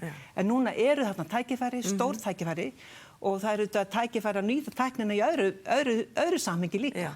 Að þetta er bara tækni nýjungar. Þannig að það er mjög mikilvægt að líka horfa á það þannig að þetta sé skapandi vettvangur fyrir nýtt atvinnulíf og þá þessi nýju kynslóð. Nýja kynslóð mun spjara sig. Við viljum þetta íslenskan sé þarna með, við viljum ekki að hún lokist inni í einhvern svona afkima ykkur starf inn í hotnum eins og mörg tungumál, við erum ekkert eina tungumáli sem er að hugsa þetta. Það eru mörg lítil tungumál, enska og nokkur heimstungumál. Flest tungumál, flestar þjóðir eru að hugsa það, hvernig höldum okkar tungu inn í þessum spennandi heimi. En vegna þess að það er hægt að sjálfvirku þýðingar, all þessi nýja tækni er að gera okkur kleift að geta einmitt opna þessar leiðir á milli tungumála. Ég meina við getum nota síman til að lesa kínversku. Ég meina hugsaðu ykkur. Þetta er alveg stórkostlegt tækifæri fyrir þetta unga fólk. Algjörlega. Sérðu fyrir þér að breytist mikið til dæmis miðlunin, þú ert í svo mikill í miðlun bæði í hljóði og í mynd og kvikmyndum og öllu efni sem að RÚV miðlar. Sérðu það fyrir þér að hún breytist, þróist einhvern veginn? Ég held að sé alveg borðleggjandi mál að það mun breytast í grundvallaratriðum. Ef við bara horfum 15 ára aftur í tíman, þá hvernig vorum við að hlusta á útvarp? Það var bara í gegnum útvarpstæki og sjónvarpstæki. Það eru 20-30 mismunandi miðlunarleiðir fyrir efni RÚV í dag. Hvernig mun þetta líta út eftir 5 ár, ég tala nú ekki 10 ár, hef ég ekki hugmynd en það eina sem ég veit er að það verða komnar einhverja nýjar leiðir, nýjir möguleikar og ný tækifæri og þess vegna er svo ánægilegt að sjá allar þessar rockstjörnur á sviði máltækni sem að ég en kannski það sem hefur komið mér inn að mest á óvart hvað þetta er ótrúlega öflugt og flott fólk sem er að vinna í þessum geira og ég held að þetta geti heillað ansi marga sem að hafa áhuga á því að leggja þessu mikilvæga máli lið. Akkurat, það er svo mikilvægt að við horfa til samvinnuna, við þurfum að gera þetta saman. Það er ekki hægt að bíða eftir einhver annar stökkum fram og leysi fyrir okkar málin. Þetta er okkar verkefni. Algjörlega, og ég held að fólk skilji það alveg, við skiljum það öll.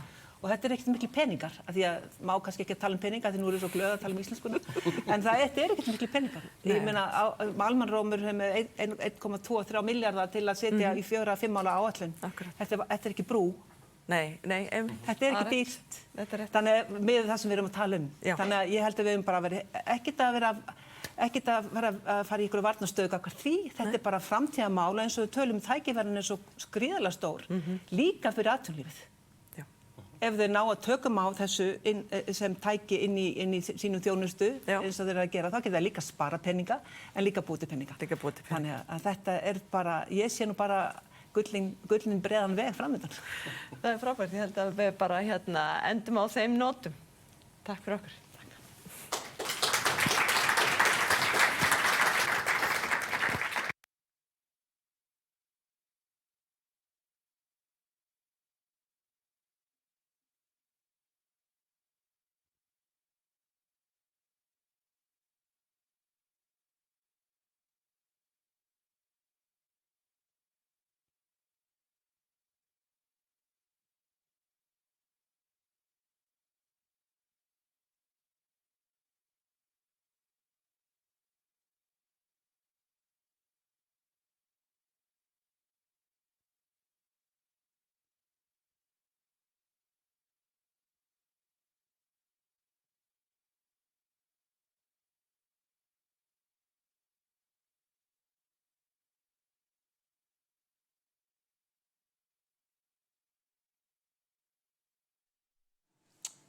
Já, góðan daginn.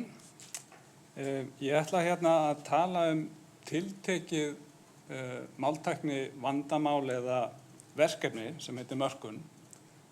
Og þetta verkefni sem við erum að vinna að í máltækniáætluninni og hefur reynda verið að vinna að svona endrum og eins hátt í síðastliðin 20 ár.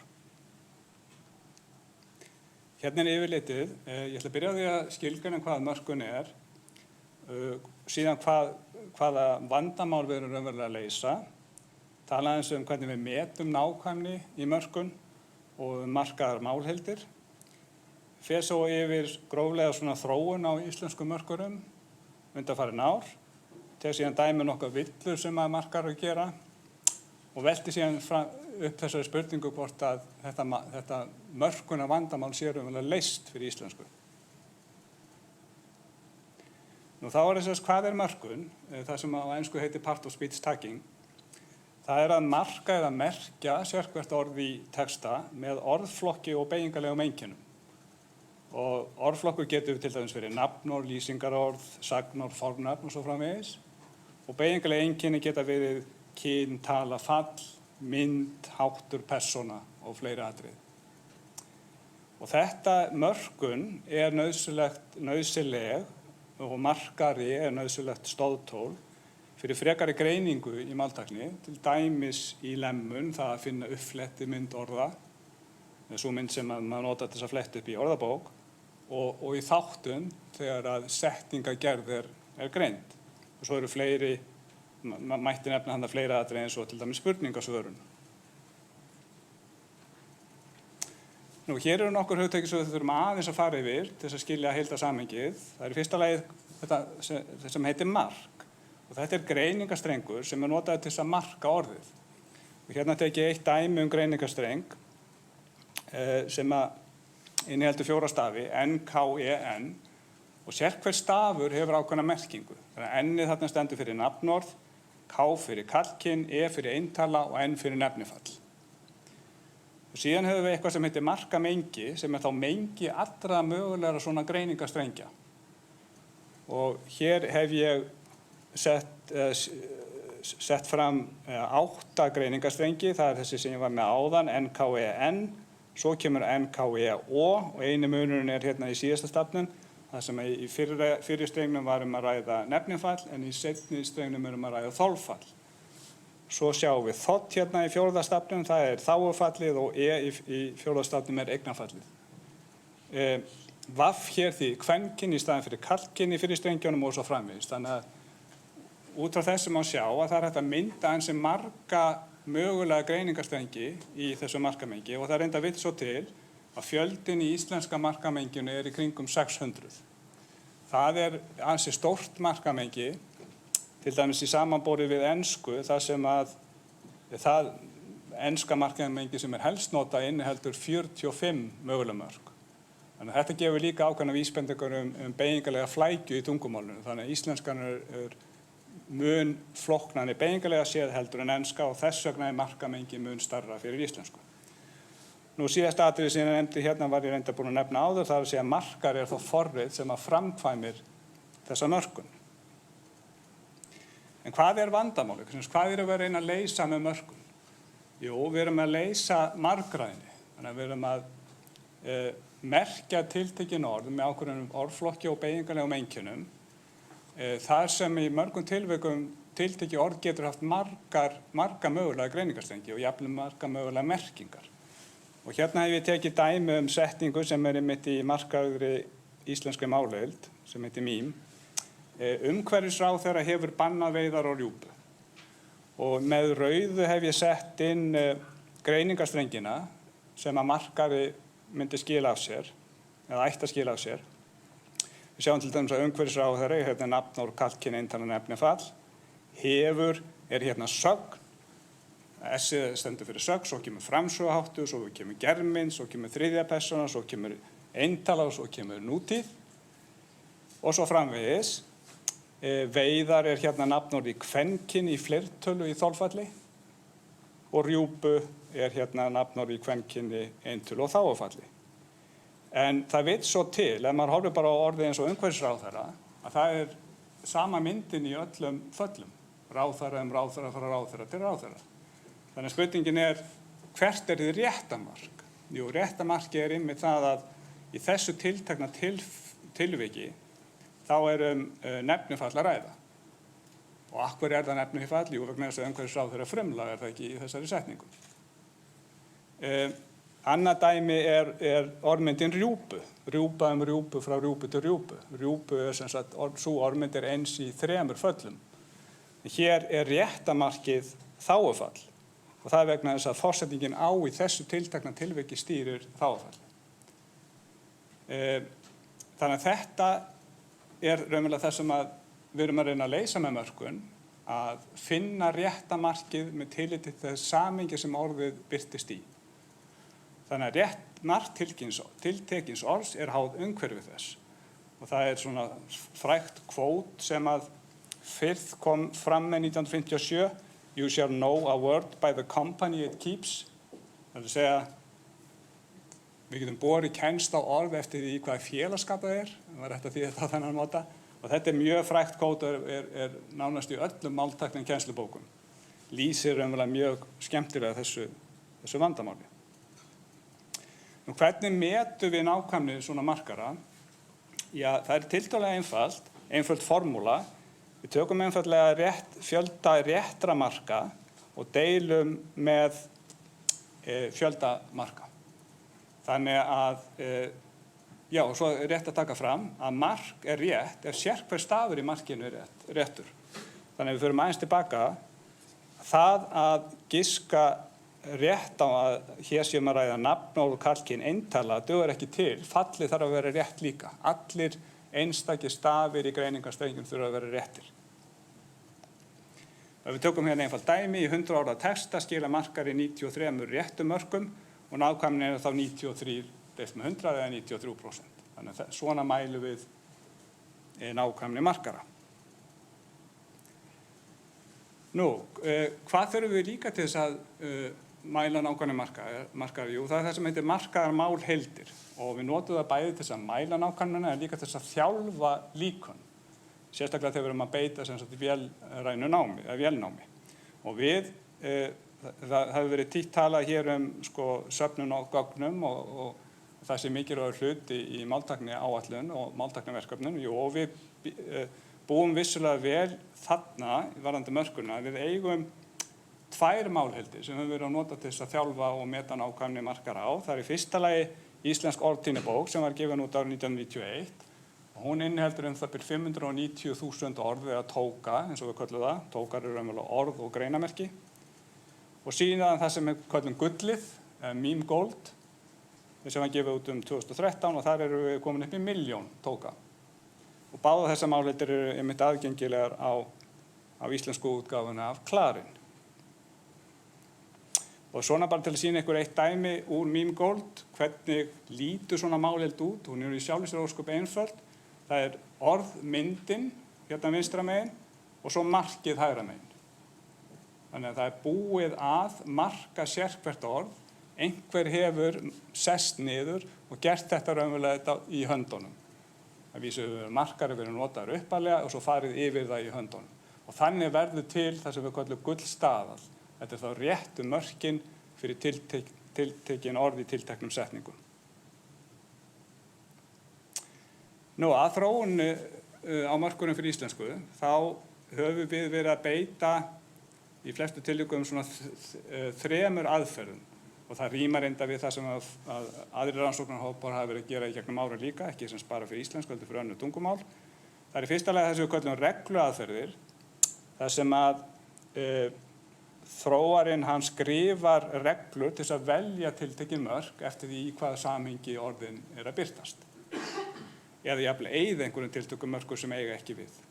Síðan eru það gagnaðferðir, þá erum við að, og þetta er það sem heitir data driven methods, gagnaðferðir. Þá er vélnámi beitt til að búa til líkan sem lærir af gögnunum, sem lærir einmitt af svona mörkuðum málheldum sem ég var að tala hérna áðan. Og í því tilviki þá þarf ofta að velja hvaða einkenni skipta máli í lærdóminu, til dæmis einkenni orðanna sem koma á undan, hver er orðflokkur orðsins sem kemur á undan, hvert er fall orðsins sem kemur á undan, jafnvel orðanna sem koma á eftir. Þannig að þetta er það sem á ensku heitir feature engineering, að velja þessi einkenni til þess að þróa líkanið. En síðan, það sem er nýjast, það eru þessar tauganeðsaðferðir sem að hafa allar síðust ár komið fram og hafa haft mikil áhrif á þróun í máltækni eins og svo sem í öðrum greinum í gervigreind. Það eru tauganeðsaðferðir sem læra sjálfar hvaða einkenni skipta máli. Þannig að það þarf ekki að fara í það að búa til eða höfundurinn þarf ekki að velja þessi einkenni sjálfur, heldur læri líkanið þetta sjálft og það er dálítið mikill kostur. Nú hérna er listi yfir þróun markara fyrir íslensku og þetta er dálítið gaman að fara í gegnum þetta svona þegar maður lítur öxl. Sigrún Helgadóttir má segja að hafa verið svo fyrsta sem var að gera ýmsar tilraunir með mörkum fyrir íslensku. Það var árið 2004 og hún var að prófa ýmsa gagnamarkara, data-driven aðferðir fyrir íslensku og þá náðist þessi nákvæmni 90,4% með því að nota orðtíðni bókina sem gullstaðal. Ég sjálfur í mínu doktorsnámi þróaði síðan það sem við kallum reglumarkara og þá sjáum við að nákvæmni fer aðeins upp í 91,5%. Síðan voru erlendir aðilar í Pennsylvania sem höfðu áhuga að vinna fyrir þróa markara fyrir íslensku. Þar fer nákvæmni upp í 92,1%.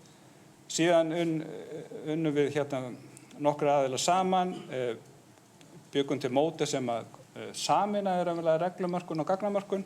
Þar tekst okkur aðeins að ýta þessu upp og þið sjáu þetta, við erum með nákvæmni svona smán saman að hækka með hverju árinu og með hverju verkefninu. Síðan 2011 þá notum við hérna beygingarlýsingu íslensks nútímamáls og setjum hana inn í módelin okkar og þá tökum við svona smá stökk upp í 93,5%. Svo kemur fyrsta einfalda tauganetið, 93,8% og síðan kemur smá bið fram undir 2019 þegar einmitt að djúptauganetin koma og þá sjáum við að það er dálítið stökk hérna úr 93,8% í 95,2% og síðan allra síðust ár í máltækniáætluninu höfum verið að vinna í mörkurinni líka og það fyrsta sem við gerum þá í fyrra, 2020, var þegar endurbæta þetta líkan hér og þá stökkum við úr 95,2 í 96,4 og svo núna, í ár, erum við að nota þessi svokallu BERT-líkön sem eru almenn stór mállíkön sem eru þjálfuð á gríðarlega stórum eða miklum textum. Í okkar tilviki erum við einmitt að nota risamállíkuna sem er kynnt hérna í innslagi hérna á undan. Og þá verður til sem sagt stórt mállíkan sem er síðan hægt að fínstilla eins og það heitir. Að fínstilla líkanið á tilteknum gögnum og í þessu tilviki annarkvort á orðtíðnibókinni eða gullinu, Meme Gold. Og þá sjáum við hér að við erum komin upp í, fyrir Meme Gold, 97,5%. Og það má kannski velta því fyrir sér, skiptir þetta öllu máli að hoppa úr, segjum, 94% hérna upp í 97,5%, er þetta svo mikill munur? Þetta er, í nákvæmni er þetta hvað, hérna 3,5%, en fjöldi, það tekst að fækka villunum hins vegar 58% þegar þetta stökk fer úr 94 í 97,5%. Þannig að þetta skiptir verulega máli að þróa markara sem ná sem hæstri nákvæmni. Nú, hérna mér langar aðeins að sýna ykkur líka bara dæmi villur sem að markarar gera. Hérna er ein setning úr Meme Gold. Þeir eru bara alltaf að segja sögur í tíma og ótíma af hversdagslífinu og samferðamönnum og gera það með slíkum bravúr að ævilega er unun á að hlýða. Réttamarkið, samkvæmt gullinu, er nafnorð karlkyn eintala þolfall, en besti markarinn okkar, hann spá fyrir þágufall í staðinn. Þannig að þetta er svona dæmigerð villa að gera villu í fallinu, sama hérna í ótíma. Hér og samferðamönnum og gera hér að ætti að vera sögn í framsöguhætti, germynd, þriðjupersonu, fleirtölu, vegna þess að frumlagið er þeir, það eru þeir sem gera, en markarinn, hann áttar sig ekki á því að sögnum að gera á við þetta frumlag þeir, heldur giskar á að þetta sé nafnháttur hér, þetta er nafnháttarmarkið. Þetta er vandamál sem að við máttum að glíma í mörkum mjög lengi að ef frumlagi mjög langt í burtu þá er erfitt til markarinn að hitta á rétta markið. En líkonin er orðin samt mun betri í þessu, sérstaklega tauganetslíkonin. Hérna er annað dæmið. Hann segist vera mjög stoltur af syni sínum þegar hann sér brosin sem færast yfir andlit þeirra Íslendinga sem heyra hversu góðum tökum hann hefur náð á tungumálinu. Hérna er andlit, rétta markið er fleirtala, F hérna stendur fyrir fleirtölu, en markarinn spáir fyrir eintölu, hérna E.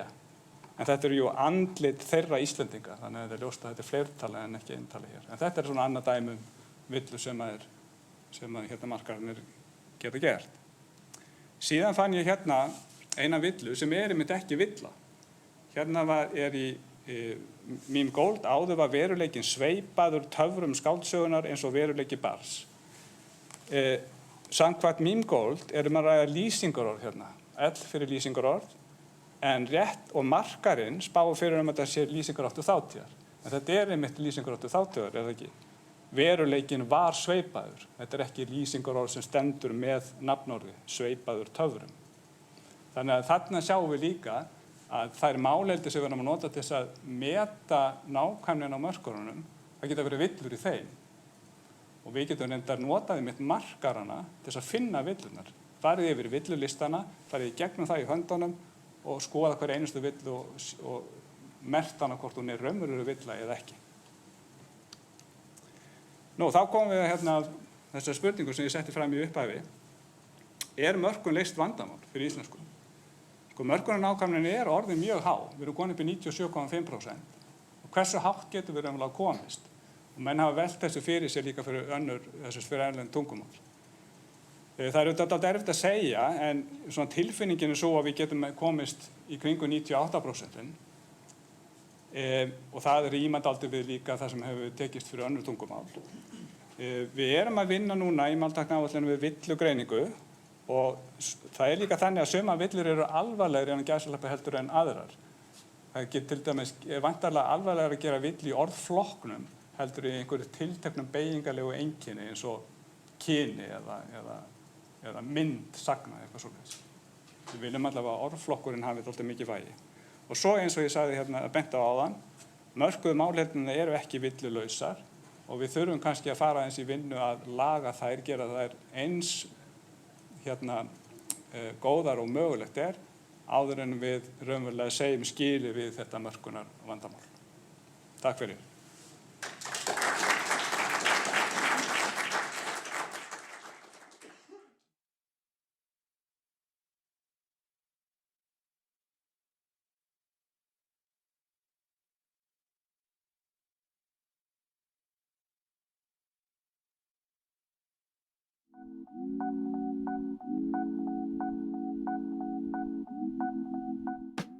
Við hjá Íslandsbanka höfum tekið heimsmarkmiðið Sameinuðu þjóðanna inn í stefnu bankans og þar á meðal nýsköpun mjög fyrirferðarmikil. Við sjáum í löndunum í kringum okkur að máltækni farin að verða afar fyrirferðarmikil og við teljum að það sé ekki spurning hvort heldur hvenær hún mun ryðja sig til rúms á Íslandi. Við leggjandi áherslu á nýsköpun ætlum að sjálfsögðu að vera í fararbroddi þar og munum leggja áherslu á samstarf við innlend og jafnvel erlend fyrirtæki til að styðja við framgang máltækni og notkun máltækni á Íslandi. Við teljum að þetta muni vera ekki bara okkar viðskiptavinum heldur vonandi öllum landsmönnum til hagsbóta þegar að fram í sækir. Við gerum mikið af notendaprófum með okkar viðskiptavinum þar sem við vinnum einna helst í upplifuninni, flæðun á vörunni og tungumálinu. Markmiðið að viðskiptavinur skilji hvaða vöru við erum að bjóða honum. Undanfarin ár höfum við lagt mikla áherslu á að einfalda og létta allt okkar tungumál í öllum okkar stafrænu dreifileiðum sem hefur skilað mikilli ánægju og aukinni notkun. Því við vitum að góð upplifun í stafrænu lausnum getur gefið okkur forskot á markaði og þangað ætlum við. If we go back to the essence of banking, it's all about trust. It's all about knowing that the person that's promised to pay you for a certain product or service is good for the money that he promises you. Now, if you go back to how we create trust, that is through the use of language. In order to be able to know that the person you're putting your trust in is sincere, it is about understanding the person firstly, being able to communicate to that person, and knowing that they are authentic. And that's the role that banks have been playing over the millenniums. Now, we've been going into the digital era, and Íslandsbanki is no different. We are focusing about creating digital experiences for our clients. But when we think about that, it is important for us to recreate these human experiences within the digital channels. It's important to create that emotional connection that we have built up with our clients over the years, but in a digital concept. Now, in order to do that, we need the power of language. It is surprising for people to realize that the smartphone, the original smartphone, the iPhone, only came out in 2007. Yet today, it is pervasive and we take it for granted. And similarly, I believe language technology will fundamentally change the way we look at banking applications in the future. Gone are the days of having to go into an app and hoping that it is understanding my needs and translate it into my language. Can you imagine a world where you are logging into your banking app, not having to worry if it's been translated into your mother tongue? It will just work. But actually even better, in the future you will not be logging into a banking app. You'll be talking to your devices and you will be ensured that the device understands you and the person on the other side will be able to meet your requirements as you need it. And we will ensure that we will building the trust and maintaining the trust that we have built over the years.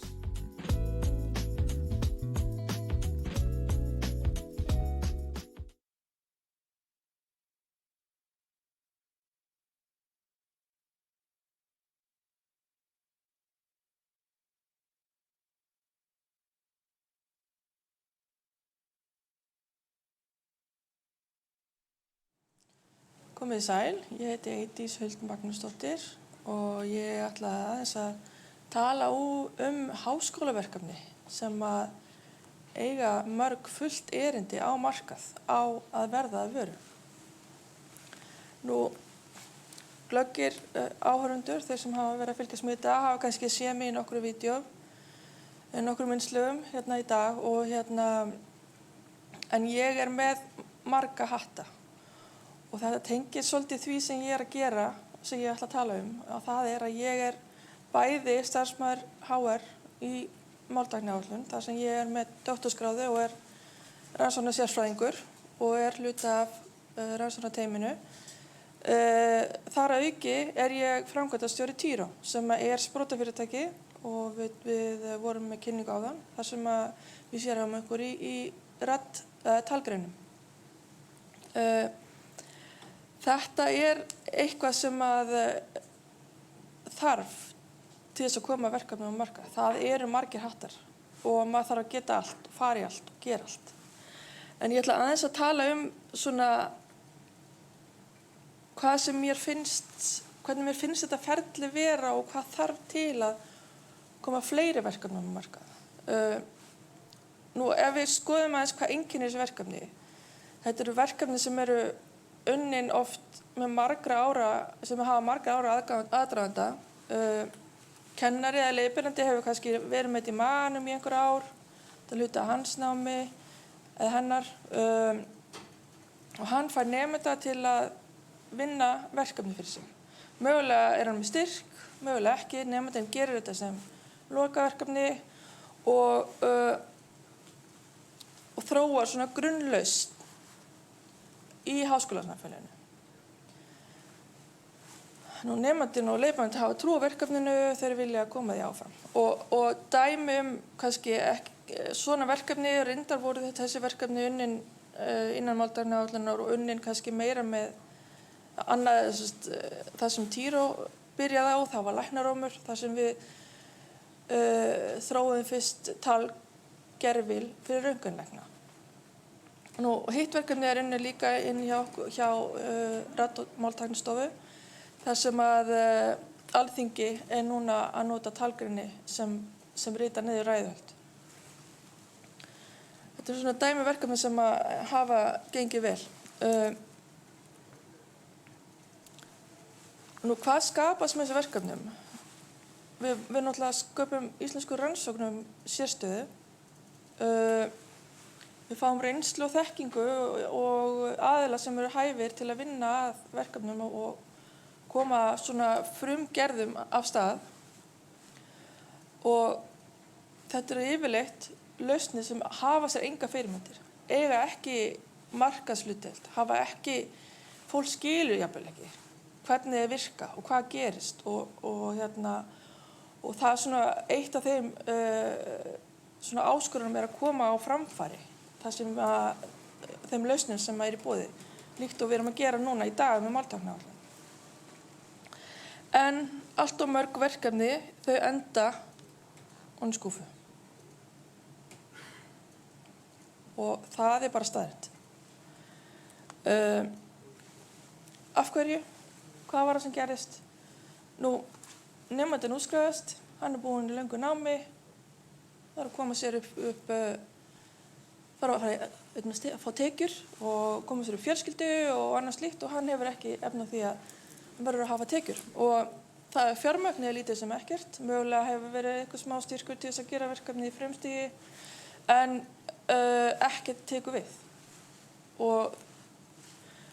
Og leiðbeinandinn mögulega heldur áfram að reyna að fá fjármagn, reyna að vinna verkefni áfram með fleiri nemendum og þetta tekur óralangan tíma.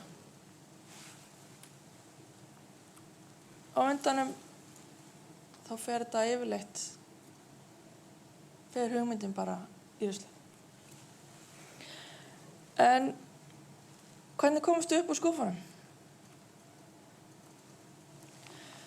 Við tekur þá nýsköpunarumhverfi og það ekkert grín fyrir einn aðila að standa að. Þú þarft eiginlega að geta allt eða þú ert frumkvöld, nýsköpunaraðili. Þú þarft að geta stofnað og rekið fyrirtæki, þú þarft að fjármagna þig, þú þarft að mynda tengslanet, þú þarft að hanna vöruna, búa til nýjan markað mögulega fyrir vöruna. Og það það sem máltækniáætlun, stærsta áskorun máltækniáætlunar, að búa til þennan markað og fólk átti sig á notagildinu í talgreiningu og máltækni yfir höfuð. Það þarf gott samstarfsfólk sem kannski tilbúið að vinna fyrir lítið, en þetta svona ofsalega mikið, eins og ég kalla hösl á lélegri íslensku. Og greiði maðurinn alveg búðar. En nemandinn kannski, eða leiðbeinandinn. Hvert þetta að leita? Það ákveðin bjargráð, en svona lauslega fyrirtæki, það að leita til fyrirtæki sem kannski hafa áhuga fyrir utan, það fyrir utan starfssvið háskóla að reka fyrirtæki. Það bara staðreynd. Háskóli menntastofnun. En þeir hafa, og ég veit náttúrulega ekki hvernig þeir Háskóla Íslands, en Háskóli Reykjavík hefur stutt vel við frumkvöðla, gert eins og þau geta. Styrkjaumhverfið hefur reynst sumum verkefni vel. Það ekki, gallinn við það lítið af peningum til skiptana og það flókið að sækja það mikil vinna og þú jafnvel að sækja aftur og aftur. Og þá ertu komin kannski með vöru sem úrelt aftur. nú var ég að skoða með nýsköpunarmiðstöð, það er einhver óvissa með hana, það er vonandi, það er búið að vinna áætlun og kannski er einhver óvissa og erfið staða af því það er ekki búið að ganga frá því hvernig hlutinni verða og fólk veit ekki alveg hvernig á að leita. En það er vonandi allt í bóta og verður þá gott umhverfi sem kemur þar inn. En ég held fyrst og fremst og kannski það undirstrikast af því og við getum lært af þessari máltækni verkefni sem hefur átt sér stað er að allir verða að vinna saman. Allir verða að taka þátt. Allir verða að leggja í púkið og ég held að okkur sé að takast það. Við erum komið með svakalega mikið og margt í máltækniáætlun. Ég held að það þurfi bara að mitt mat er að það þurfi að grípa þessa frumkvöðla sem er að koma úr náminu og hjálpa þeim fyrstu skrefin með verkefnin sín. Af því þeir standa kannski uppi og hafa enga möguleika að afla sér tekjur og þurfa einhvern veginn að koma sér áfram.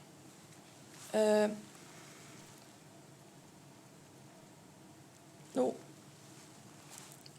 ég ætla bara að leggja áherslu á þetta tengslanett, allir vinna saman og úr þessu hefur orðið Tíró, sem sagt, úr háskóla, frumhugmynd á síðan 2014 byrjuðum við á þessu verkefni.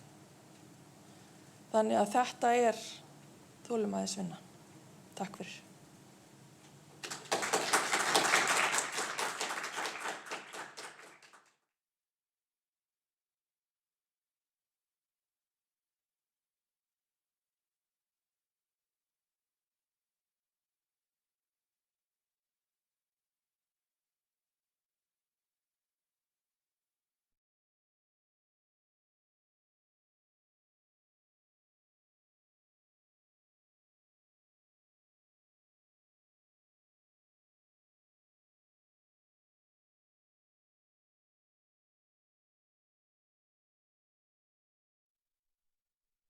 Hello, my name is Sebastian. I come from Linksoft, solution architect there. I'll share my screen for you, and I hope somebody shouts if you don't see it. Let's see. Share the full screen. It's the easiest for me. All right, I ended up with a very long title today, but it summarizes what I'm going to talk about. So I'll talk about our perspective on academic collaborations and public funding for making good NLP solutions for Finnish and Swedish.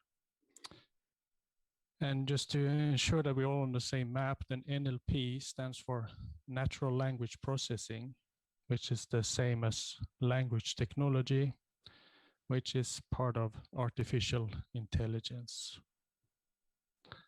Let's see, there should be a slide change there. All right. So Linksoft was founded already in 1986, and we've been doing language technology development since then. And our main areas of business is in Finland and Sweden. We would like to do more in the rest of Nordics. And we've also done quite a lot in other languages. We did spell checkers for Microsoft for many languages, for example, Finnish, Swedish, but also Catalan and Kazakh and some other languages. So we regularly collaborate with national and international organizations in various research projects or research and development projects. But we're also a company, so we sell stuff. And I'll introduce our NLP assisted service design. So this is pretty much a list of what we sell. We sell mostly translations, closely followed by subtitling and transcription. And we use NLP as part of these processes to make them more efficient or to enable things that wasn't possible without it. Our customers, though, they don't always care how we do it. They are interested, or most often, in the end product. So if we use machine translation or not is optional, but the important part for them is that we deliver a translation back that follows the standards and guidelines that they want. Same with subtitling. They don't care if we use speech recognition, they want a subtitled video back. We care, however, and it's part of our sales argument that we do use modern technology to make our processes efficient. So we have a sort of microservice software architecture, which is partially the consequence of these collaborations that we have done. So it's very easy for us to integrate open source components or third-party components and put them under the same hood. So for example, Icelandic speech recognition would be very easy for us to integrate here. And then RUV could have the same platform as Yle and SVT are piloting with, or your hospitals could use the same as our hospitals are using. It was very, very easy. So the general process for these NLP assisted services looks like this. So to the right, we have a development cycle where our NLP tools are continuously developed and continuously improved. And then to the left, we have a cycle, a production cycle, where we do stuff that the customer wants. So in the case of translation, for example, the customer interface could be a simple email with a PDF attached. And that PDF gets a little bit of pre-processing, but then it goes through our machine translation. And then it goes to a professional translator that checks the machine translation and edits anything that went wrong. And then we send it back to the customer. These parts are sort of optional. The NLP part is optional. You don't have to use it. And you don't have to use a professional human post-processing. You can just use the machine translation straight if that quality is good enough for you. In some cases, we provide the human, the professional human, and sometimes the customer takes care of it themselves. So if we take the example of a medical transcription, for example, the customer interface would be a sort of web browser text editor, and the doctor speaks in the microphone, and this data goes through our speech recognition, and it comes out as text on his or her screen, and then it's up to the doctor himself or herself to edit if needed and put it in the journal system.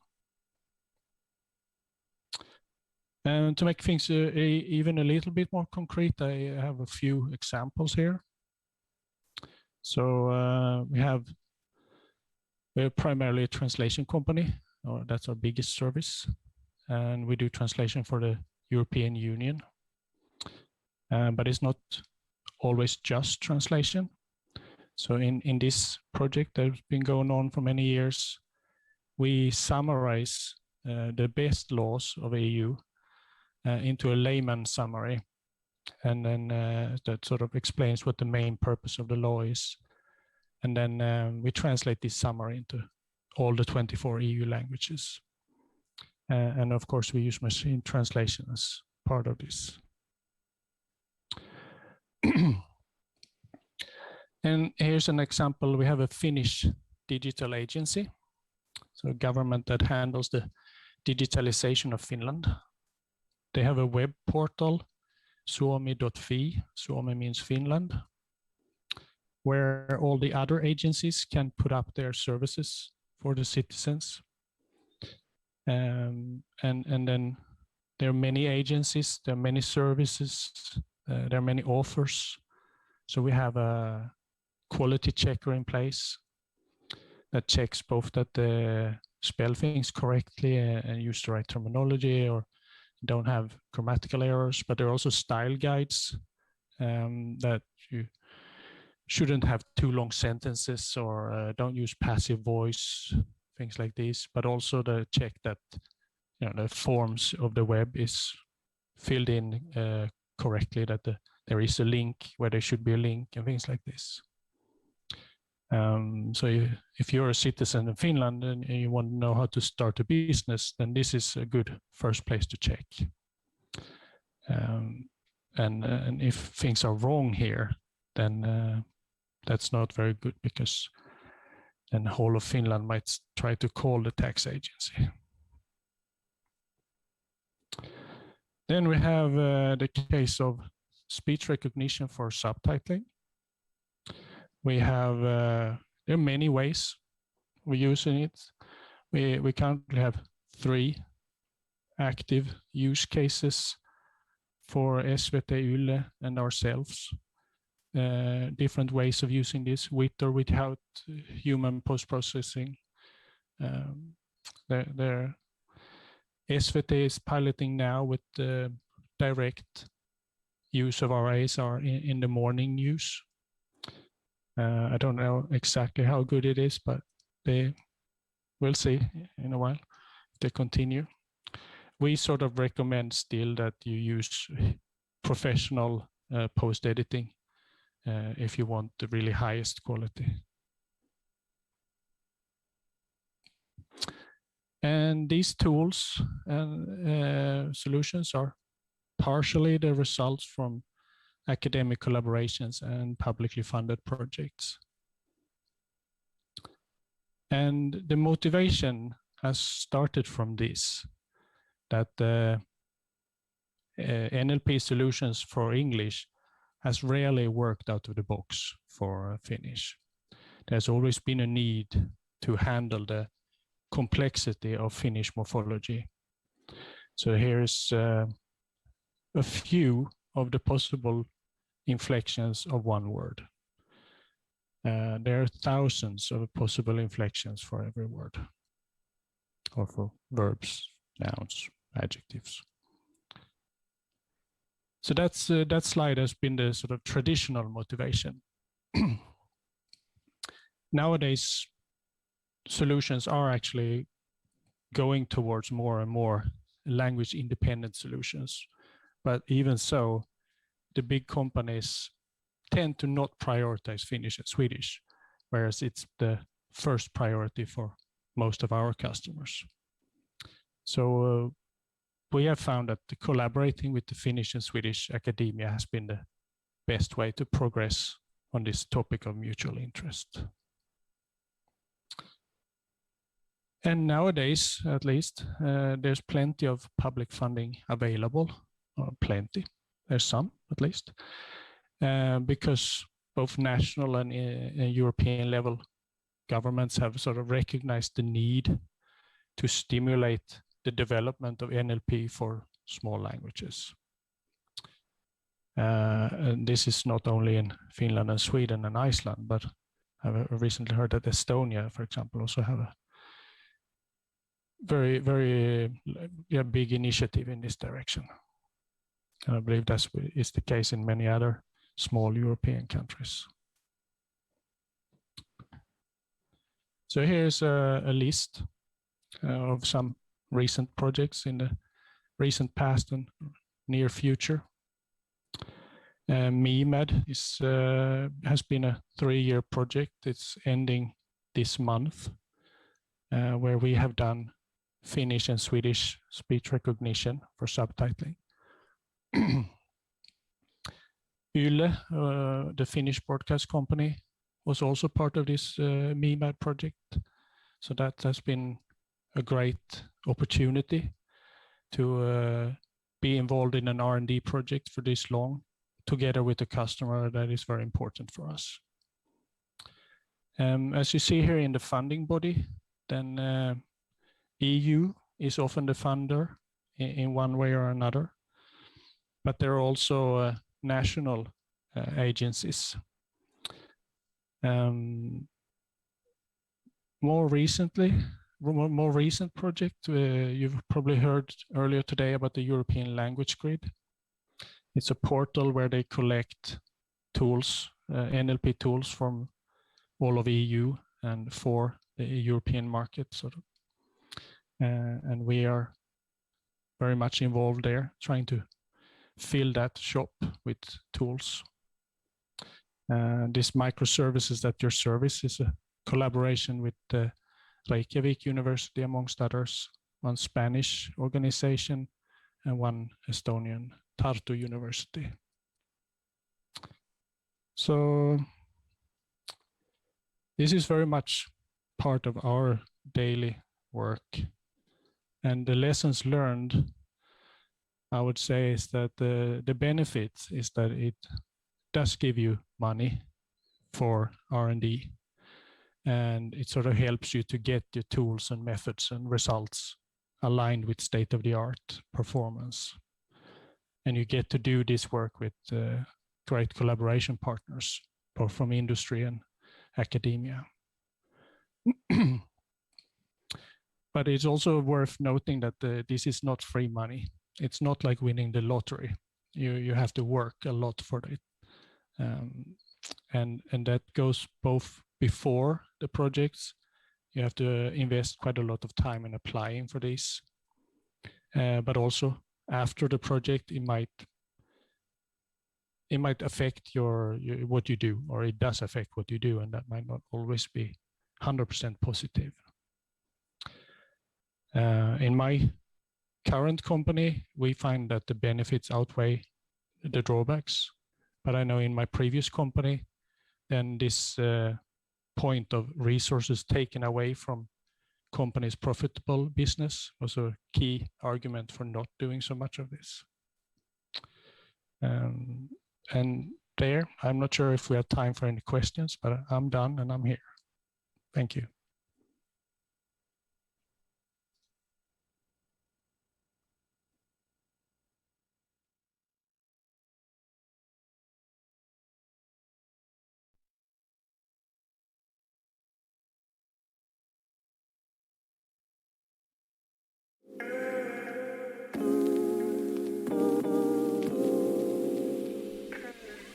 Eitt af kjarnaverkefnum í máltækniáætlun ríkisins er þróun stóðtóla. Stóðtól eru grunnhugbúnaður sem nýtist að mörgum sviðum máltækninnar, til dæmis við upplýsingaútdrátt og spurningasvörum. Stóðtólin vinna með íslenskan texta, greina uppbyggingu hans og merkingu og eru grundvöllur flóknari vinnu. Til þess að sinna viðskiptum þurfa fyrirtæki að geta svarað spurningum viðskiptavina sinna. Hér sjáum við frekar almennar spurningar sem auðvelt er að fá svar við á Google, að minnsta kosti ef enska er notuð. Við getum flett svona spurningum upp á Google, fundið vefsíðu sem inniheldur hjálplegar upplýsingar, en við fáum ekki svörin beint út. Til þess að svara svona spurningum þarf bæði mun meiri merkingagreiningu og ítarlegri upplýsingar. Fyrir fyrstu spurninguna þarf í fyrsta lagi að vita hver forseti Íslands er, vita hvenær hann fæddist á íslenskum tíma og svo framvegis. Ímyndum okkur að við viljum safna upplýsingum kaup og sölu á fyrirtækjum til að geta þægilegan máta haldið utan eignarhald þeirra og virði. Við gætum lesið hverja einustu fréttatilkynningu sjálf og uppfært gögnin okkur í höndunum, en það tæki mun meiri tíma en þörf er á. Tökum loks dæmi Jón. Hann leitar að umhverfisvænni þvottavél. Hann gæti leita sjálfur á vefsíðunni og reynt að finna nauðsynlegar upplýsingar djúpt grafnar þar, eða haft samband við símaver og hlusta á lyftutónlist á milli þar sem honum er tilkynnt að hann sé númer 18 í rauðinni. Það er dýrt að reka símaver og það kostar tíma starfsmanna að svara spurningum, jafnvel sömu spurningunum í sífellu. Með máltækni er hægt að svara svona spurningum á sjálfvirkan hátt og á réttri íslensku. Jón getur þannig haft samband við spjallþjón á vefsíðunni hvenær sólarhring sem er og fengi allar þær upplýsingar sem hann þarf fljótt og örugglega. Skoðum þá hvernig farið er að því að svara spurningu Jóns á sjálfvirkan hátt. Jón spyr spjallþjónin: hvaða þvottavélar frá Samsung er í orkuflokknum A+++? Tilreiðari tekur fyrirspurnina og skiptir henni í setningar og orð. Markari finnur orðflokk fyrir hvert orð og beygingaleg einkenni sem skipta máli. Þannig er hvaða spurnarfornafn, þvottavélar er nafnorðið fleirtölu, frá er forsetning og Samsung er sérheiti. Nafnaþekkjari ber kennsl á öll sérnöfn í textanum og flokkar þau. Hér eru þá sérnafni Samsung sem er nafn fyrirtækis og A+++ sem sérheiti á þessu sérsviði. Þáttari sameinar loks orðin í setningaliði eftir hlutverki. Þannig hvaða þvottavélar spurnarnafnliður sem segir okkur hvað spurt. Frá Samsung forsetningaliður sem nánari tiltekning á því sem spurt Orkuflokknum nafnliður sem sá eiginleiki sem leitað eftir og A++ nafnliður sem segir til gildi eiginleikans orkuflokkur. Þegar við vitum hvað spurt, getum við leitað í gagnagrunni og athuga hvort svari finnst þar. Þegar við höfum svari í höndunum, tökum við upprunalegu spurnarsetninguna, umbreytum henni í fullyrðingu og skiptum spurnarliðnum út fyrir rétt svör. Dæmi hér á undan var þvottavélar, en hægt að laga stóðtólin á ólíkum sviðum með sérhæfða orðnotkun. Sömu lögmál gilda vinnslu og greiningu upplýsinga úr annars konar texta, hvort sem að ræða fundaskrár, lyfjafylgiseðla, lagagreinar, dómsúrskurði eða eitthvað allt annað. Við getum beitt svipuðu ferli til að fylla út í gagnagrunnin til að byrja með. Þá eru fullyrðingasetningar tilreiddar, markaðar og þáttaðar í þeim tilgangi að hægt sé að veiða viðeigandi upplýsingar upp úr þeim og fylla út í gagnatöflu. Við getum unnið upplýsingar upp úr þessari frétt á kauphöllinni til að fylla út í gögn okkar kaup og sölu á fyrirtækjum. Í fréttinni eru ófullkomnar upplýsingar dagsetningu, 2. desember síðastliðinn. En með því að tengja hana við útgáfu dagsetningu fréttarinnar getum við fengið nákvæma dagsetningu. Þegar upplýsingarnar eru komnar inn í gagnagrunnin hægt að nota hann til að svara spurningum. Stóðtólin eru grunnurinn að flóknari úrvinnslu og hægt að nota þau sem byggingareiningar í ýmsum máltækniverkefnum, eins og í leitarvélum á netinu, yfirlestri texta, þýðingum, spjallþjónum og talgervingu. Möguleikarnir eru endalausir.